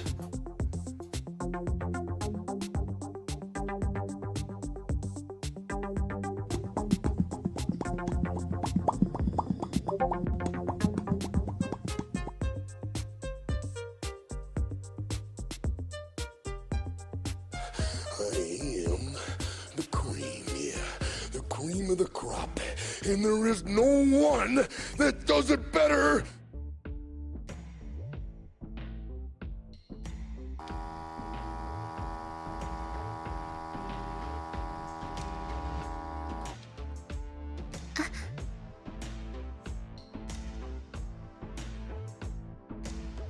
We're talking about the thugs. T is for terrible, H is for hell, U is for ugly, and G is for jail. Cause a thug king fell.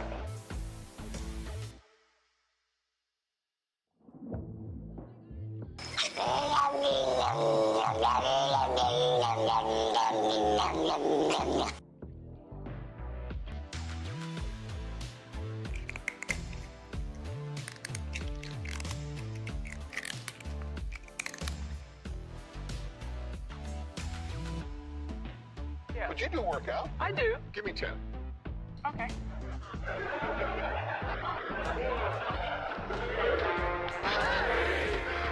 Bye, everyone. She can go on forever.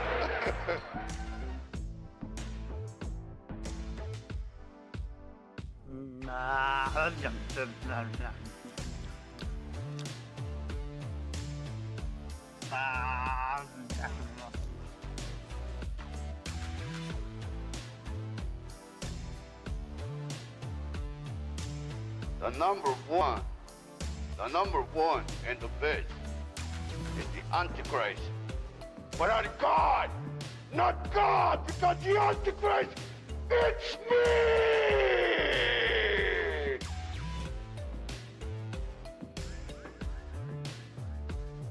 Well, you want to woo woo? It's that woo woo. You know what I'm saying? Some neighbors are saying way too loud. That's only in the morning. He supposed to be up cooking breakfast or somebody, and so that's like an alarm clock. Woo woo!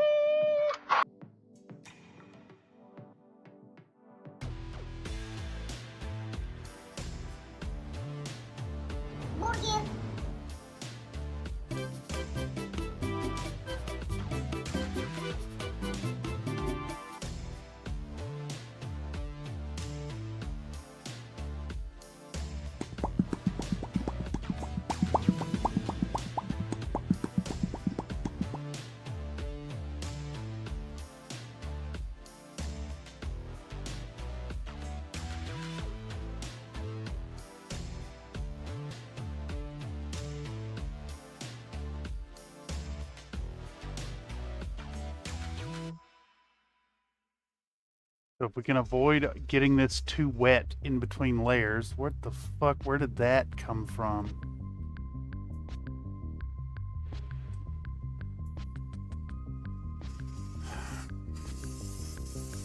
Can avoid getting it wet in between layers. This should...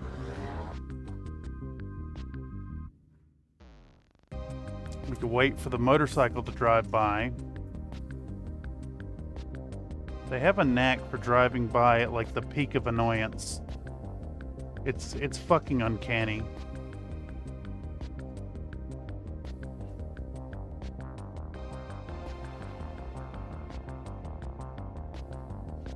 I have to pause. That scar is really, really, really, really bad. Yeah. Yep.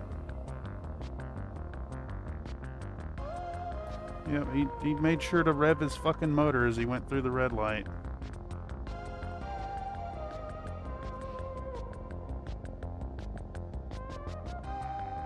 I feel sorry for those guys. They need so much attention. Don't get me wrong. I love attention as much as the next person.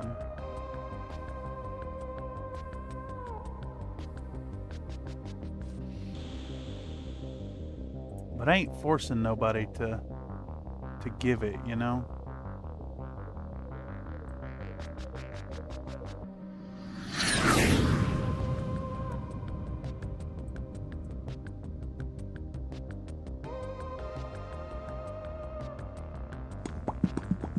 And you know, I also have empathy towards people who like are genuine motorcyclists, like who enjoy it and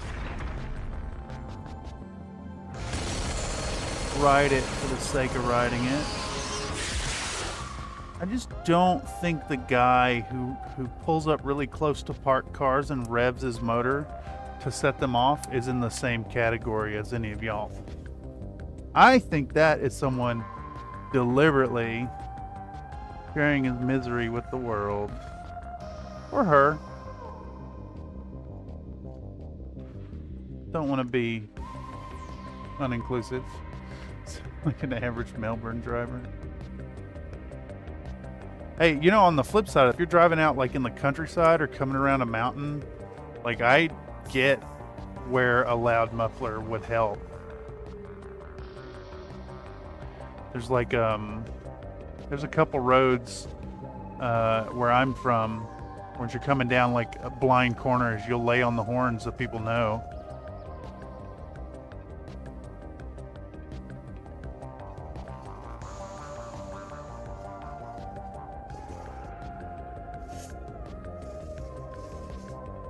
But this guy's awesome.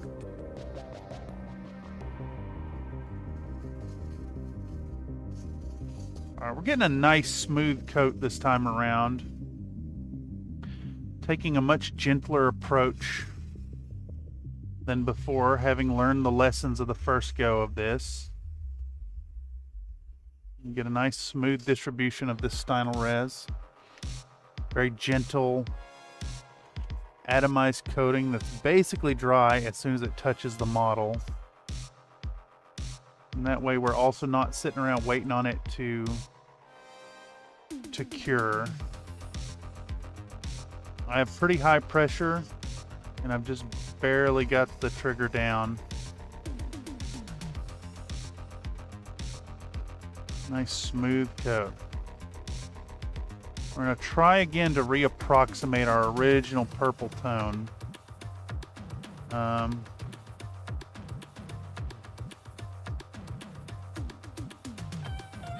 Okay. Let's blast some water through this.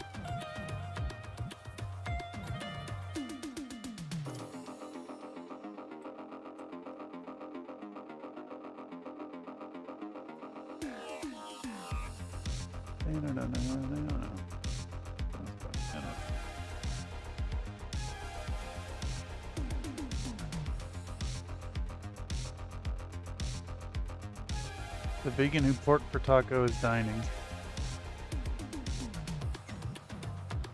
Yeah, but like that translation you got was like dining room. I don't think dining it really has a common vernacular.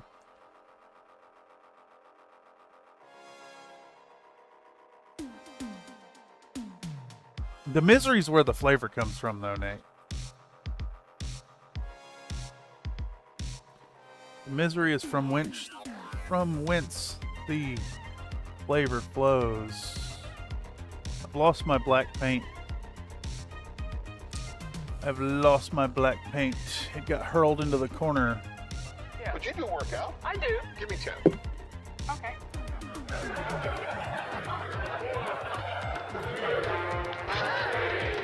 Everyone. She can go on forever.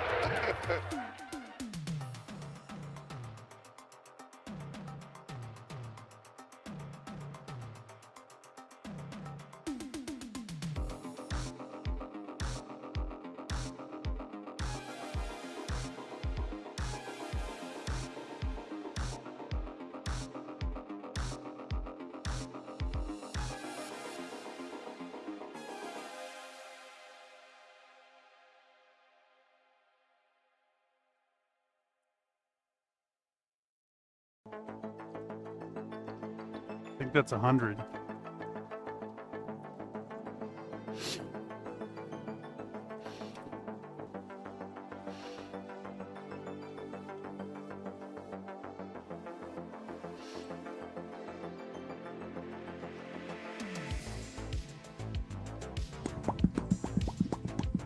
Oh my, I would never use improper grammar through a piss poor translator trolling me. Yeah, you would. Yes, sir. I'm just saying. You could translate it and get the same thing across with proper grammar. I just don't think like the concept you're looking for even exists. I don't think there is a like dining. I don't think that's a thing.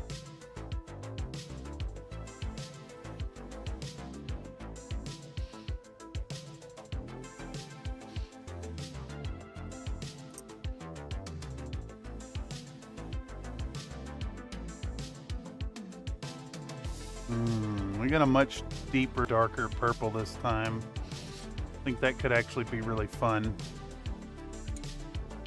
Let's give it a go.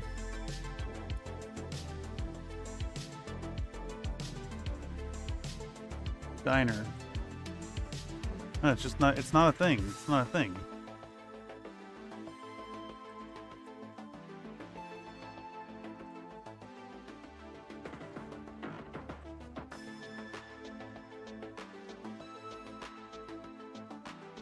All right. All right, let's hit her from the bottom.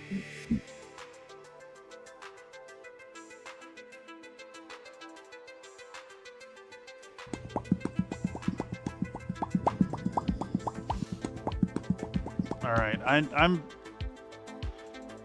sitting here about to say that I don't care about the PPE, but the smell of concentrated Vallejo is really intense.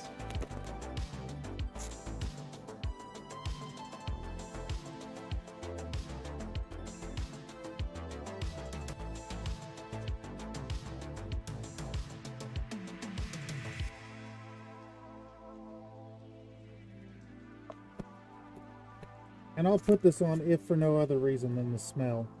It's really intense.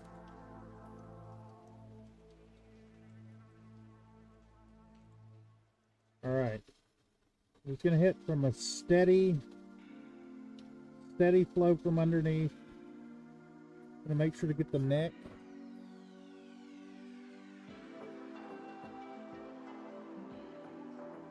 Make sure to get the small of the back.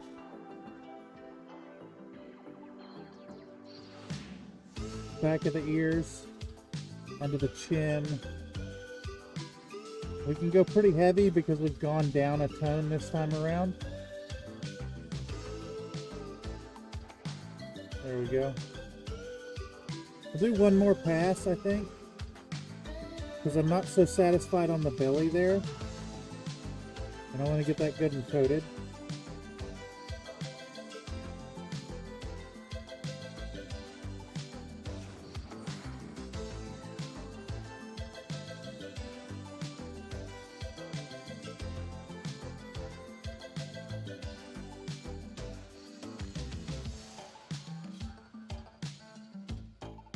Alright, let's set that down.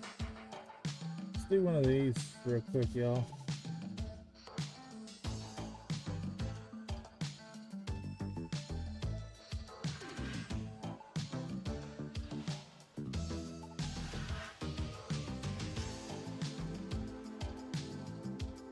Right?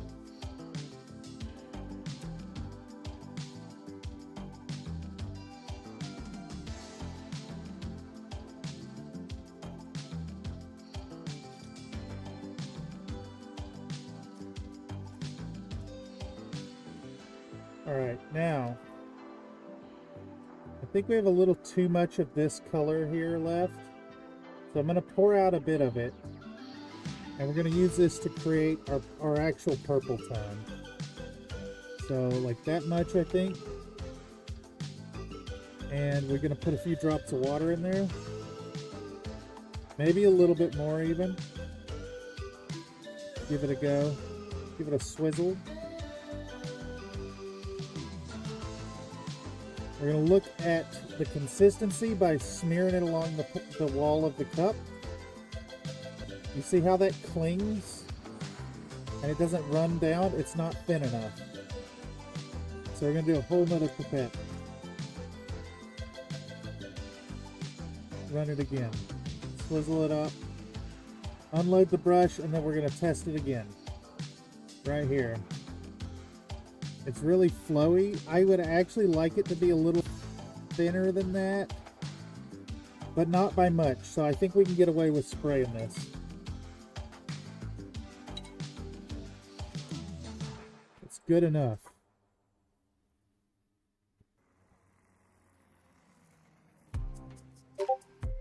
All right.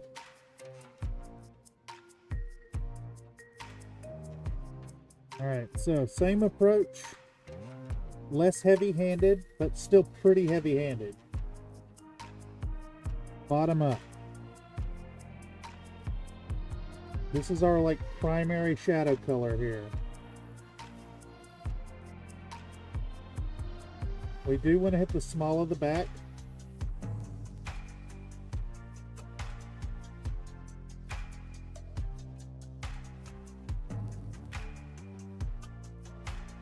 We want to get the neck, so we're going to get in there and try to be really gentle with it.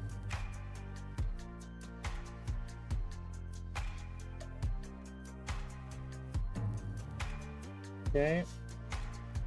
We're going to bottom up. Make sure the underside of her teats are covered.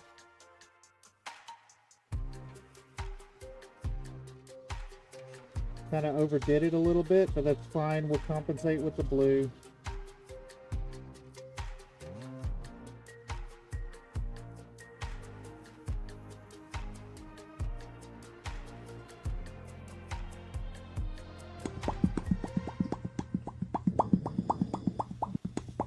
A little extra on the butt because the butt is not going to get any of the blue.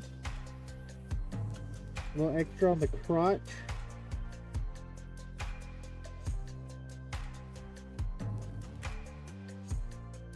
There we go. All right. So, same as last time. Let's clean out our airbrush some. All right. We're going to take about half of this and get rid of it. And we're going to get back out our magenta, if I could fucking figure out where it's at. Where the fuck is it?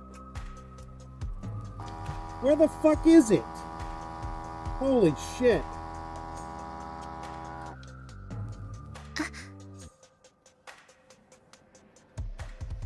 Alright. Put some magenta in there. Good amount. Big old squirt of water. Whole bunch of water. Needs to be thin. Run this in there. There we go. There we go. Nice, bright magenta. Well, it's a little purpley, but it's good enough. And it looks like it's thin enough. You can see through the paint. It readily flows down the side. It is thin enough. Come back to our thing. Grab our toothpick to create a nucleation point. Pour it in there.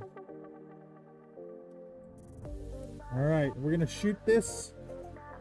Less of this angle, more of this angle. And if that, like, less of here, more of there.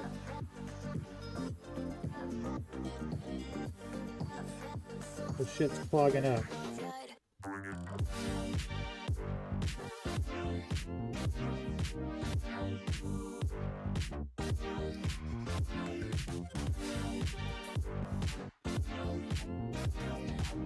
This is hard sputtering.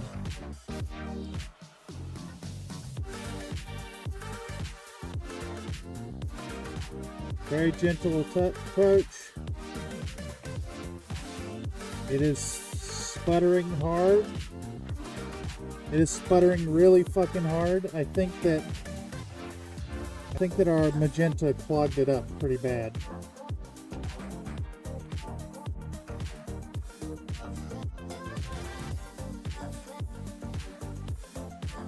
Yeah, it's shooting at little pieces of fucking paint.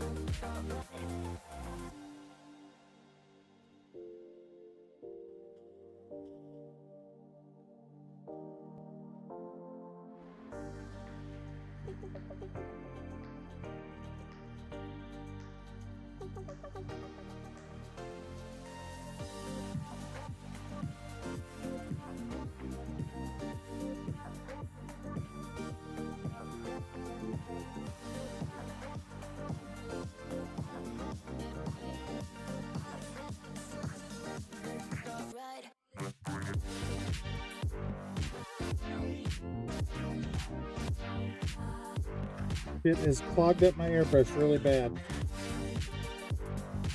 Really fucking bad.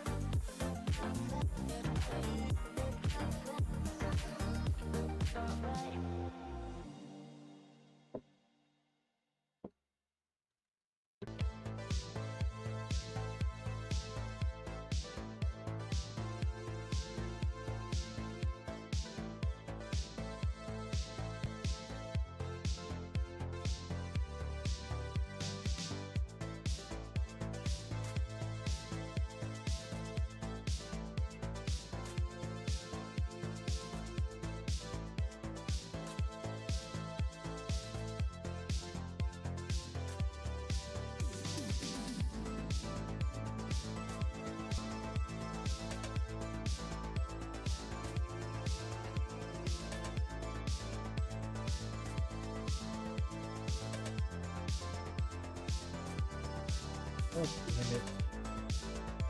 Got a big fingerprint on the model.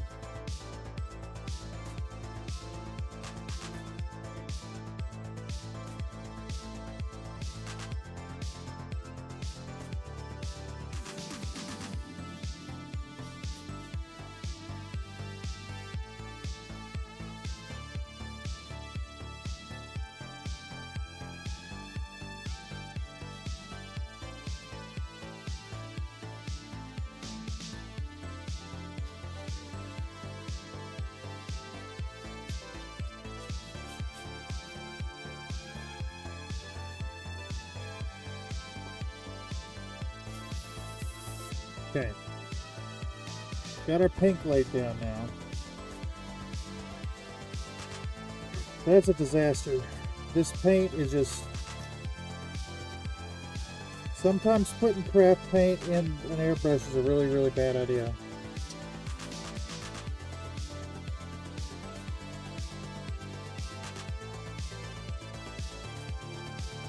Alright. So now we do the same thing. If I can find where I put my ink. There it is. Do the same deal with our turquoise ink over the top. But coming down from the top.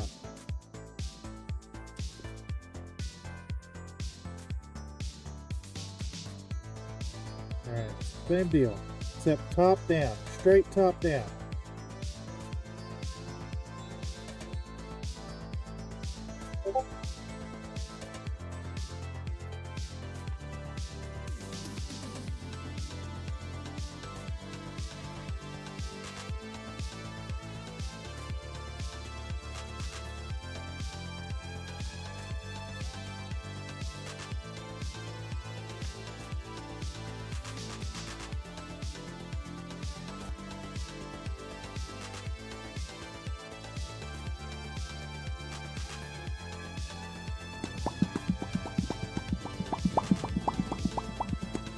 Alright.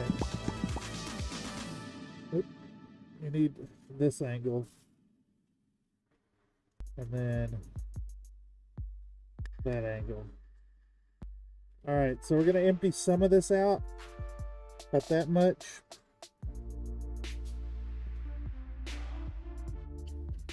Put some white in there.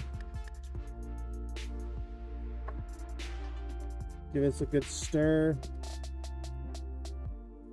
Swizzle it around.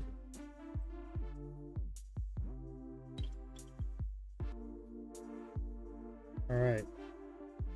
And this is all for the very tippy tip. Very light coat. Only the brightest spots. There we go. We have reestablished our base layers. We're 5 hours in. We are now ready to start over. Time to glaze.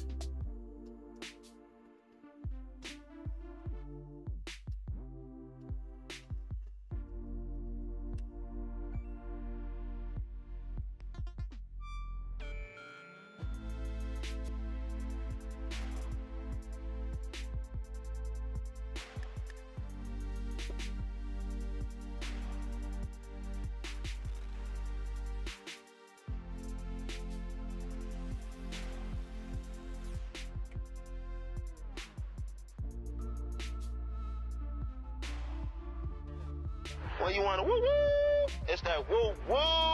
You know what I'm saying? Some neighbors are saying way too loud. That's only in the morning. You supposed to be up cooking breakfast or somebody, and so that's like an alarm clock. Woo woo.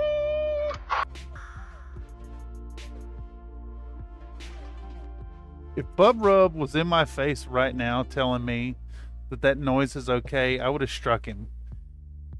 It got my ass beat, probably.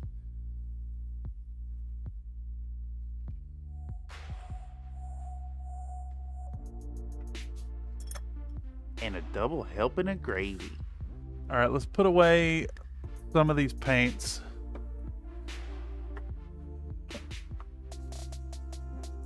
All right. I am the cream, yeah. The cream of the crop. And there is no one that does it better. Let's do this. Let's get out our third sheet for the day. All right. Having learned the lessons of insane opacity. Also, this is the last sheet out of my hydrofoam. That means I've used 50 palette papers. And see, check this out. This is why I didn't want that fucking green touching the water. Uh-oh. Hopefully that doesn't become an issue.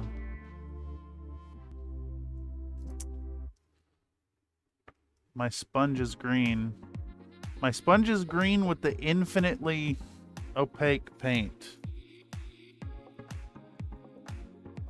I do have new sponges though. New sponges, so I could switch to one of those. I don't really see a need for it yet though. Alright, what was our first color? Our first color was flat green. We're going to start well in the middle, far away from the edges, and we're going to put just the tiniest fucking drop of this stuff, since it obviously, that's all it takes to glaze for 1,000,000 years. We're going to overcompensate and remember the lessons from before. Alright, so effectively this is 6-1 right now. Oh, no mass music, got that sensual voice back. I mean, we could get Angry Voice in here, you know?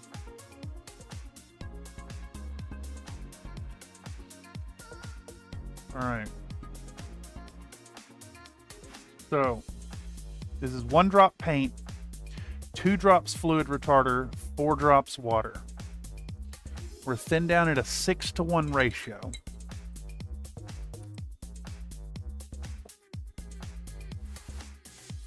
Let's see how it performs. All right. Our overall tonality on the model is a lot more blue this time.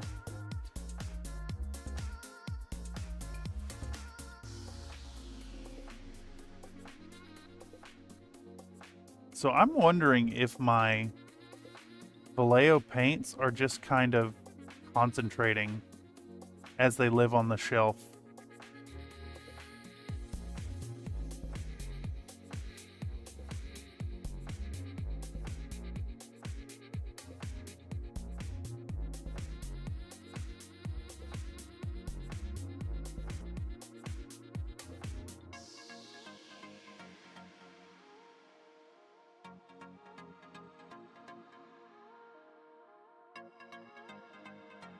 I'm getting little bits of stuff in. I think they're in my brush.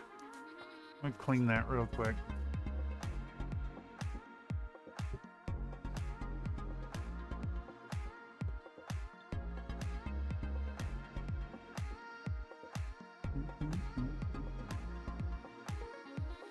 Yeah, there's a whole bunch of little bits. Boy, howdy. Well, hello, Mr. Iron Elemental. I'd hammer the whistle tip enjoyment right out of his head. Yeah, and I don't even like... I don't even begrudge old Bub Rub. Just... It'd be just like in fucking Sailors.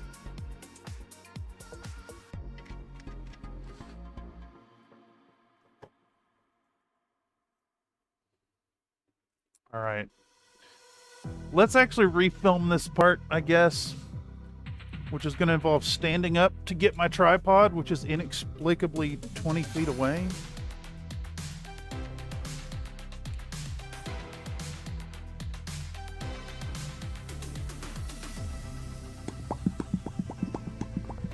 Get the phone on there.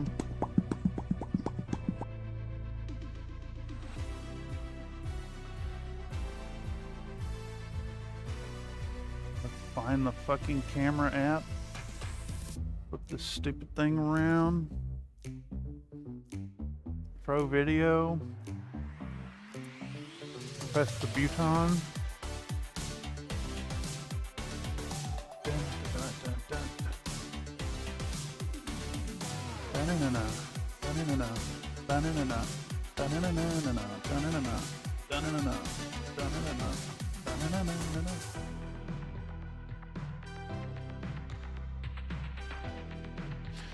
Alright, and I think we're actually adequately thin this time around.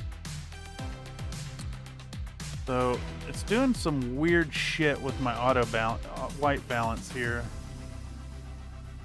I think I'm going to set it there and try to lock it.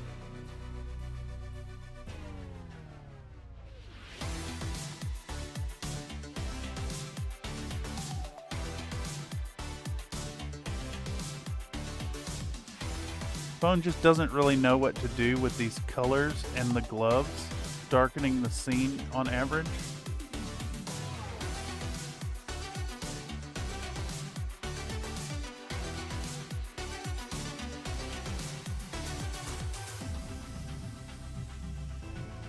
I just had the gloves on and thought it'd be a nice break of continuity to add that in there.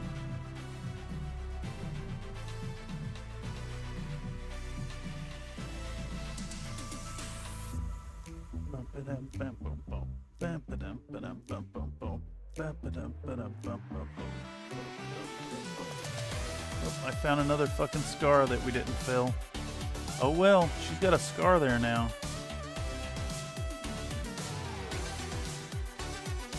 Maybe it's the appendicitis scar.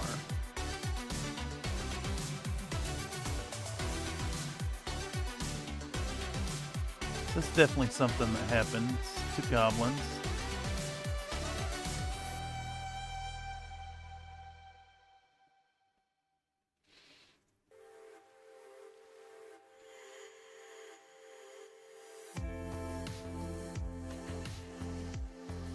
Film, working on the important bits for the people who will be clicking on it.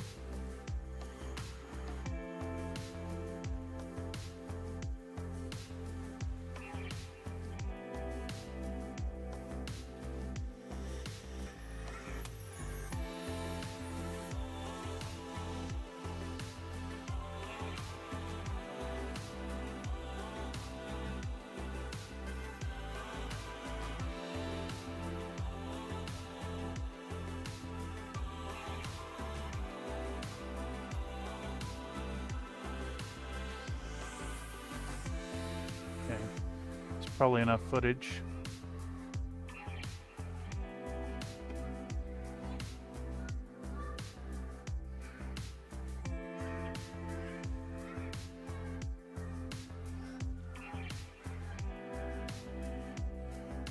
How did Bubrup die during Sailors? I can't remember what did it. His head like exploded. Someone like blew his head up. I can't remember what it was. Immediately. Someone did it immediately. What was the deal? We were doing like a stealth section and he was there and he couldn't, not be Bubrub.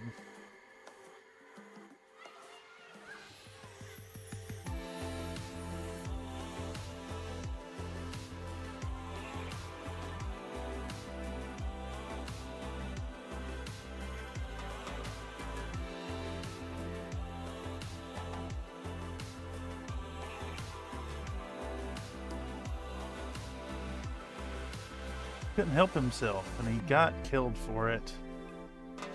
Then again, that group was full of dangerous and violent individuals.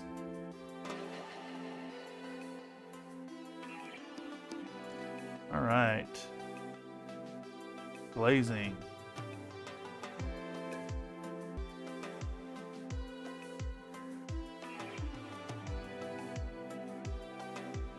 Alright, so the plan here is we'll glaze on this color and build it up. And we will overcompensate when we get to the middle stone and do the similar thing. And the whole idea is we're tinting these areas instead of just straight up painting them. Because I want that underpainting, that cool blue light to infuse the feel of our model at every step. It needs to stay very transparent, very, very transparent from layer to layer. If you're seeing solid color get laid down and you can't, like, it covers over what you had before underneath, it's too much. And I'm already seeing some concentration of pigment. So I think this stuff does indeed, this settles out really bad and just needs to be stirred. It could also be just the air is super dry in here. I definitely feel it on my lips. But this is already like at a 6-to-1 ratio, it's already too much. I would like less coverage.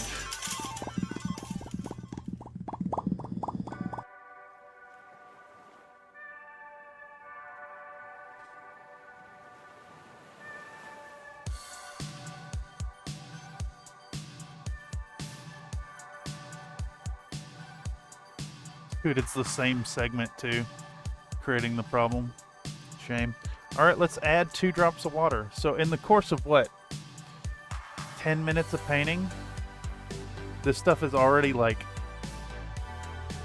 concentrated the pigment too much.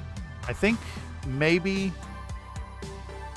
my brush is just picking up the medium and water more readily than it is the pigment. So my dipping is also exacerbating the situation. But we need this like super, super thin. Like stupidly thin. Way more thin than you think you need it.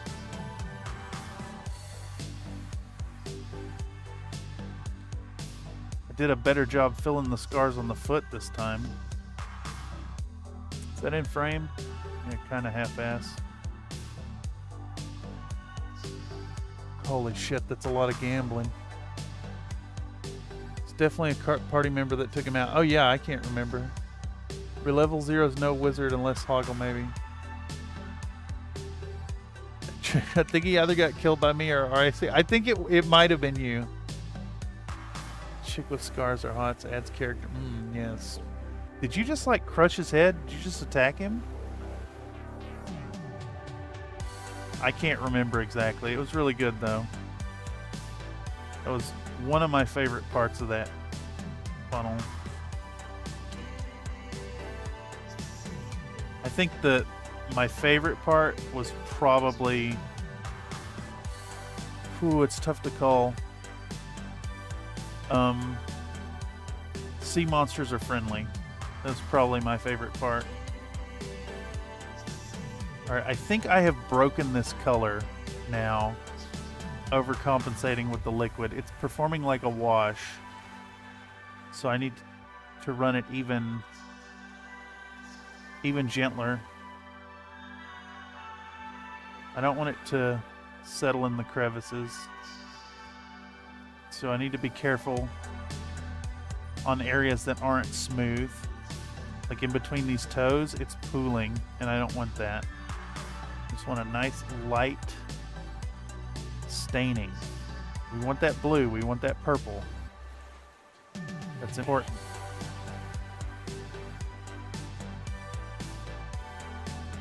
Ideally, there's going to be, because we're doing multiple layers of color, we still want a hint. We still want a hint of that original blue-purple blend sticking through after we put our final colors down. So we have to overcompensate and make sure every layer is super, super transparent. Otherwise the effect is wasted and you might as well just be painting solid colors with traditional layering. Which is why I got so damn frustrated and had to start over when the effect was broken. Be very careful not to break your layers here. If you're going glazing, you need to do it all the way.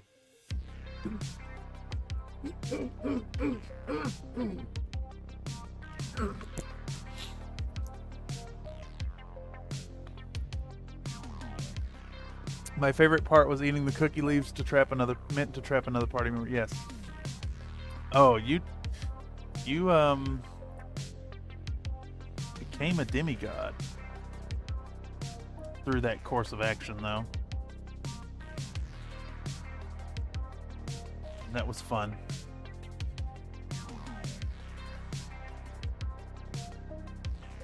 All right. We've almost regained the lost ground at this point. Almost. Just about.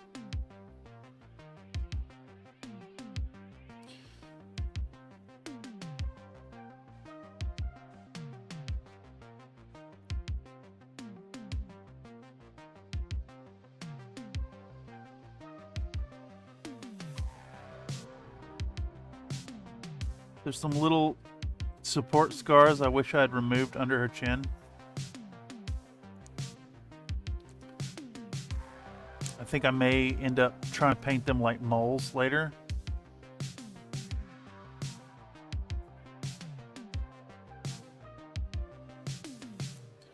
Just want to get an all-over coverage.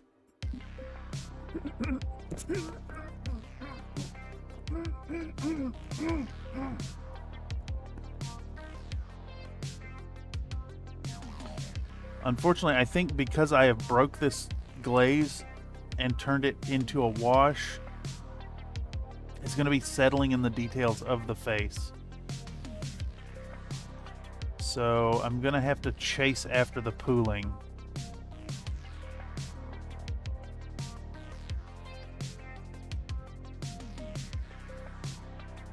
Yeah, like right there, all that's got to go. All that, suck it all out. Same over here. It's pooling.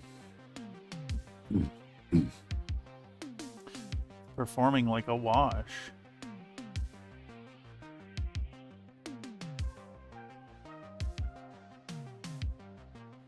I broke the color. Shame, shame.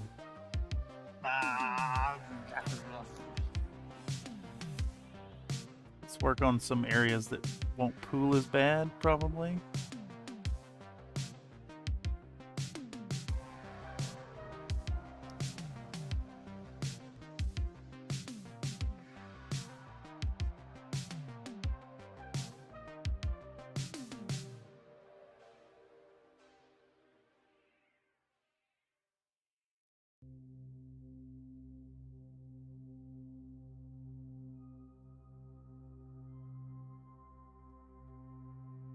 Yeah,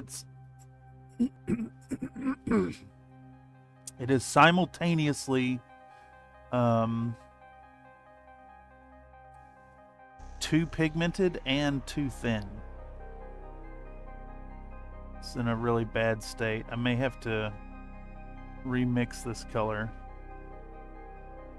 I guess I'll just got to do smaller batches and mix it every time I paint a section, because I just don't know why it's performing like this. It doesn't make any sense.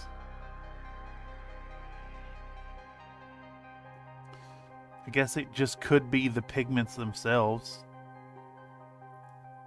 tend to concentrate out so hard. I really don't know what to make of it.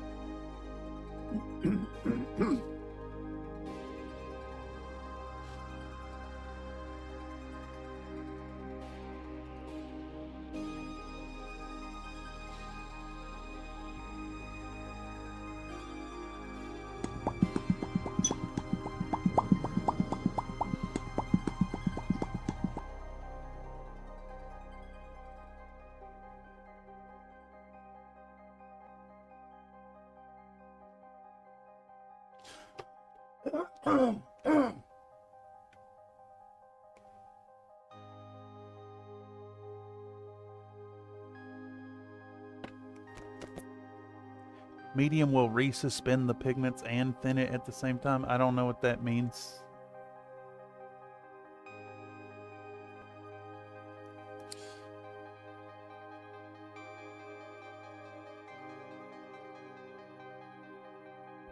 I need the opposite of that. I need it to be not as thin and more translucent.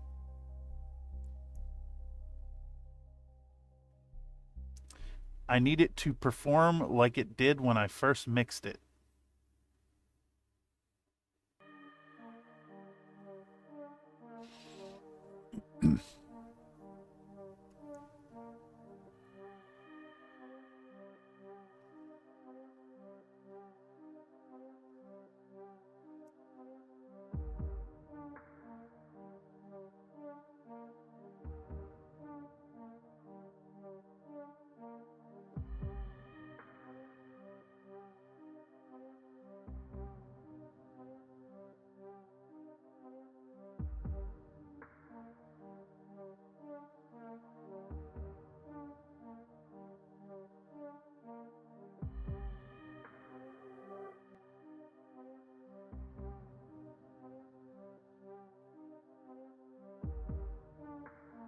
Definitely a settling out thing going.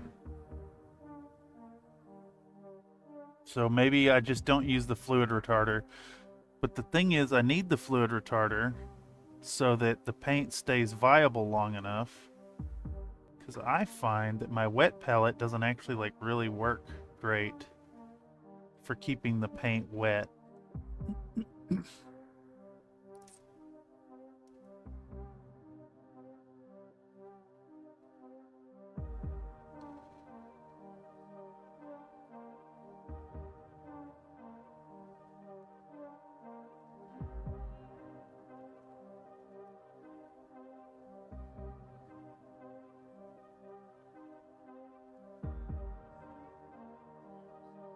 Add transparent medium, not water. I only have matte medium. And that I still have to add water. It's a glaze I'm making, not a paint. A bunch of acrylic medium, it'll still be too thick. Like, I can try, but I don't think in this, like, this is why they make different mediums. Matte medium's not just fine. It's going to be too thick. It's going to perform like a paint instead of a glaze. I disagree.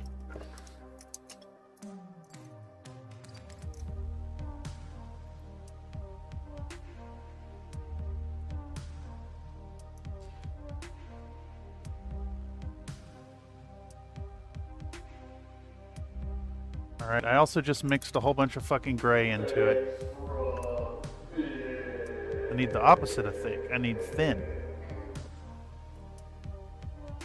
I need thin and transparent.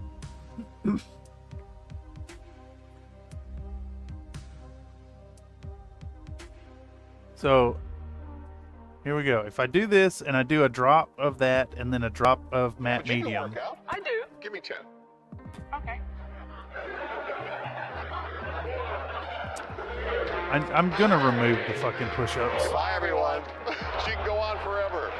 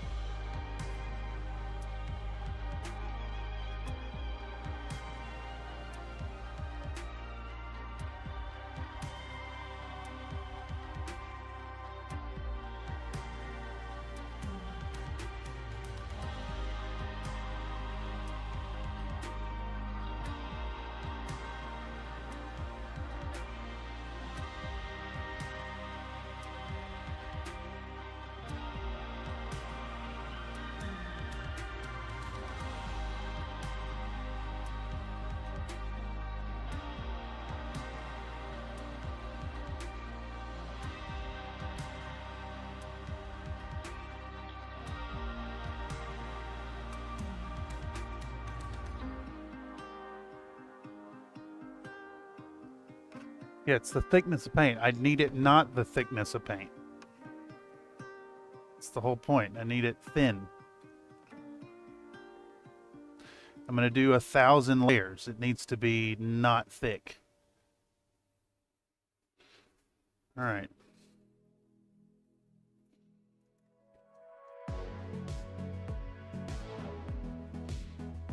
The medium does not thin it. It thins out the distribution of the pigment.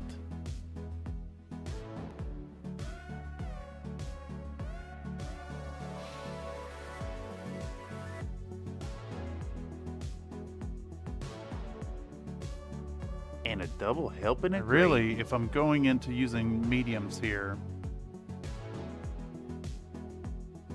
I need a glazed medium. Which I know Vallejo makes. Well, butter my biscuits.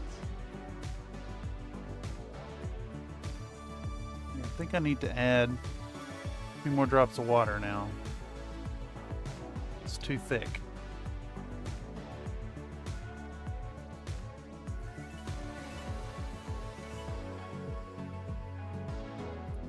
This wouldn't be such an issue if the concentration of the material, these pigments are like so strong that I'm having to add a ton of water to a single drop. I guess I could just make like a cup at a time of this stuff. Like 2 drops and what is this now? This is 1 drop paint, 1 drop medium, 2 drops fluid retarder, 8 drops water. We'll see how it behaves in about 15 minutes.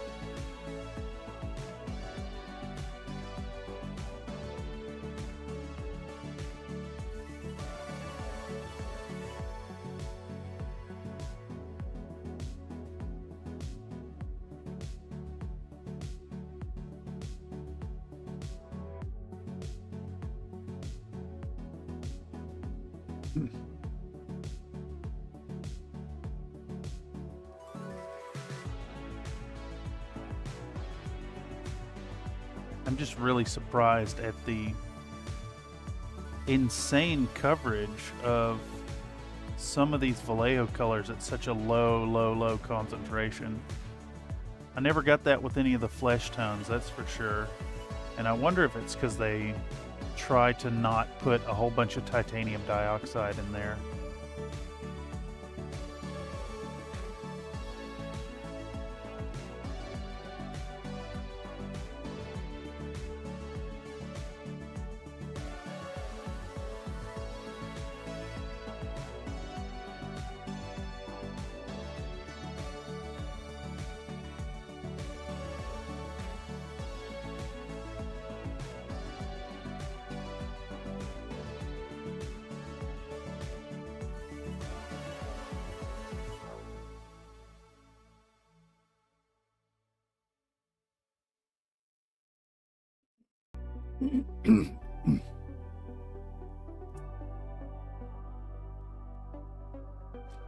Ironically, the coverage is now not enough on this section.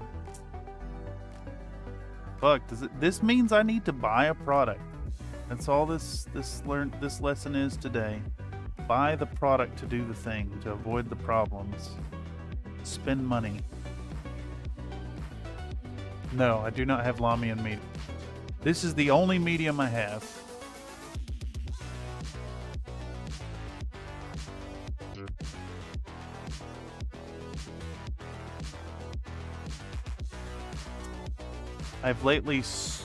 I've swapped my paint collection to Vallejo mostly.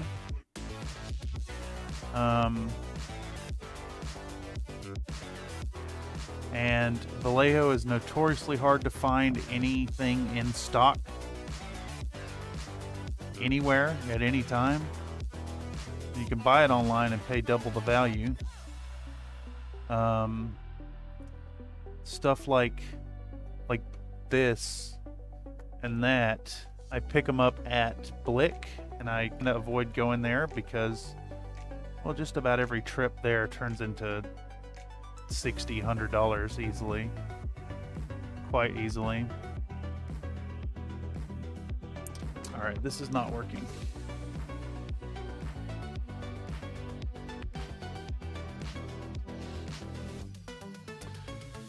I wonder if I can just do 6 drops of water instead of the 2 drops of fluid retarder. Or 5 drops of water, maybe? We'll start with 4.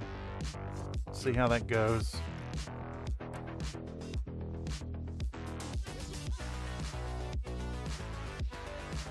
Why is it spreading out so fucking much? Come on now. Jesus Christ.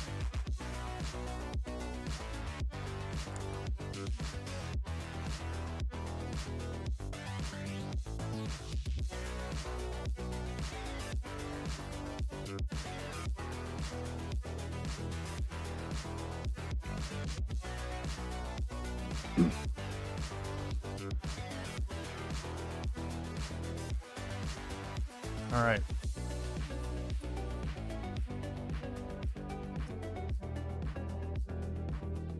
I'm gonna go sleep. My eyes be hurting. Good night, y'all. The medium you have works perfectly fine. Not for this application.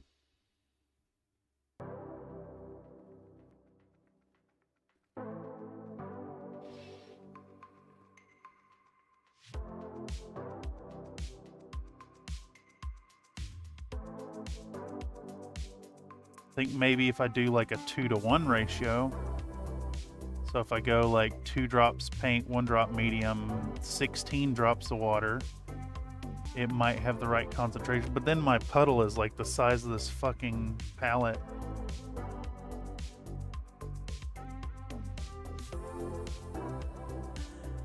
I think today shows I should probably invest in various types of mediums.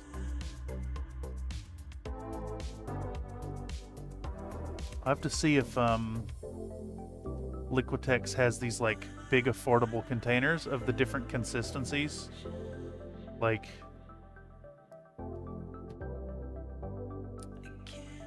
I don't know, like having a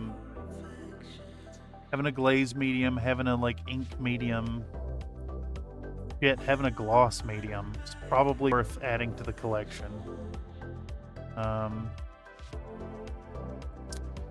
Especially if you find yourself in these rare like one-off situations where the paint itself is kind of fighting you.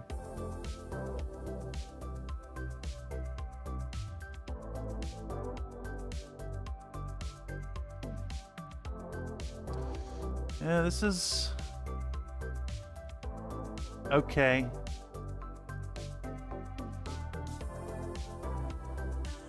This is all right. I think maybe the added glycer, is it glycerin or glycerol? Doesn't actually say, does it? Whatever this stuff is, maybe fucking with the pigments. We'll see when I get to the what was that other color called?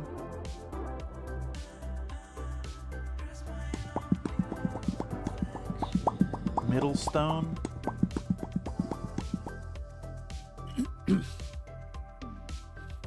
Glycerin.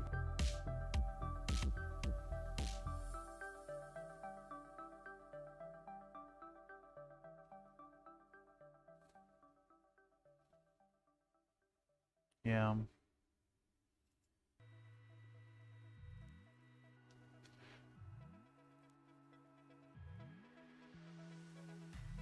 Should really keep a like journal of these findings.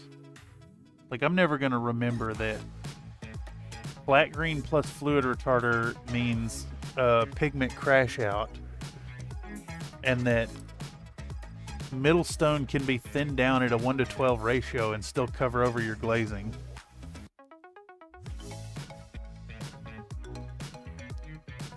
It's got to be quirks of the specific colors. It's never been an issue with other Vallejo colors so far.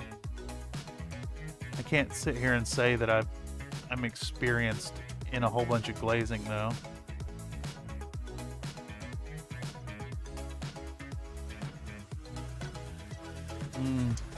Okay. It is already performing differently. I think just my room is just like dehydrating paint as it sits on a wet palette. So let's mix a new batch.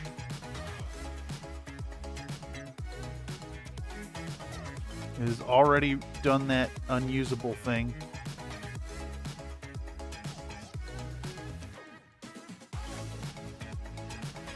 Is it possible that the Army Painter branded sheets for your wet palette are actually really fucking garbage and don't work properly for the semi-permeable.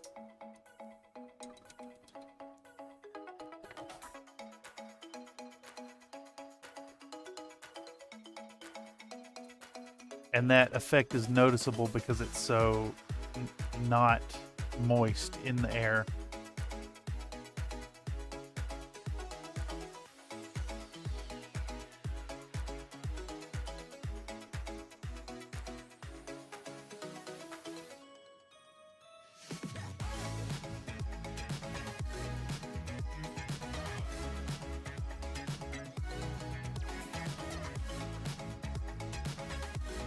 Go get some parchment. Yeah, I think that's what it is.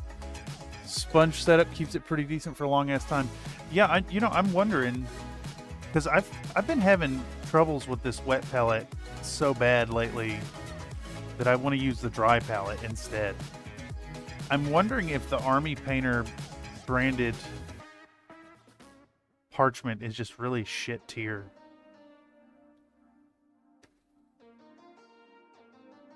It's like I can buy a giant ass roll of that stuff for about the same price as the 50 pre-cut sheets.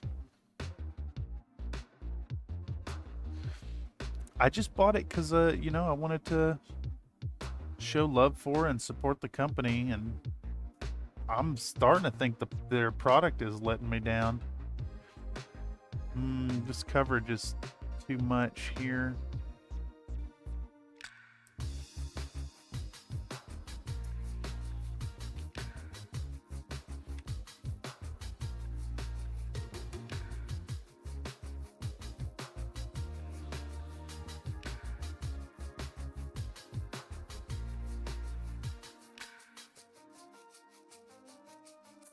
Like, what the fuck has happened here? This is...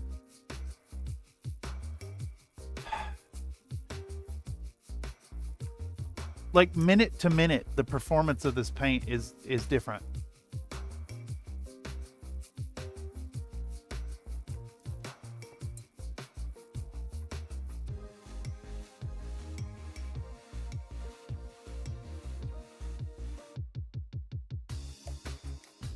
How the fuck do I fix this?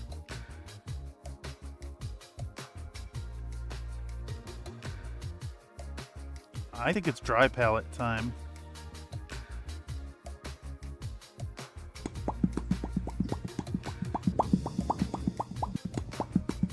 It's weird. It's having like the opposite effect of what I should expect from a wet palette. Should I maybe throw out the sponge and start with a new one? Could there be like some kind of salts in it? Could I have spilled some baking soda in it? In the video, they blame the foam sponge thing, saying it just held onto the water rather than releasing it to help hydrate. Yeah, I have a parchment paper on top of a sponge that is getting dry.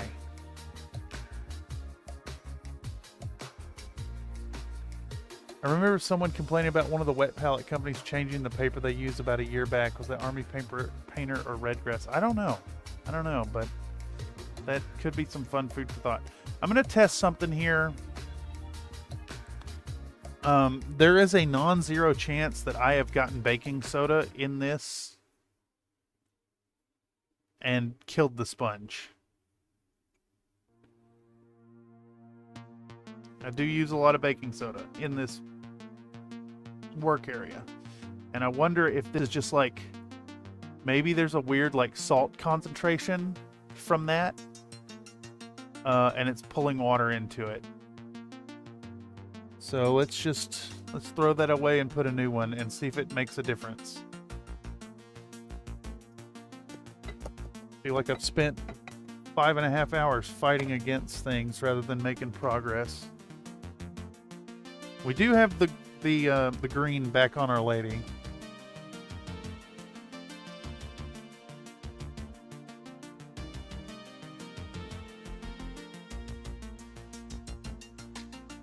All right.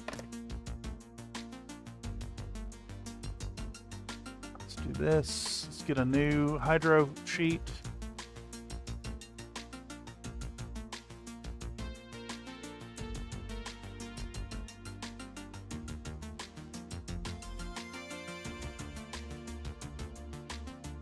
Alright, we know there's no kind of like salt contamination going on here.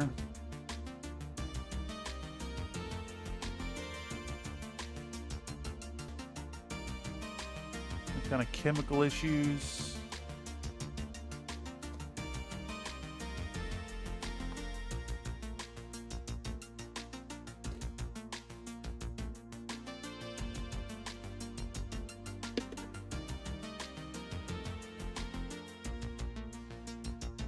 If that's the issue, you just need to wash the sponge. Yeah, but I got a whole bunch of them anyways. I'm just wondering, just thinking. Massive hugs, gotta do to work Christmas thing, then home time after that. Have a wonderful Christmas, all that, everyone. Yes, thank you for stopping by.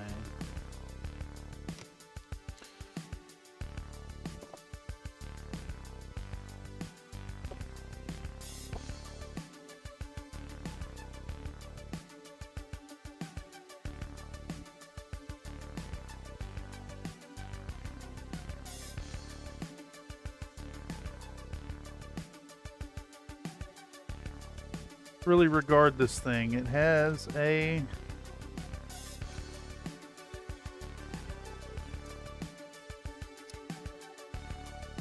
there is no difference to the sides.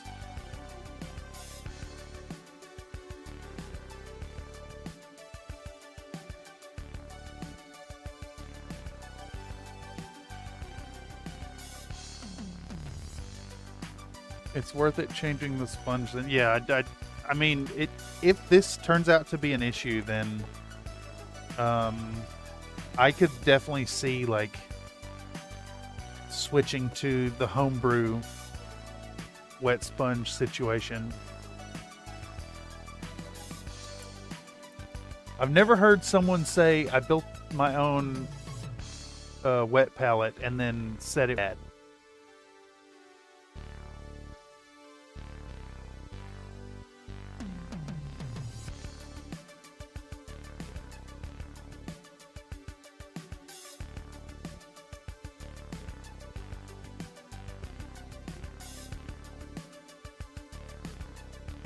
Because I mean, I've seen people do it with the whole Tupperware and like a kitchen sponge situation. I do remember reading somewhere that you want to make sure you have the right side of your parchment facing up. But like this particular parchment is the same on both sides. Best homebrew palette sponges of ShamWow. Yeah, that makes sense.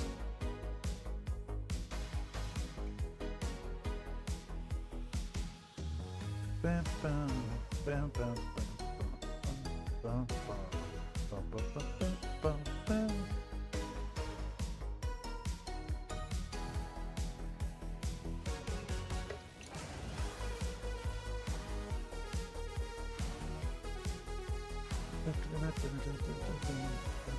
Oh, that is way too much coverage still.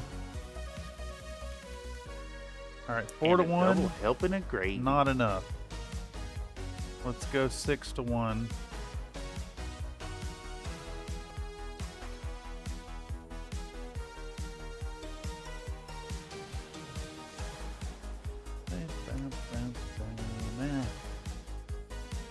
All right, so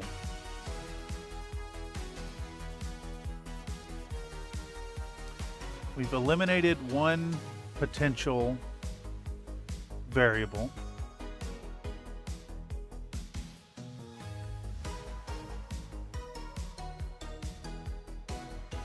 The coverage is still like... Am I to believe here that Vallejo just has really good greens? Is that what's going on? Because Middlestone is like a green tan yellow. And this flat green is also performing like crazy.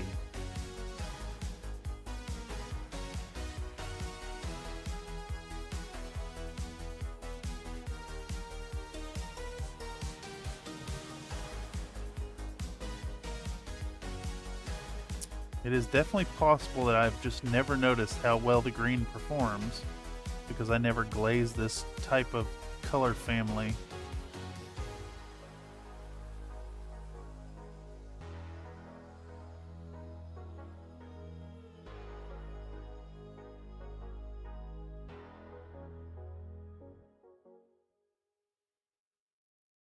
Is green known for being a pretty good pigment?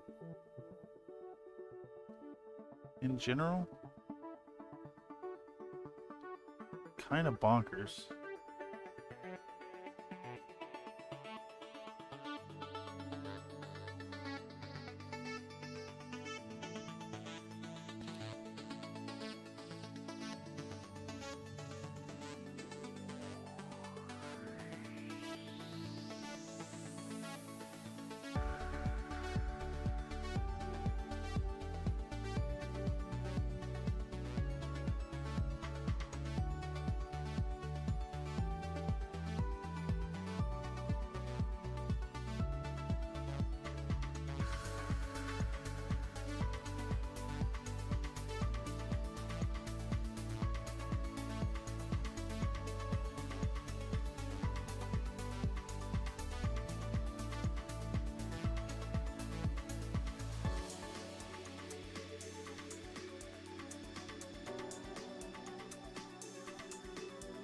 Alright, crisis averted.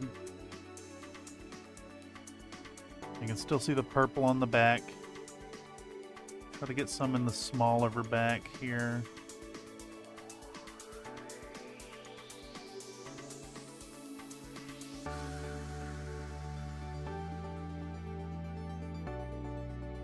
Was it improvise, adapt, overcome?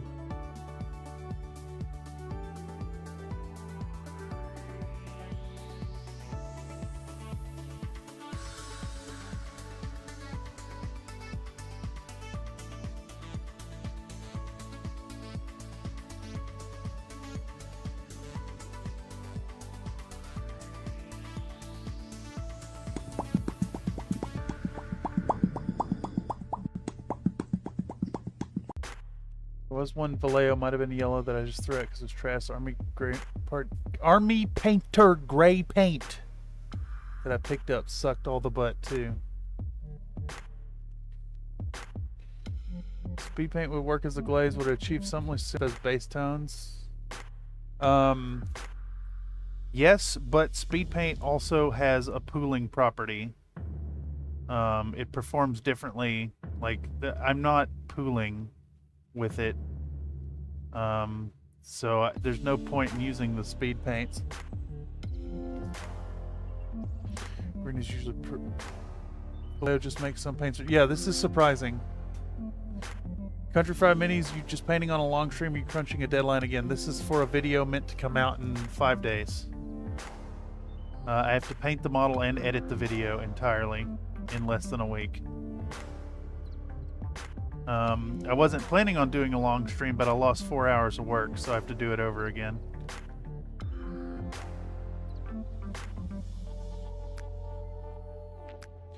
So stream has to be 8 hours to make up for 4 hours of loss, or at least minimum 6 hours. I want to at least get to making the middle stone again.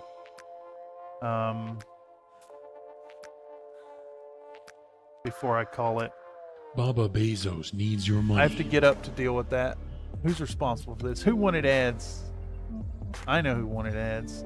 The man who keeps trying to put money in my pockets. So how are you going to do that?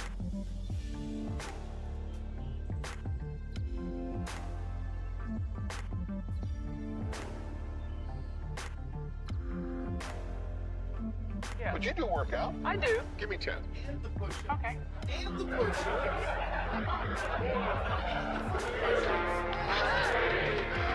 Bye, everyone. She can go on forever.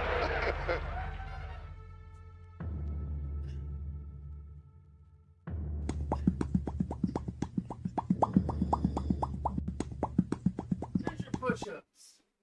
There's your fucking push-ups, man. There's your push-ups. I got you. I got your push-ups. I got your push-ups right in my fucking arms, dude. Ugh. Fucking hell. Did I get an ad? I did get served an ad. The number one and the best is the Antichrist. You know, I do But think it's kind of funny. Not God, because the Antichrist, it's me!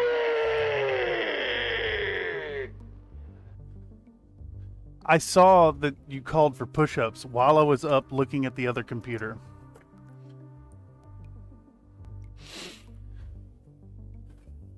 There they are. Several greens that are OP, like chromium oxide and ferret green, single monomolecular pigments with punch. Yeah, I can attest. Vallejo flat green, holy fucking shit. This stuff is, I mean, it's absurd. I've thinned it down to you can still get coverage at a 6-to-1 ratio of water to paint. Tested the red and yellow from AP Fanatics and I like it. I need to try them out.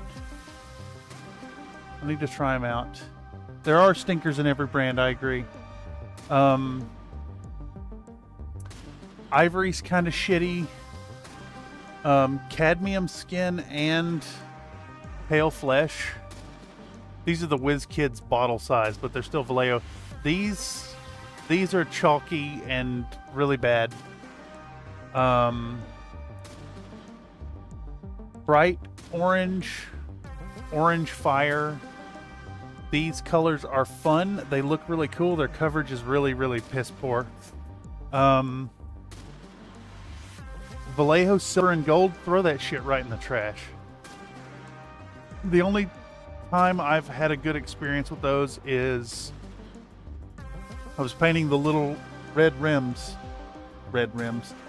Silver brain, come on brain, do brain thing. Painting the gold around the red on these Carita symbols. The Vallejo gold was really good, but I applied it full strength and in very, very small amounts. All right, so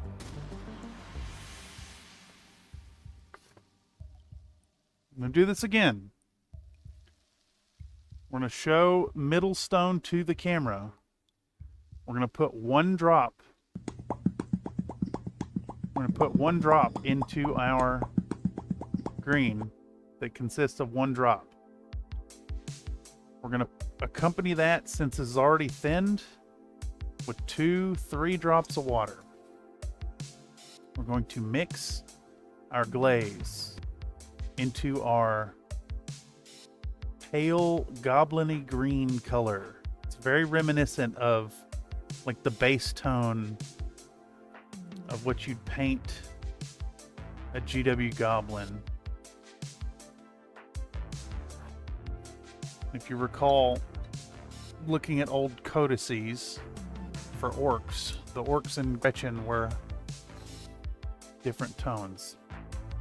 Alright, we're going to start and test. Just fucking... Why is this trying so hard to overexpose? How about we lock this? How about we lock you in place right there?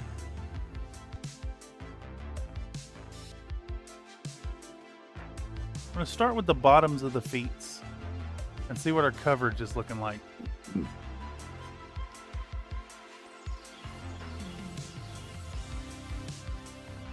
Try to do it in an inconsequential place, maybe somewhere that's got a ton of that's not gonna hurt if it's like too strong. What is wet here?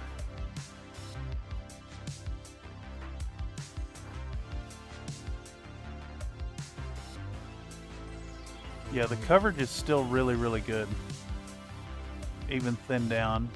And what is this now? This is 2 drops of paint to 9 drops of water, and I can't thin it down any further because it's already on the edge of becoming a wash. Basically, when I'm mixing my glaze, I've got it down to the edge of being a wash. I'm edging it, riding that edge, keeping it right there. I need it as transparent as possible. All right, let's start working on the belly, maybe.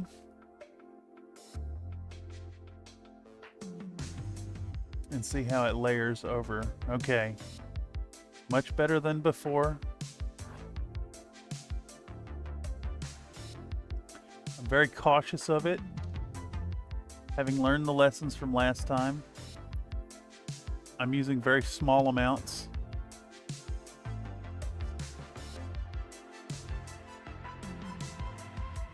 And we are trying to keep our glaze very, very thin. Still very thin. I want that purple and blue showing through. Oh, well, you know, it's got its intense coverage.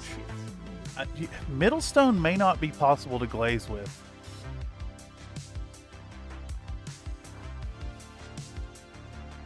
And a double You maybe have to thin this to the consistency of a wash to get any kind of transparency out of it at all.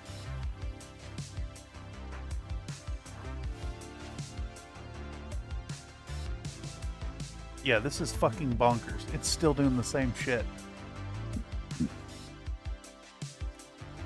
I don't know what to do.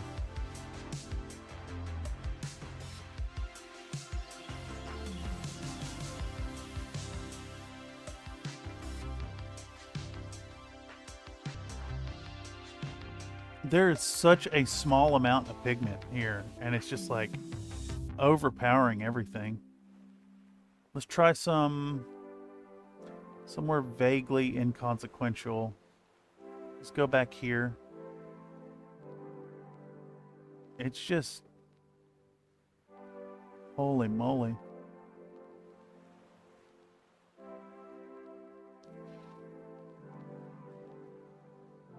What other color can I use here? 'Cause this is going to kill my paint job.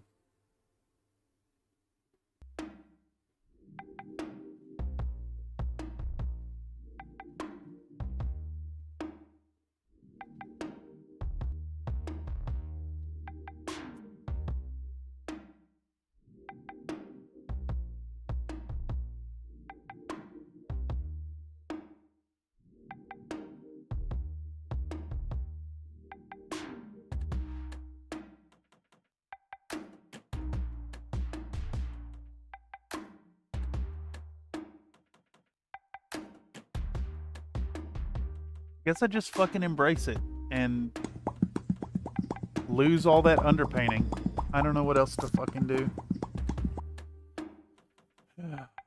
Mix up a custom color, maybe?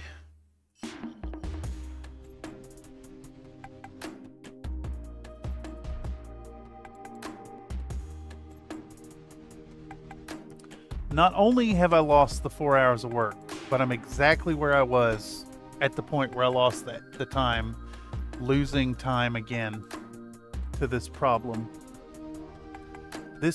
You cannot glaze with this color.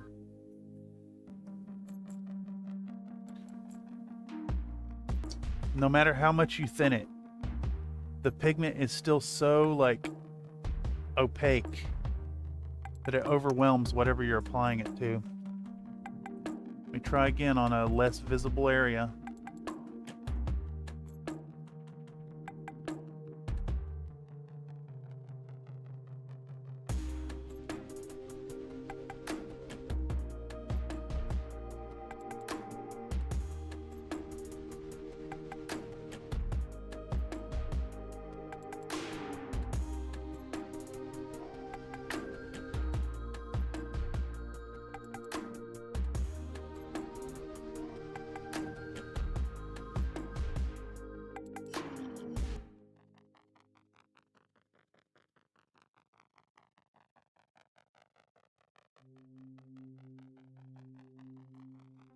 I have that even comes close to that same roll.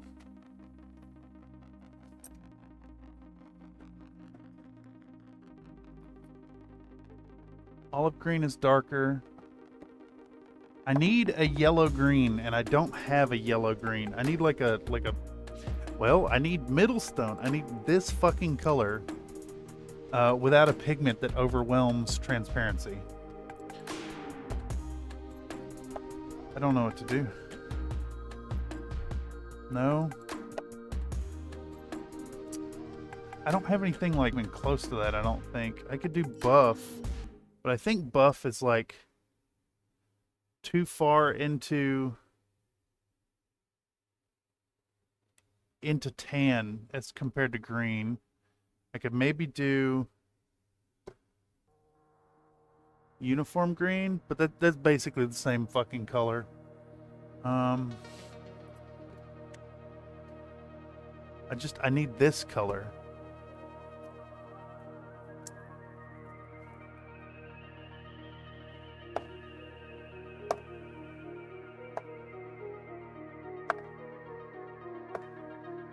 I got nothing.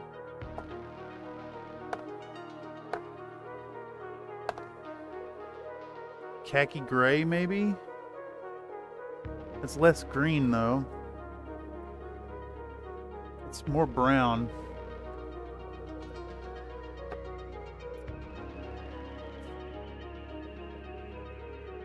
I don't fucking know what to do here.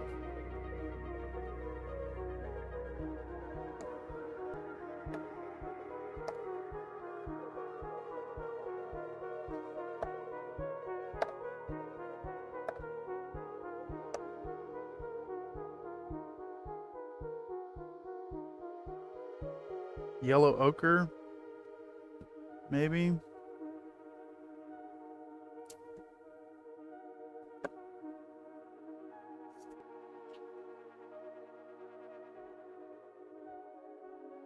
Kelly green, that's too green. I mean, I'm going through my whole paint collection at this point, and nothing even like remotely gets close to what I need here. I'd have to make a custom mix at this point to get the same effect.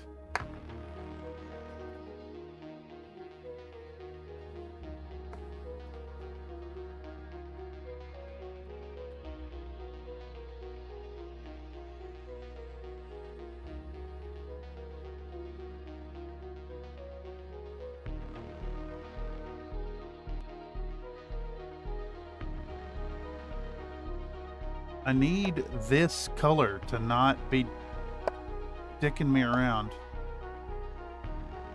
Heavy brown, maybe? It's too dark.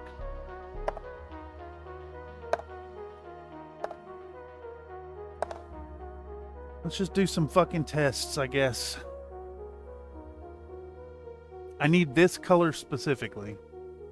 It's the perfect middle ground.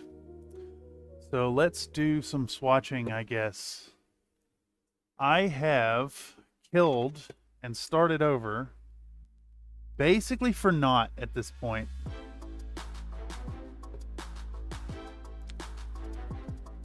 Alright, let's take color and feather it out. It's got like a...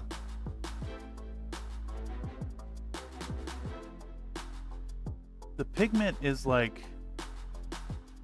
Something in it is just really big time coverage.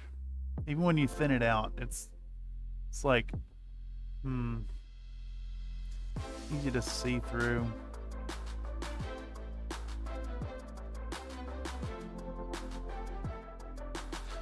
Alright, the problem here, if I want to continue down this road, we're basically going to undo the point of the whole zenithal, just basically immediately in using this color. But it is the middle ground between our green and our flesh tone. And without a middle ground, this jump is going to be way too immediate. And I need a yellow green. I need a desaturated yellow green, and this is the color. This is the one I have. So, do I just embrace it and fucking go, or do I mix a custom color?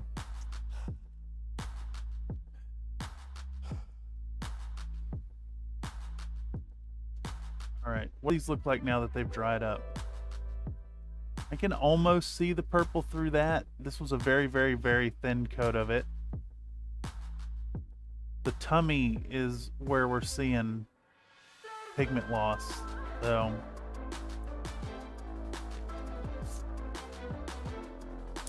we're not only seeing pigment loss, but we're seeing like a breakdown of the color, where I've thinned it so much that the paint has broken, and we've got odd distribution of the pigment. All right. Before I give up on this, I'm going to take your suggestion, Nate, and I'm going to put a drop of matte medium in it and a drop of water.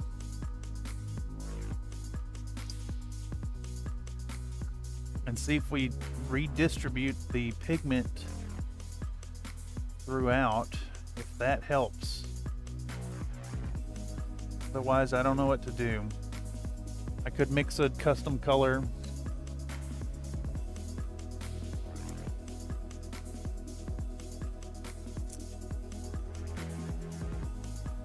Let's sample it on an inconsequential area like back here.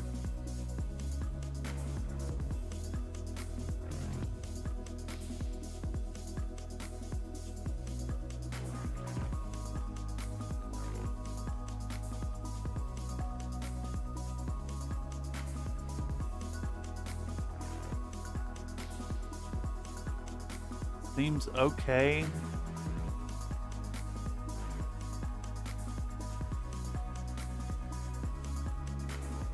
Let's do it in a little more consequential area.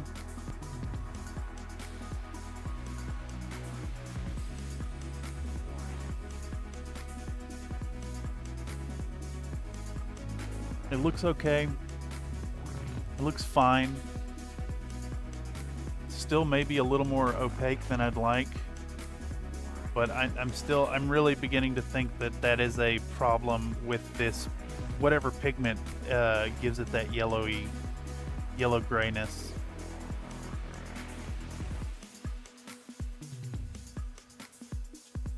The problem inherent with the paint. Something. I don't fucking know.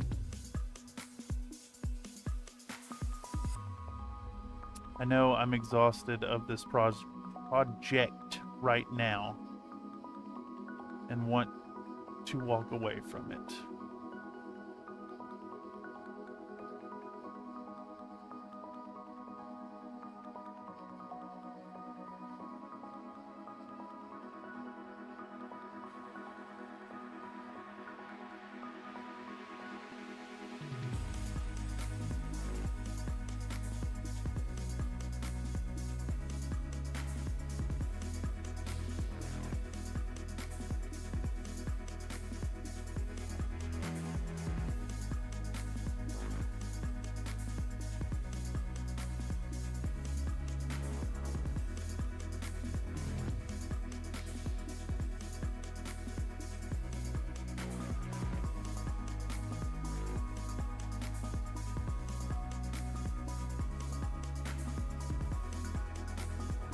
We do.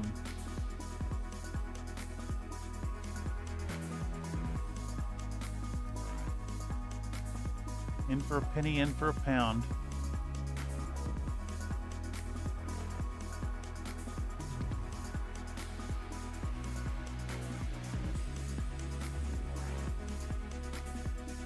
Just got to be cognizant of anywhere that the pigment tries to start collecting, I guess.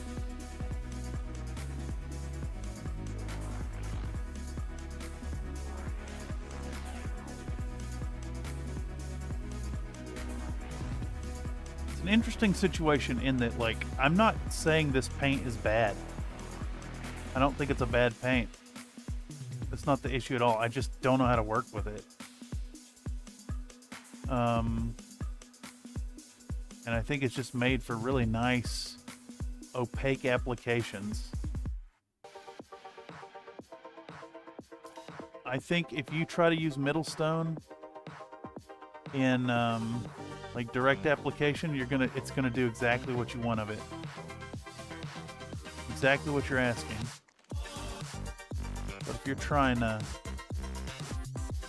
pull some cheeky shit like this, you might be in for a bad time.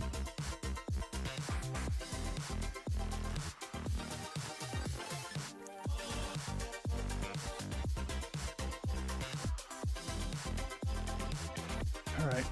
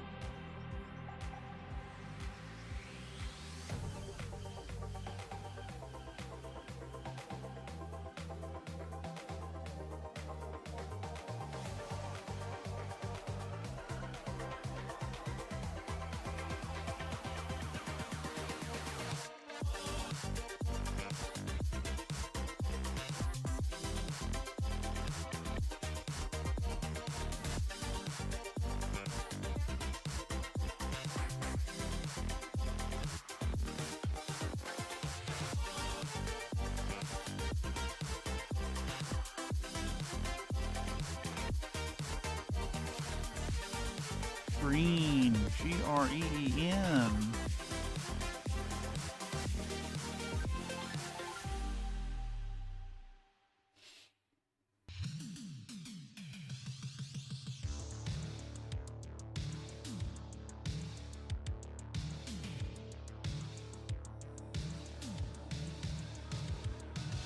I also want to point out my my brand new brush is already frayed.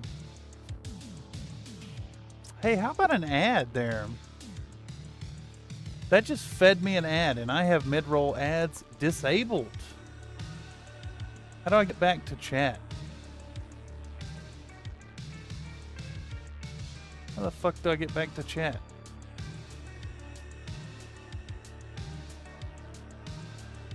Might want to go with like 3 drops of medium, get those particles real spread out. No. Nope. It's the mix it. It is mixed. It is mixed 50-50. Can you wet blend it on the model? Like tap with some water and then drag it in spots you can. No, the individual particles of the pigment are very. Holy shit! I've missed so much shit here.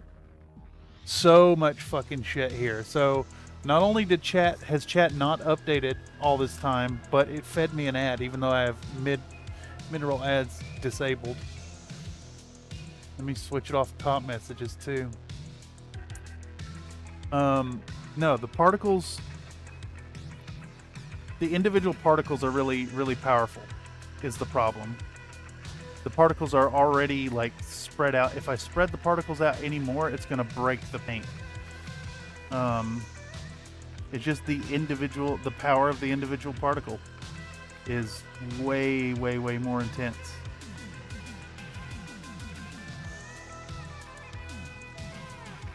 I mean, it's already diluted to like 1 in 10 parts at this point.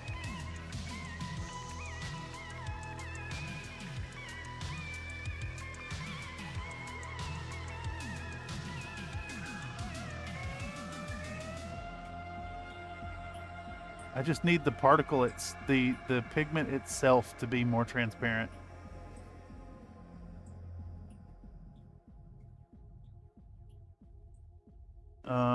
It just, you know, it is what it is. I didn't have to repaint the thing because I'm gonna lose all the the transparency shit anyways. It's great. Love it. And I feel like there are paints out there that are not going to have this same issue. I just don't have them in my collection right now. And I don't necessarily trust my ability to custom mix the same color every time.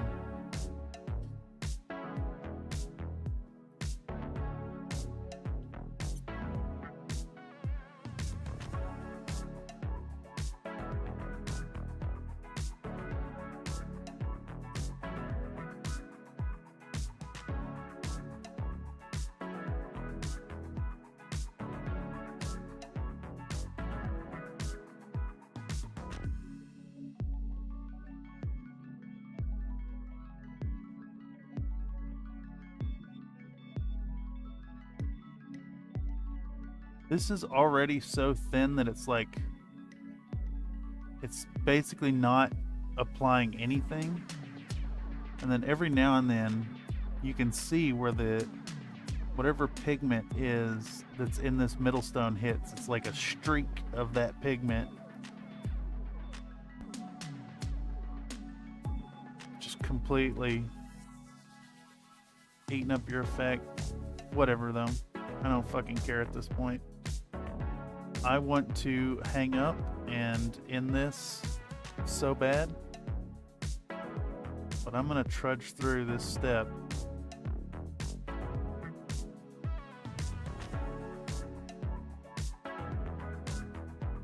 I am just now to where I was at 4 o'clock.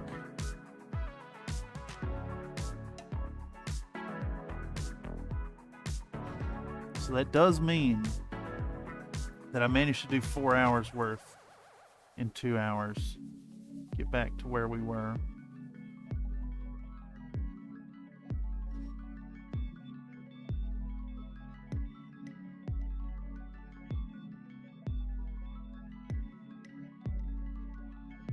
The medium did save this from being a wash though. It just didn't do nothing for that. The strength of that pigment itself.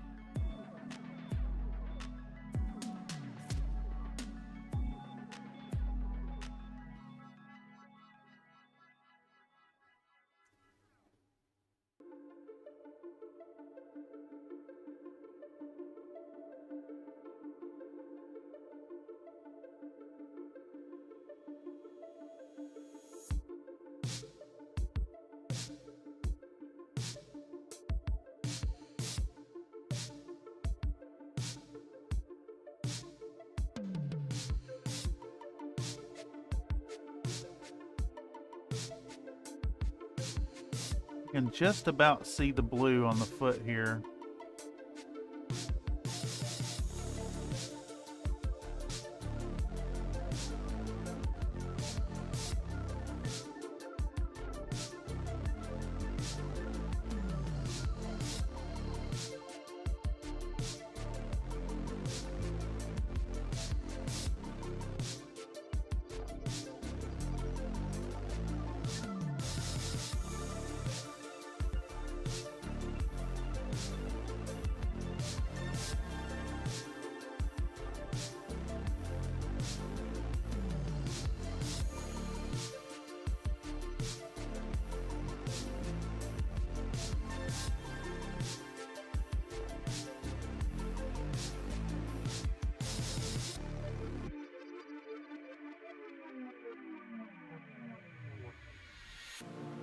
Gonna go hard on the bottom of these feet.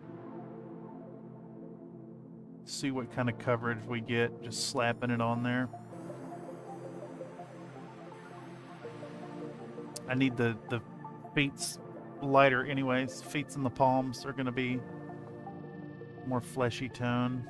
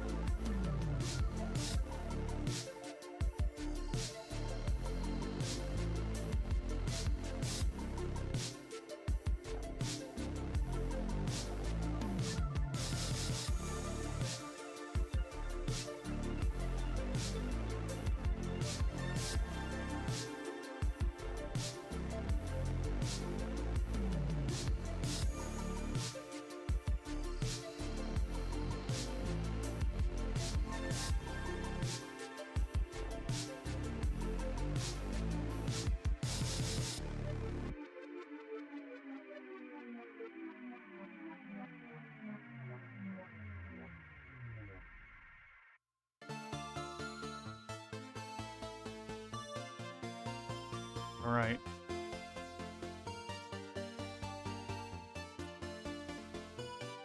Just about made it all the way around.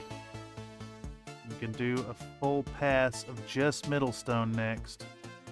See what we can do.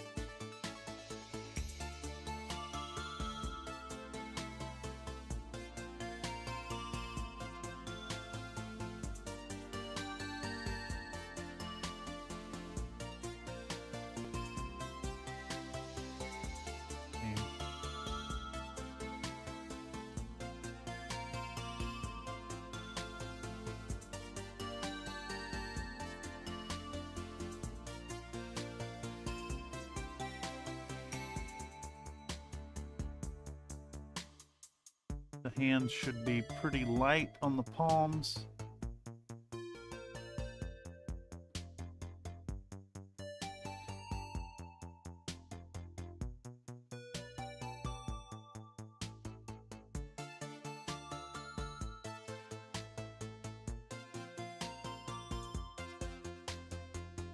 Like, we're okay with pretty much blasting over them with this color anyways.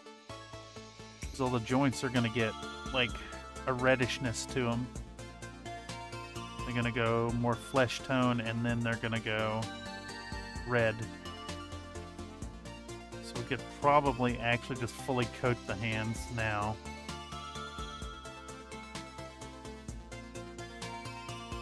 And not worry about the transparency effect on these.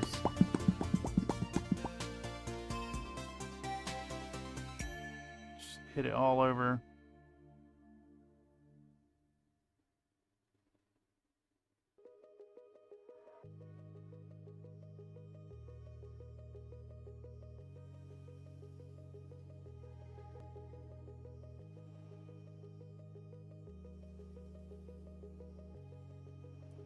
The butt is interesting. I'm not sure, like, what is going to be the best right there. I do want to do, like, the rosy cheeks thing again, like we did on Runa. But the butt is also, like, largely in shadow.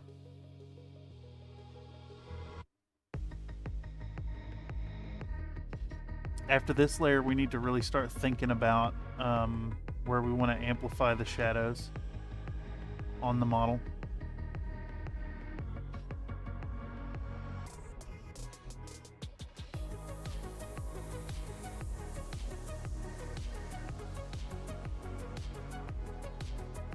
Looking good.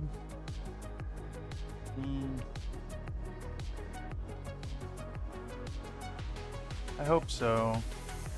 I'm a little worried with the performance of this middle stone.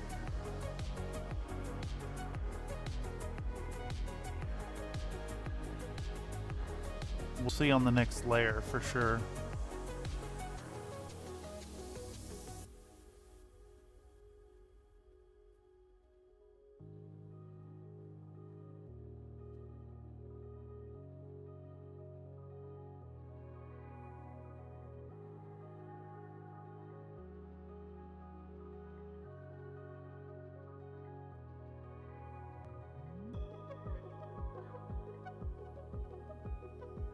I think this color, in the grand scheme of things, would effectively be the base coat, right? Because, like, the gradient effect is shadow 2, and then the flat green would be shadow 1.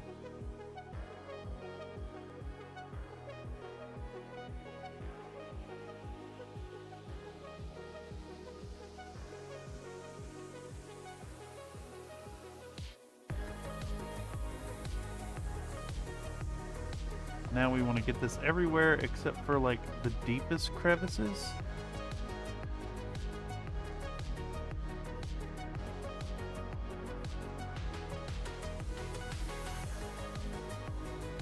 So I think on the inside of the eyelid right there probably doesn't get any.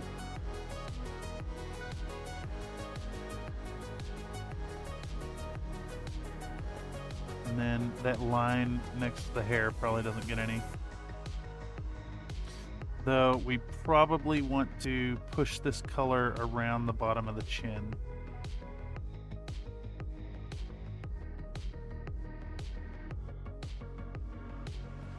Let's do a single pass over the lips too.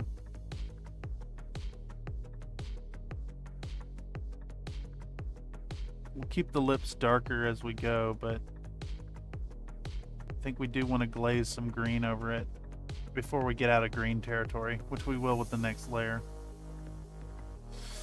Okay.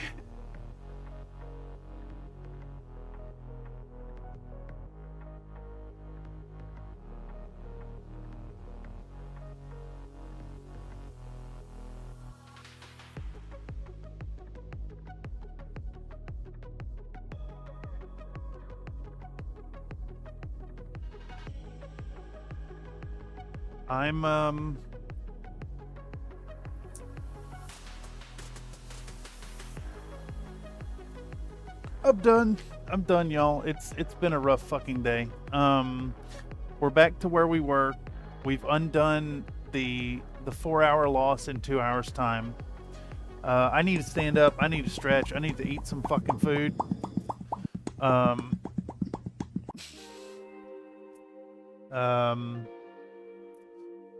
Gonna be right here, same time, same place tomorrow. So what, 18 hours from now? Gonna be right back at it. She's got to get done tomorrow, basically. I can maybe push it into after that, but I got more painting in me. I will probably paint some more off camera tonight, but I'm so fucking done with today with this paint corner that I ain't got the perk to keep talking into the mic. So thank y'all for stopping by. Thank y'all for hanging out, especially through these trying moments. We did hit 100 push-ups today. We hit 120 actually. So I'm okay with that. Yeah.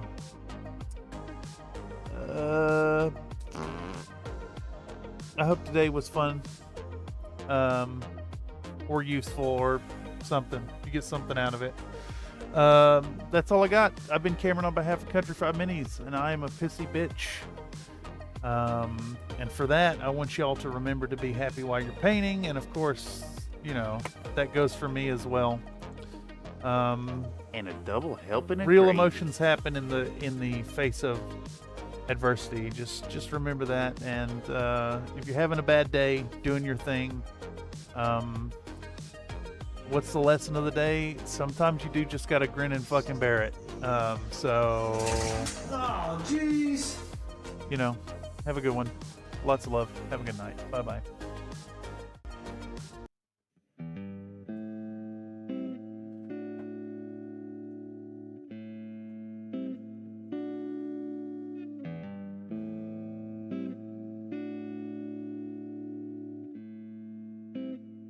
We're talking about the thugs. P is for terrible, H is for hell, U is for ugly, and G is for jail, 'cause the thug king spell.